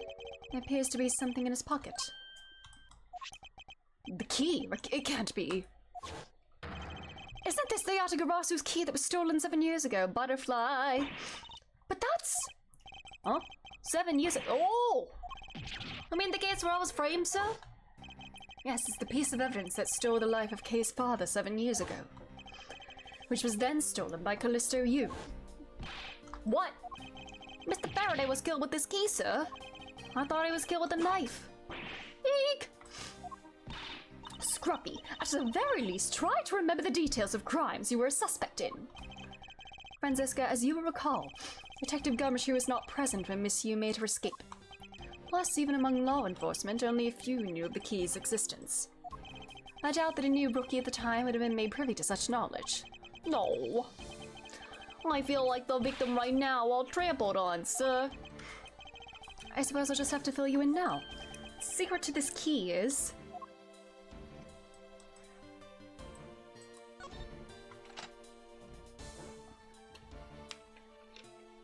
bloop!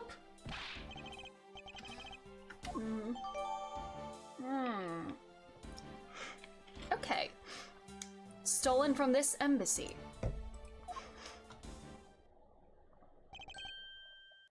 I knew it. This is the same exact piece of evidence that Miss Yu took with her. The flower for the other country, too. Yeah, the alabaster flower and the, bubble butterfly. I remember this beautiful pattern in the blade. I remember this as well. It's a vine motif, isn't it? Yes, it looks like 2 interwoven vines crisscrossing down the blade. Vines, sir? I think it looks like a bunch of stars, if you ask me. It's one of those 6-sided stars, just like the police mark on our IDs. I really don't think you can call these stars. To say that the detective's art sense is underdeveloped would be an understatement, considering he made the blue badger, too. The real question is, why was the Babyliss Embassy's secretariat holding this? We don't know how Mr. Cochin came to possess this key. We do know that this was stolen by the Yatagarasu from the Cadopian Embassy. That's right. Mr. Faraday had written that fact down in his organizer. I believe this means that further research is required into the country of Cadopia. Why don't you ask Ambassador Paleno about what he knows? Supposedly, he was a candidate to be the next Cadopian ambassador once long ago. He should be able to answer any specific questions you may have. Okay. Body. It's a knife wound. It's obvious what he was killed with, but I wonder if it's consistent with the wound. Indeed. Manny Cochin. I've seen him before. He was a suspect in the KG-8 incident, and I saw him talking with the elder sister of the victim of that case, Miss Callisto Yu. I wonder if there is a connection between his murder and the KG-8 incident. There always is, buddy. Alright, this has the butterfly and vines. That's not the Cadopian handle, is it? Some preliminary testing has been conducted.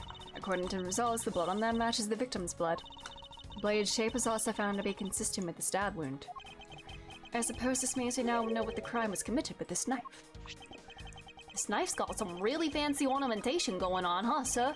This thing practically screams artsy at me, too. Although it's also covered in blood, just like the last thing that I said was artsy. But the handle is pristine. There's not a single drop of blood on it. Yeah.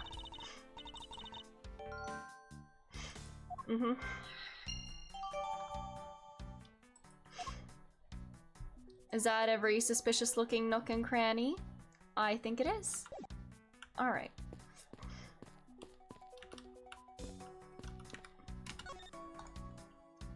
Oh, wrong thing. Did not mean to click that.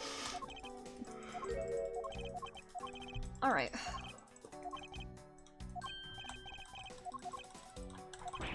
Oh, can I like hold shift to like fast forward? Or maybe not, I don't know, it doesn't matter. It did not matter. Ma-na-na-na.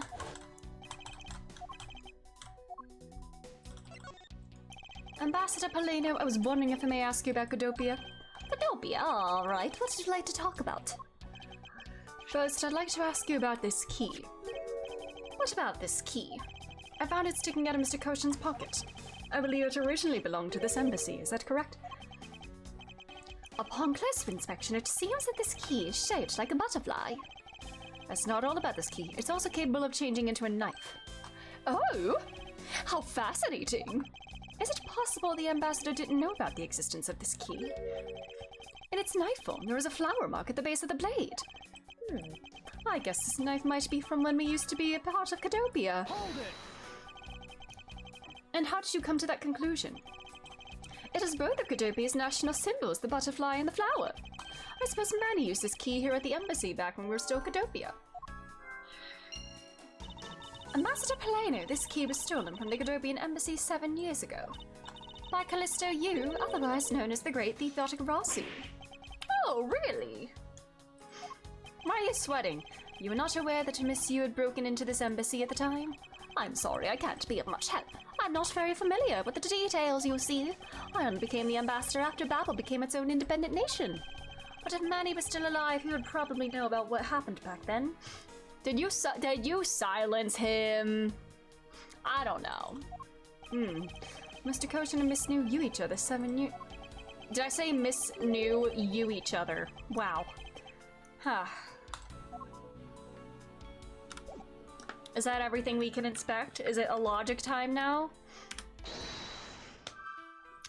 Butterfly motif, butterfly at Babel.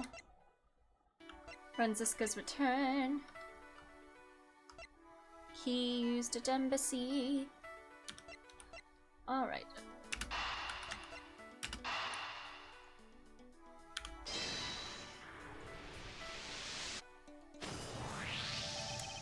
We know for a fact that the Yatagarasu's key was used at this embassy. Furthermore, we found it in the victim, Mr. Kochan's pocket, which leads me to think that perhaps it is the key to the personal safe in this office. Good thinking, sir. Let's go try it out. It appears I was correct. The key that was left to us in the victim's pocket. It literally turned out to be the key to the next piece of the truth. What do we have here? Hey, there's nothing inside. Do you think the Yatagarasu made off with everything? This is probably a false back to the safe. No, detective, I believe all we need is a closer look.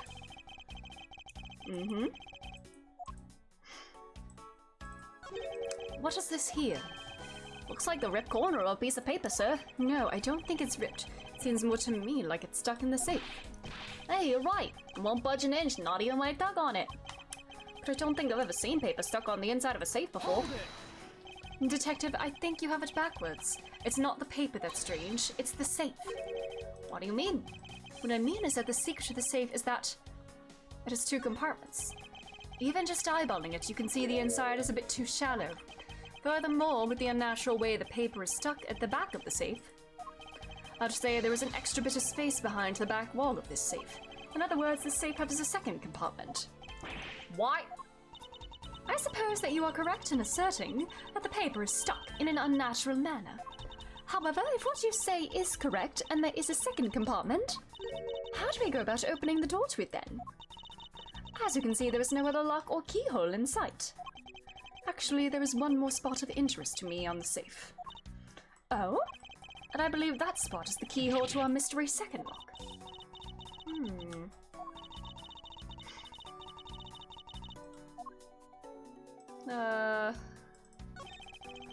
There's a hole here, sir. It's a little too oddly shaped for a latch hole. That's a funny shape for a latch hole, huh? Shaped kind of like a star. Oh. The knife. Thank you, Gumshoe. Thank you, Gumshoe. It's a 2-parter. Detective Gumshoe, could you please be quiet for a second? You're frightening me. Gumshoe using his brain is scaring Edgeworth.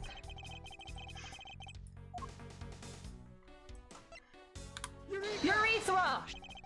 Doesn't the shape of this keyhole remind you of something, Franziska? The shape? It does look very familiar. However, I believe it's simply a latch hole for the safe's lock mechanism. It's just for keeping the door shut and nothing more. Is that so? The person who used this safe? Mr. Kochan made sure the safe had 2 compartments in order to hide something.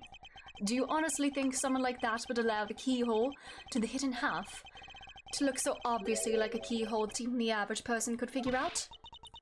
You can't be serious! Are you saying this hole is the keyhole to the hidden compartment of this safe? That's precisely what I'm saying. And I will prove to you right now that the Yatagarasu's key is the key that will open it. The Yatagarasu's key? Miles Edgeworth, this better be a very bad joke. Sorry, but this is no joke. The Yatagarasu's key is the very key that will open the second compartment of this safe.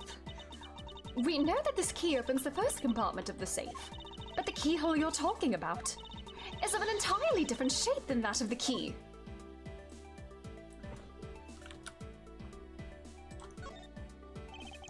Let's go over this again, shall we? The Yata-Garasu's key was originally made to open Mr. Kochan's safe in the Godopian embassy. We confirmed that as fact by opening the door to his safe with it. Now let's take a look at the back end of the key. Looking at the knife portion head-on, what do you see? What are you talking? Ah! It appears that you've come to understand what I'm talking about. When viewed head-on, the knife's blade is the exact same shape as the keyhole. The real function of the knife portion is to act as the key to the hidden portion of the safe. But that's preposterous! It's very secret stuff in there. Because it looks like a knife and was used like one to kill Mr. Faraday 7 years ago, we fell under the misconception that it was always meant to be a knife. But for both the safe and its key to conceal such clever tricks. Whatever is hidden inside the secret section must be of incredible importance. Let's go steal government secrets, yay! Then it's even possible that what I've been searching for is inside. Scruffy, hurry up and open that safe. Yes, sir. Opening it now, sir. These items, they're a bunch of funny-shaped things. I guess they're pieces of art. You're in the way! Now move, Scruffy. What if these are the Yata-Garasu's treasures? I didn't think I was in the way. Aww. I know, that's not... The Yata-Garasu steals information. They're identical to the ones that are stolen from various countries around the world. I figured as much. These are the treasures. These are the treasures this section of the safe was hit to hide from view.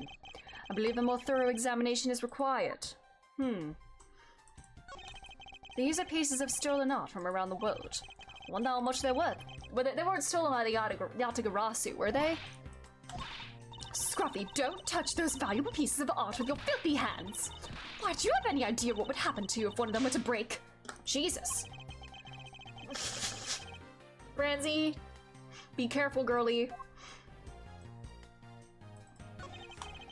This is the document we thought was stuck earlier. I wonder what it's about. It's me, sir. Why don't we take a look at it before we give up, Detective? Mr. Kochan's name is written here on the last page. Page 1 of 3, 3 of 3. Where's page 2?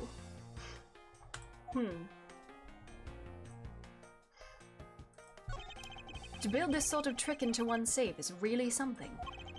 Yeah, it's neat how this safe has 2 compartments, but what's really impressive is that the other end of a key was another key! I totally hadn't noticed! I wonder if Mr. Kochan was just paranoid or if he had secrets of that greater value. Speaking of paranoid, I went sharp in both ends of my pencil. Then when I went to erase something, I got all paranoid that I was gonna stab myself. Please refrain from dispensing your special brand of unrelated stories while on duty. Yes, sir. Okay. Is that everything in this safe? Well, this. Found the key to the Yata-Garasu, no Miss Yu, stole 7 years ago.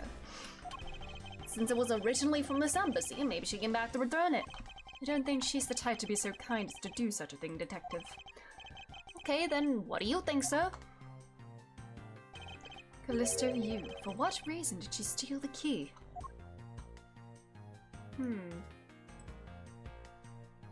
Was she an art thief rather than the Yata-Garasu?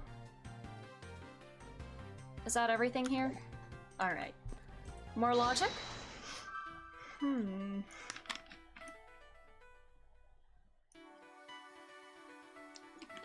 Alright.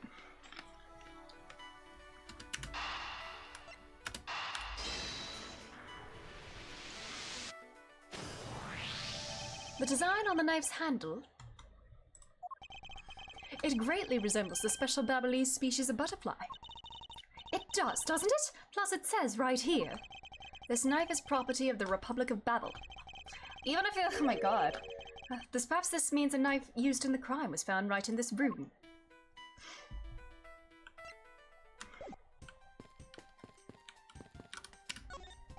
Oh.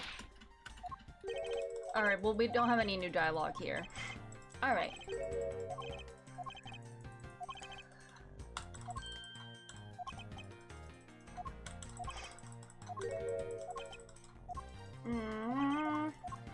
Alright, let's do this now.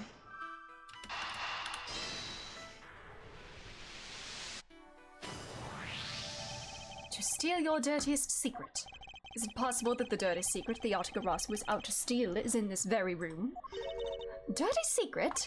Franziska, you're in pursuit of some dirty underhanded dealings yourself, are you not? Something tells me that this is no coincidence.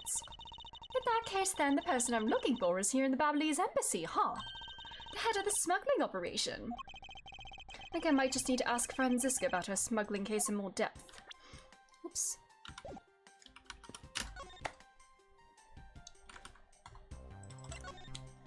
Franziska, when we last talked, you said you were on the trail of a smuggling ring. I suppose the reason you were here right now is related to that. Yes. After analyzing the intel we've gathered from various countries, this embassy rose to the top of our list of sites to investigate. And this is what tipped us off. Document number 2. Ah, it's an accounting document. It's only one page of the whole thing, so we're not sure about all the details. However, it's enough for us to grab onto the tail of the beast. For you see, this type of paper was made only in the Principality of Cadopia. Oh my god. So it's an older one, which means that somewhere in the countries of Alabasta and Babel is the head. The one pulling the strings behind this entire smuggling ring. That's Franziska for you. She's amazing, pursuing this case with all she has. Alright. It might be this guy. I mean, if it's not Manny, I could see this guy being involved.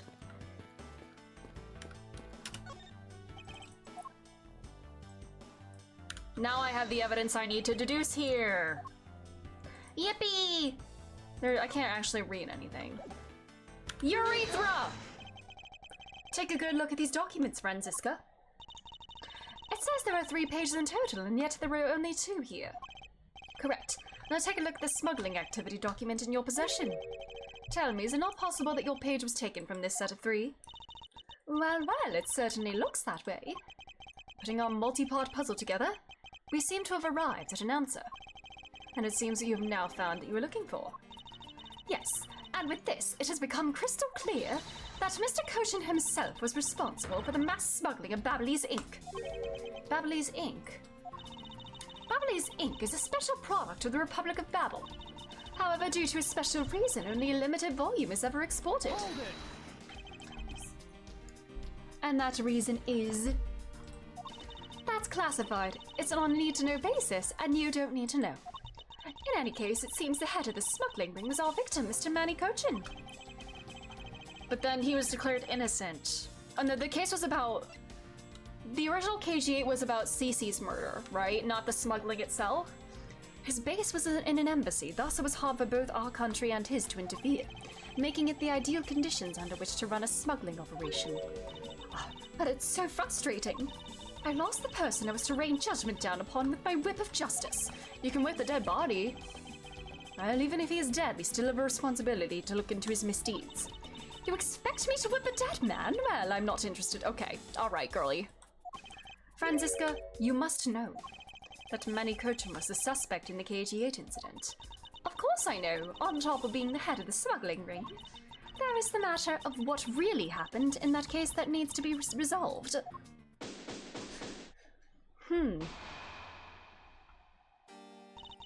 Are you done investigating? Okay. You realize now, don't you, that this girl is the only one it could be- Girl, we literally just started. Now come along quietly, Yatagarasu K. Faraday. You are under arrest for the murder of Manny Kochin. Mr. Edgeworth! Please, you have to believe me, I didn't do it! I chased the fake Yatagarasu in here, and he was already... He was already... Is this the fake? Or was it... him? You have the right to remain silent. Anything you say can and will be used against you. I'd like to help you reduce the number of mistaken arrests Interpol makes. What is that supposed to mean? I believe I told you that Kay Faraday is not the culprit of this crime. Very well. I suppose I have no choice. I'll show you just how foolish you're— Hey, only Franziska can say that! Don't steal her lines! Even your police confirmed that the Yatagarasu infiltrated the Babalese embassy tonight. Utilizing the confusion caused by the fire, the Yatagarasu snuck into this embassy. Furthermore, this girl claims to be the Yatagarasu.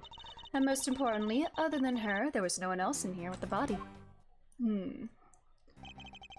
Your reason for suspecting Kay is because you think she is the Yatagarasu. Exactly, but it isn't just me.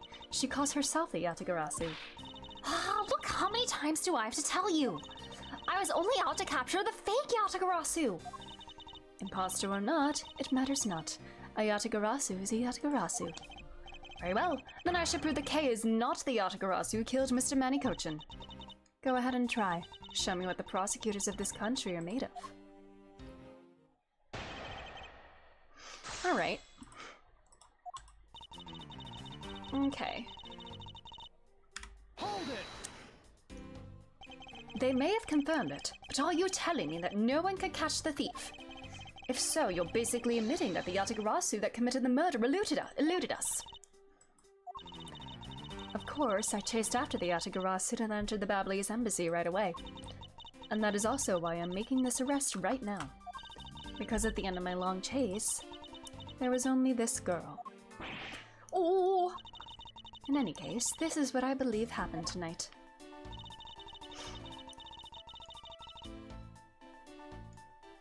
Hold it! The confusion caused by the fire. Are you saying that the Yatagarasu was not the arsonist who started the fire? A suspicious person in a long coat was spotted in the area. Officers in the area claim to have seen that person start the fire. It sounds like we have a phantom in our midst. A phantom thief? Yeah. Oh my god, was it Gumshoe? Oh my god.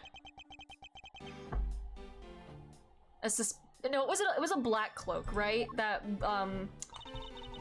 That's what Faye said.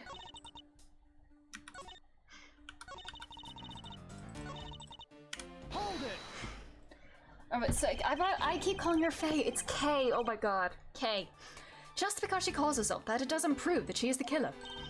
No, but it does give her a motive. The Yatagarasu sent a card saying, "I will be there to steal your dirtiest secret."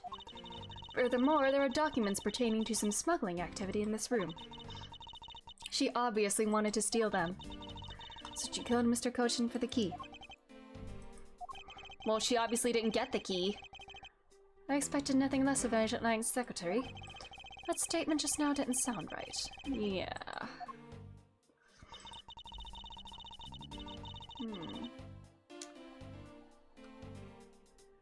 I mean...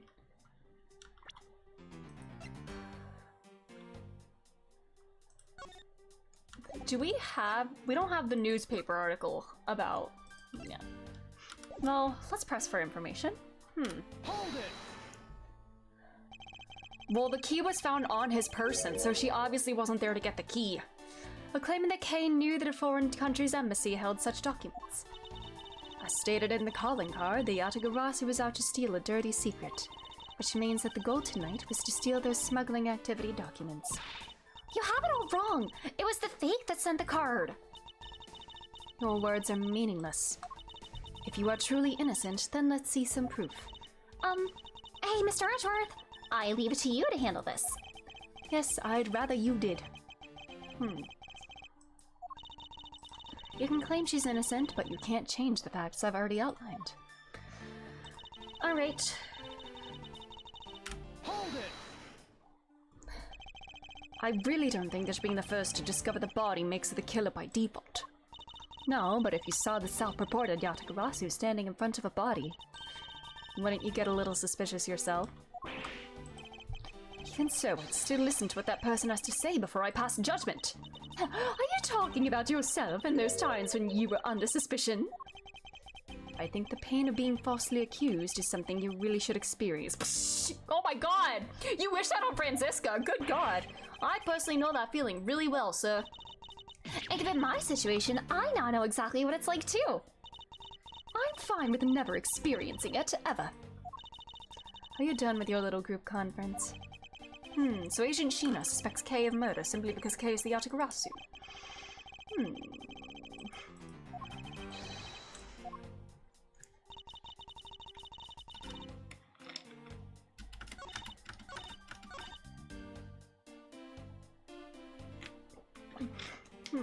Alright. Okay. Alright. She killed him for the key. Well, we found this on his body. And also, the documents were in the safe. I'll go with this and say, I'll go with the picture and say the key was still on his body.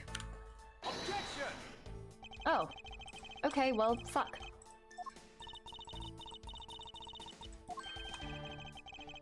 Alright.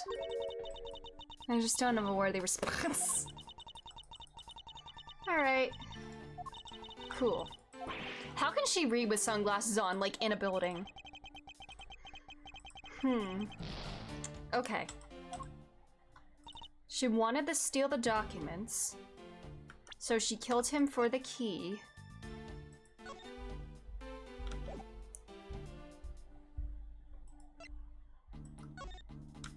I mean...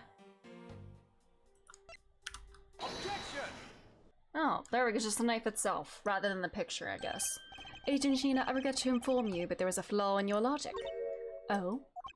Even if you claim that she is the killer and they are Garasi, I'm certain that securing the smuggling documents is not the motive behind the murder.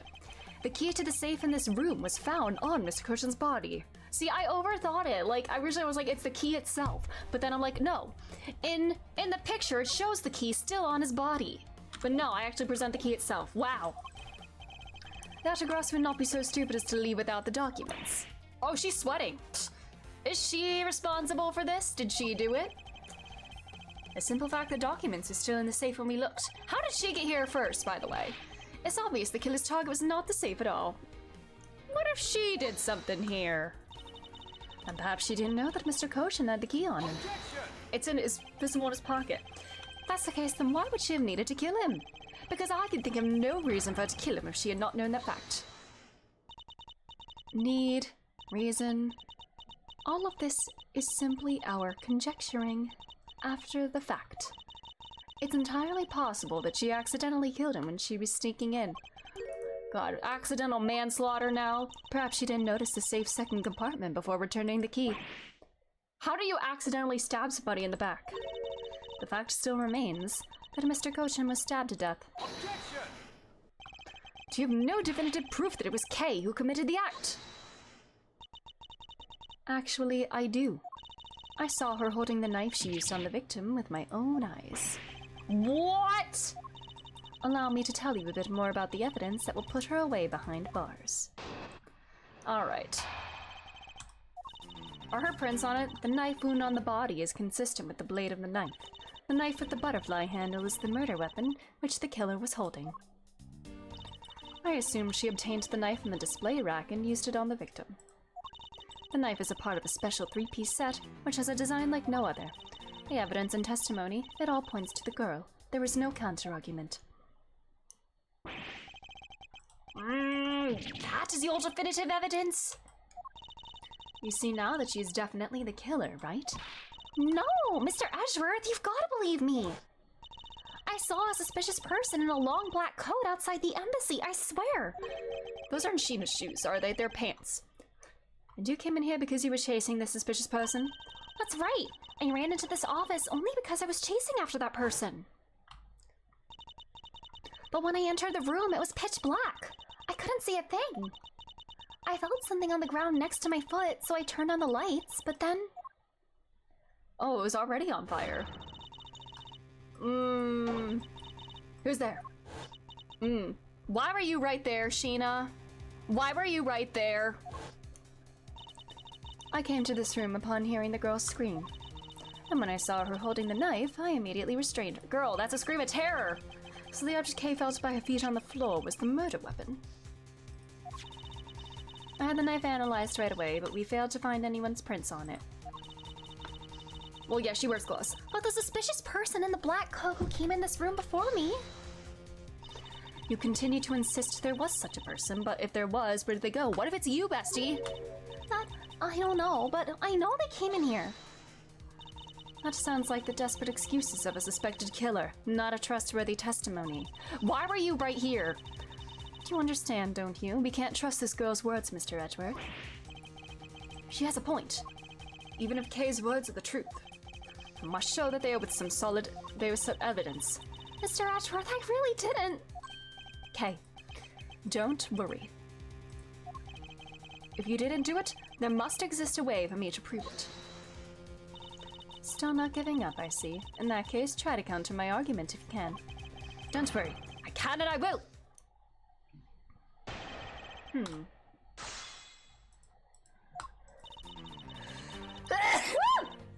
Sorry.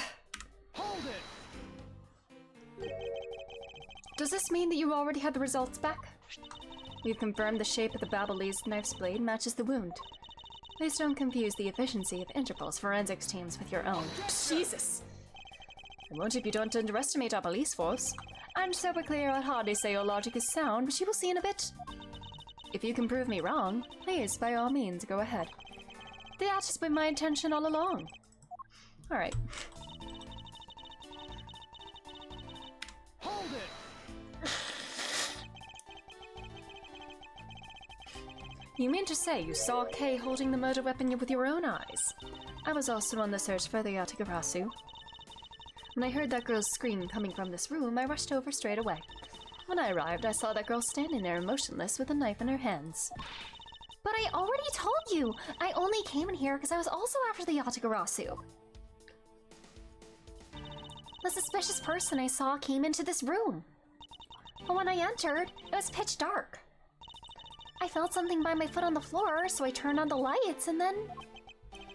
You found out that it was the murder weapon at your feet. How many times do I have to tell you we can't trust the words of a suspect? The only thing you'll accept as evidence, is it? That's the only acceptable way to counter an agent of the Interpol on the scene of a crime.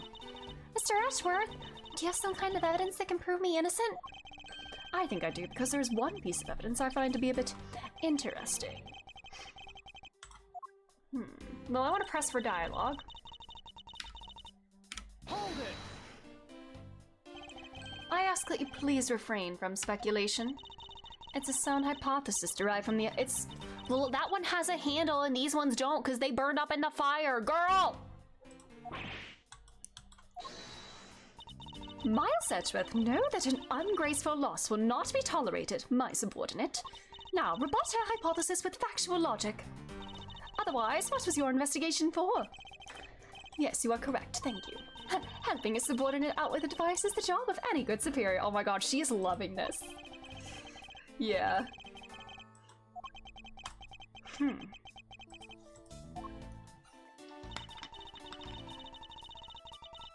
Hold it! About the three-piece set, is there really no other like it? Let's ask Ambassador Paleno for more details, shall we? The knives are indeed special. They have the butterfly, the symbol of the Republic of Babel, engraved on them. And because there are only 3 of them in the world, they are very, very valuable. A national symbol, huh? The knives are covered in butterfly design. Along with the Alabastian set, our respective countries only have 3 knives each. I see. Are you satisfied now? If so, let's continue. Alright. Hold it! No, I believe there is still room for debate, and I'll thank you not to decide that for me. I didn't decide anything for you. I'm merely looking at reality the way it is. Objection! Are you sure you're not just viewing the facts through rose-colored glasses? Psst. Those are not rose-colored, buddy. Mr. Edgeworth, I think she's mad at you. Psst. Perhaps. But our definitions of reality are a tad different. Are the 2 of you done chatting? Agent Sheena's proof is the Babyliss knife that Kay was allegedly holding. Yeah, so, how are you gonna prove that Kay didn't do it, sir? If Agent Sheena wants to suspect Kay merely because Kay was the only one here, then I must show with evidence that Kay couldn't have committed the murder. Do you have such evidence, sir?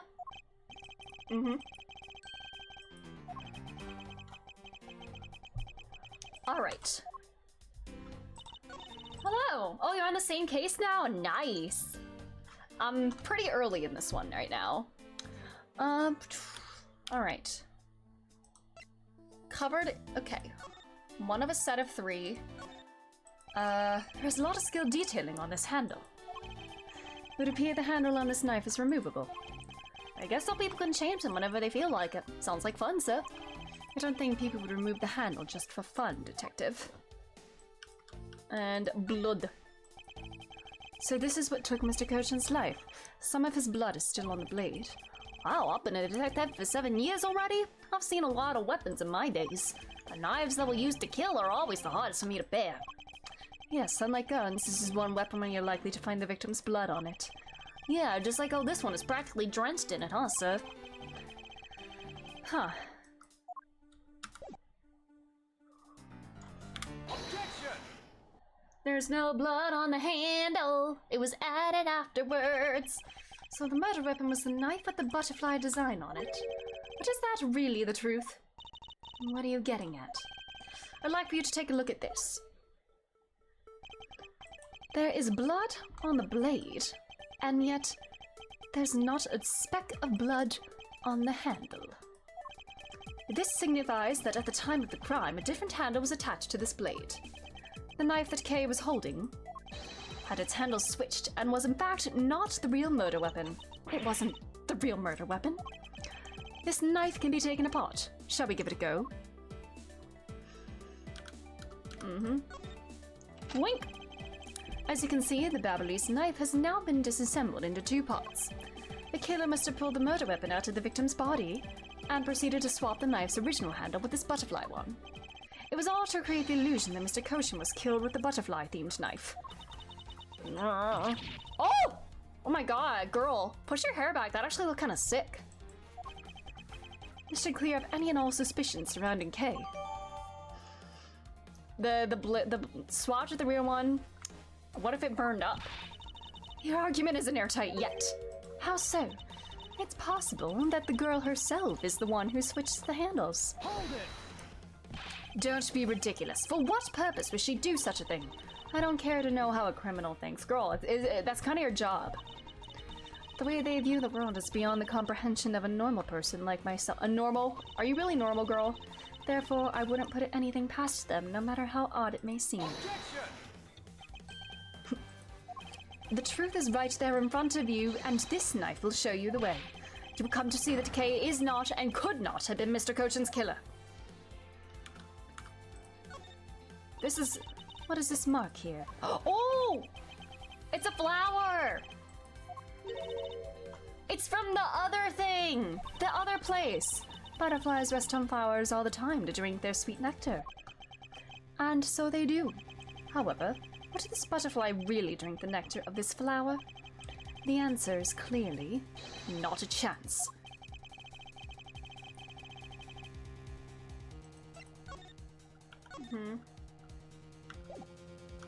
Oop, Take that! You can't be serious. It appears you made the connection. The flower on this blade is designed after a certain country's national symbol. That's right, the Kingdom of Alabast.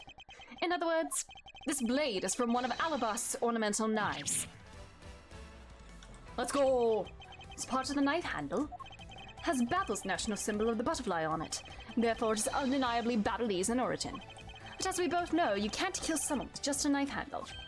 Incidentally, when exactly did the murder occur again, Agent Sheena? Ooh, after the fire had broken out. That's right. Kay entered the Babyliss embassy after the fire had taken place. Furthermore, she had not been to the Upper Alabastian side of the building before then. On top of that, not a single person passed between the 2 countries during the fire, which means that Kay could not have transported an Alabastian object over here. This makes it impossible for her to be the true killer. Woo, way to go, Mr. Edgeworth, sir. What a great victory. Now she's gonna pull something else out of her ass, because Kay's still gonna be the suspect, huh?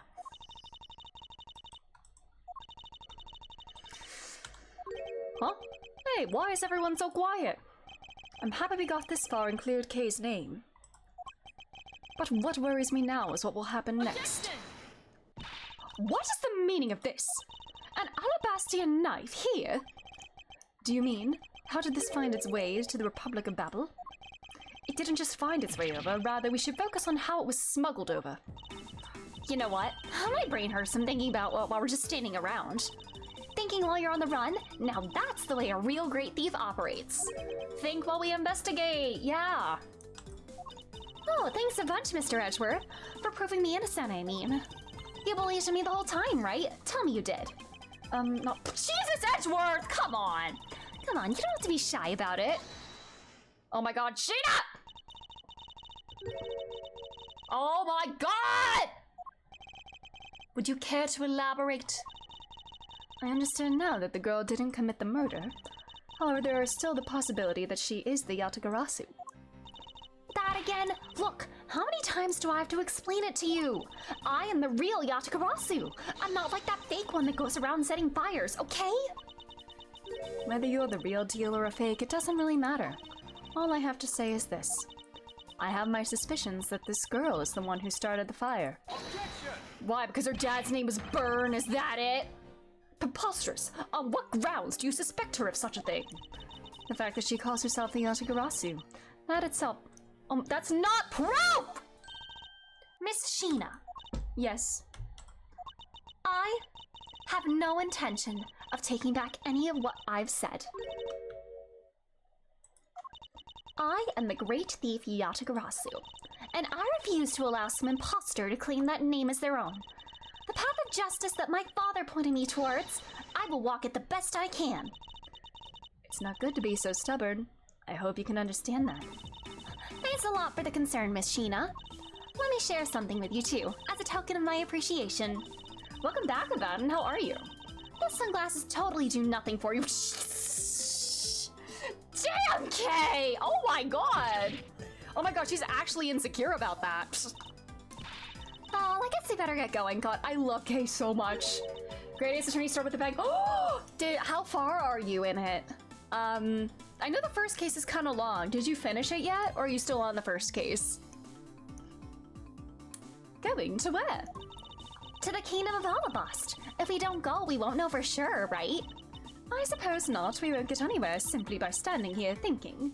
Still on the first one. Hee, that's exciting. I'm not gonna do this whole case. Next time, I'm probably gonna end in a couple minutes actually, because I've been live for quite some time. If we get to a to be continued in the next couple minutes, I will stop there for today. Yes, they bring an English woman student to the court. Ooh, interesting. To see where the Alabastian knife came from, we'll have to pay the Alabastian embassy a visit. Let's go, Miles Edgeworth. As you are my subordinate, I will not tolerate you bringing the investigation to a halt. Understood. All right.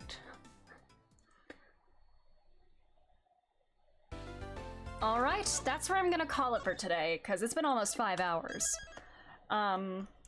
Middle, Shi Long Lang pushes back. Uh-oh. Good lordy. All right. That's where I'm gonna call it for today. Thank you all so much for being here. I will be back with this on Monday, about 5:30 p.m. Eastern Standard Time. And then I'm thinking I want to do something fun on New Year's Eve, I think. What if I played a Sonic game on New Year's Eve? What if I did that? I don't know. I want to play something like silly on New Year's Eve. I don't know. We'll see. I might do something different for the festivities and everything. I normally don't stream on Sundays, but we'll pick up with this on Monday.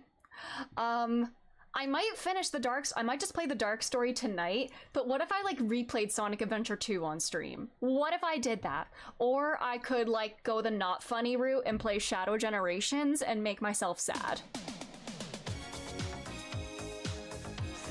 I should probably play some other games before Shadow Generations. I should probably play Sonic Heroes, and if I really wanted to... You know what? I don't know. I did get a capture card for Christmas, but I don't know if it's compatible with a GameCube or a Wii. If I can somehow migrate a GameCube or a Wii up here and it's miraculously compatible with my capture card, what if I just played Shadow the Hedgehog? Listen, because I know Shadow the Hedgehog is not a good game. but it seems unintentionally hilarious, and I need to experience it for myself. The Shadow fan dub is also my favorite of the Sonic fan dubs. The Shadow one is really good. It's very silly. Come to my house to play Wii. You're down for a Sonic game? Okay, we might do that on Monday, just for shits and giggles. Or Tuesday, I mean, New Year's Eve. But Monday, we will pick up with this game. So thanks again, everybody. Have a great rest of your day or night, and a great rest of your weekend as well. And yeah, that is all.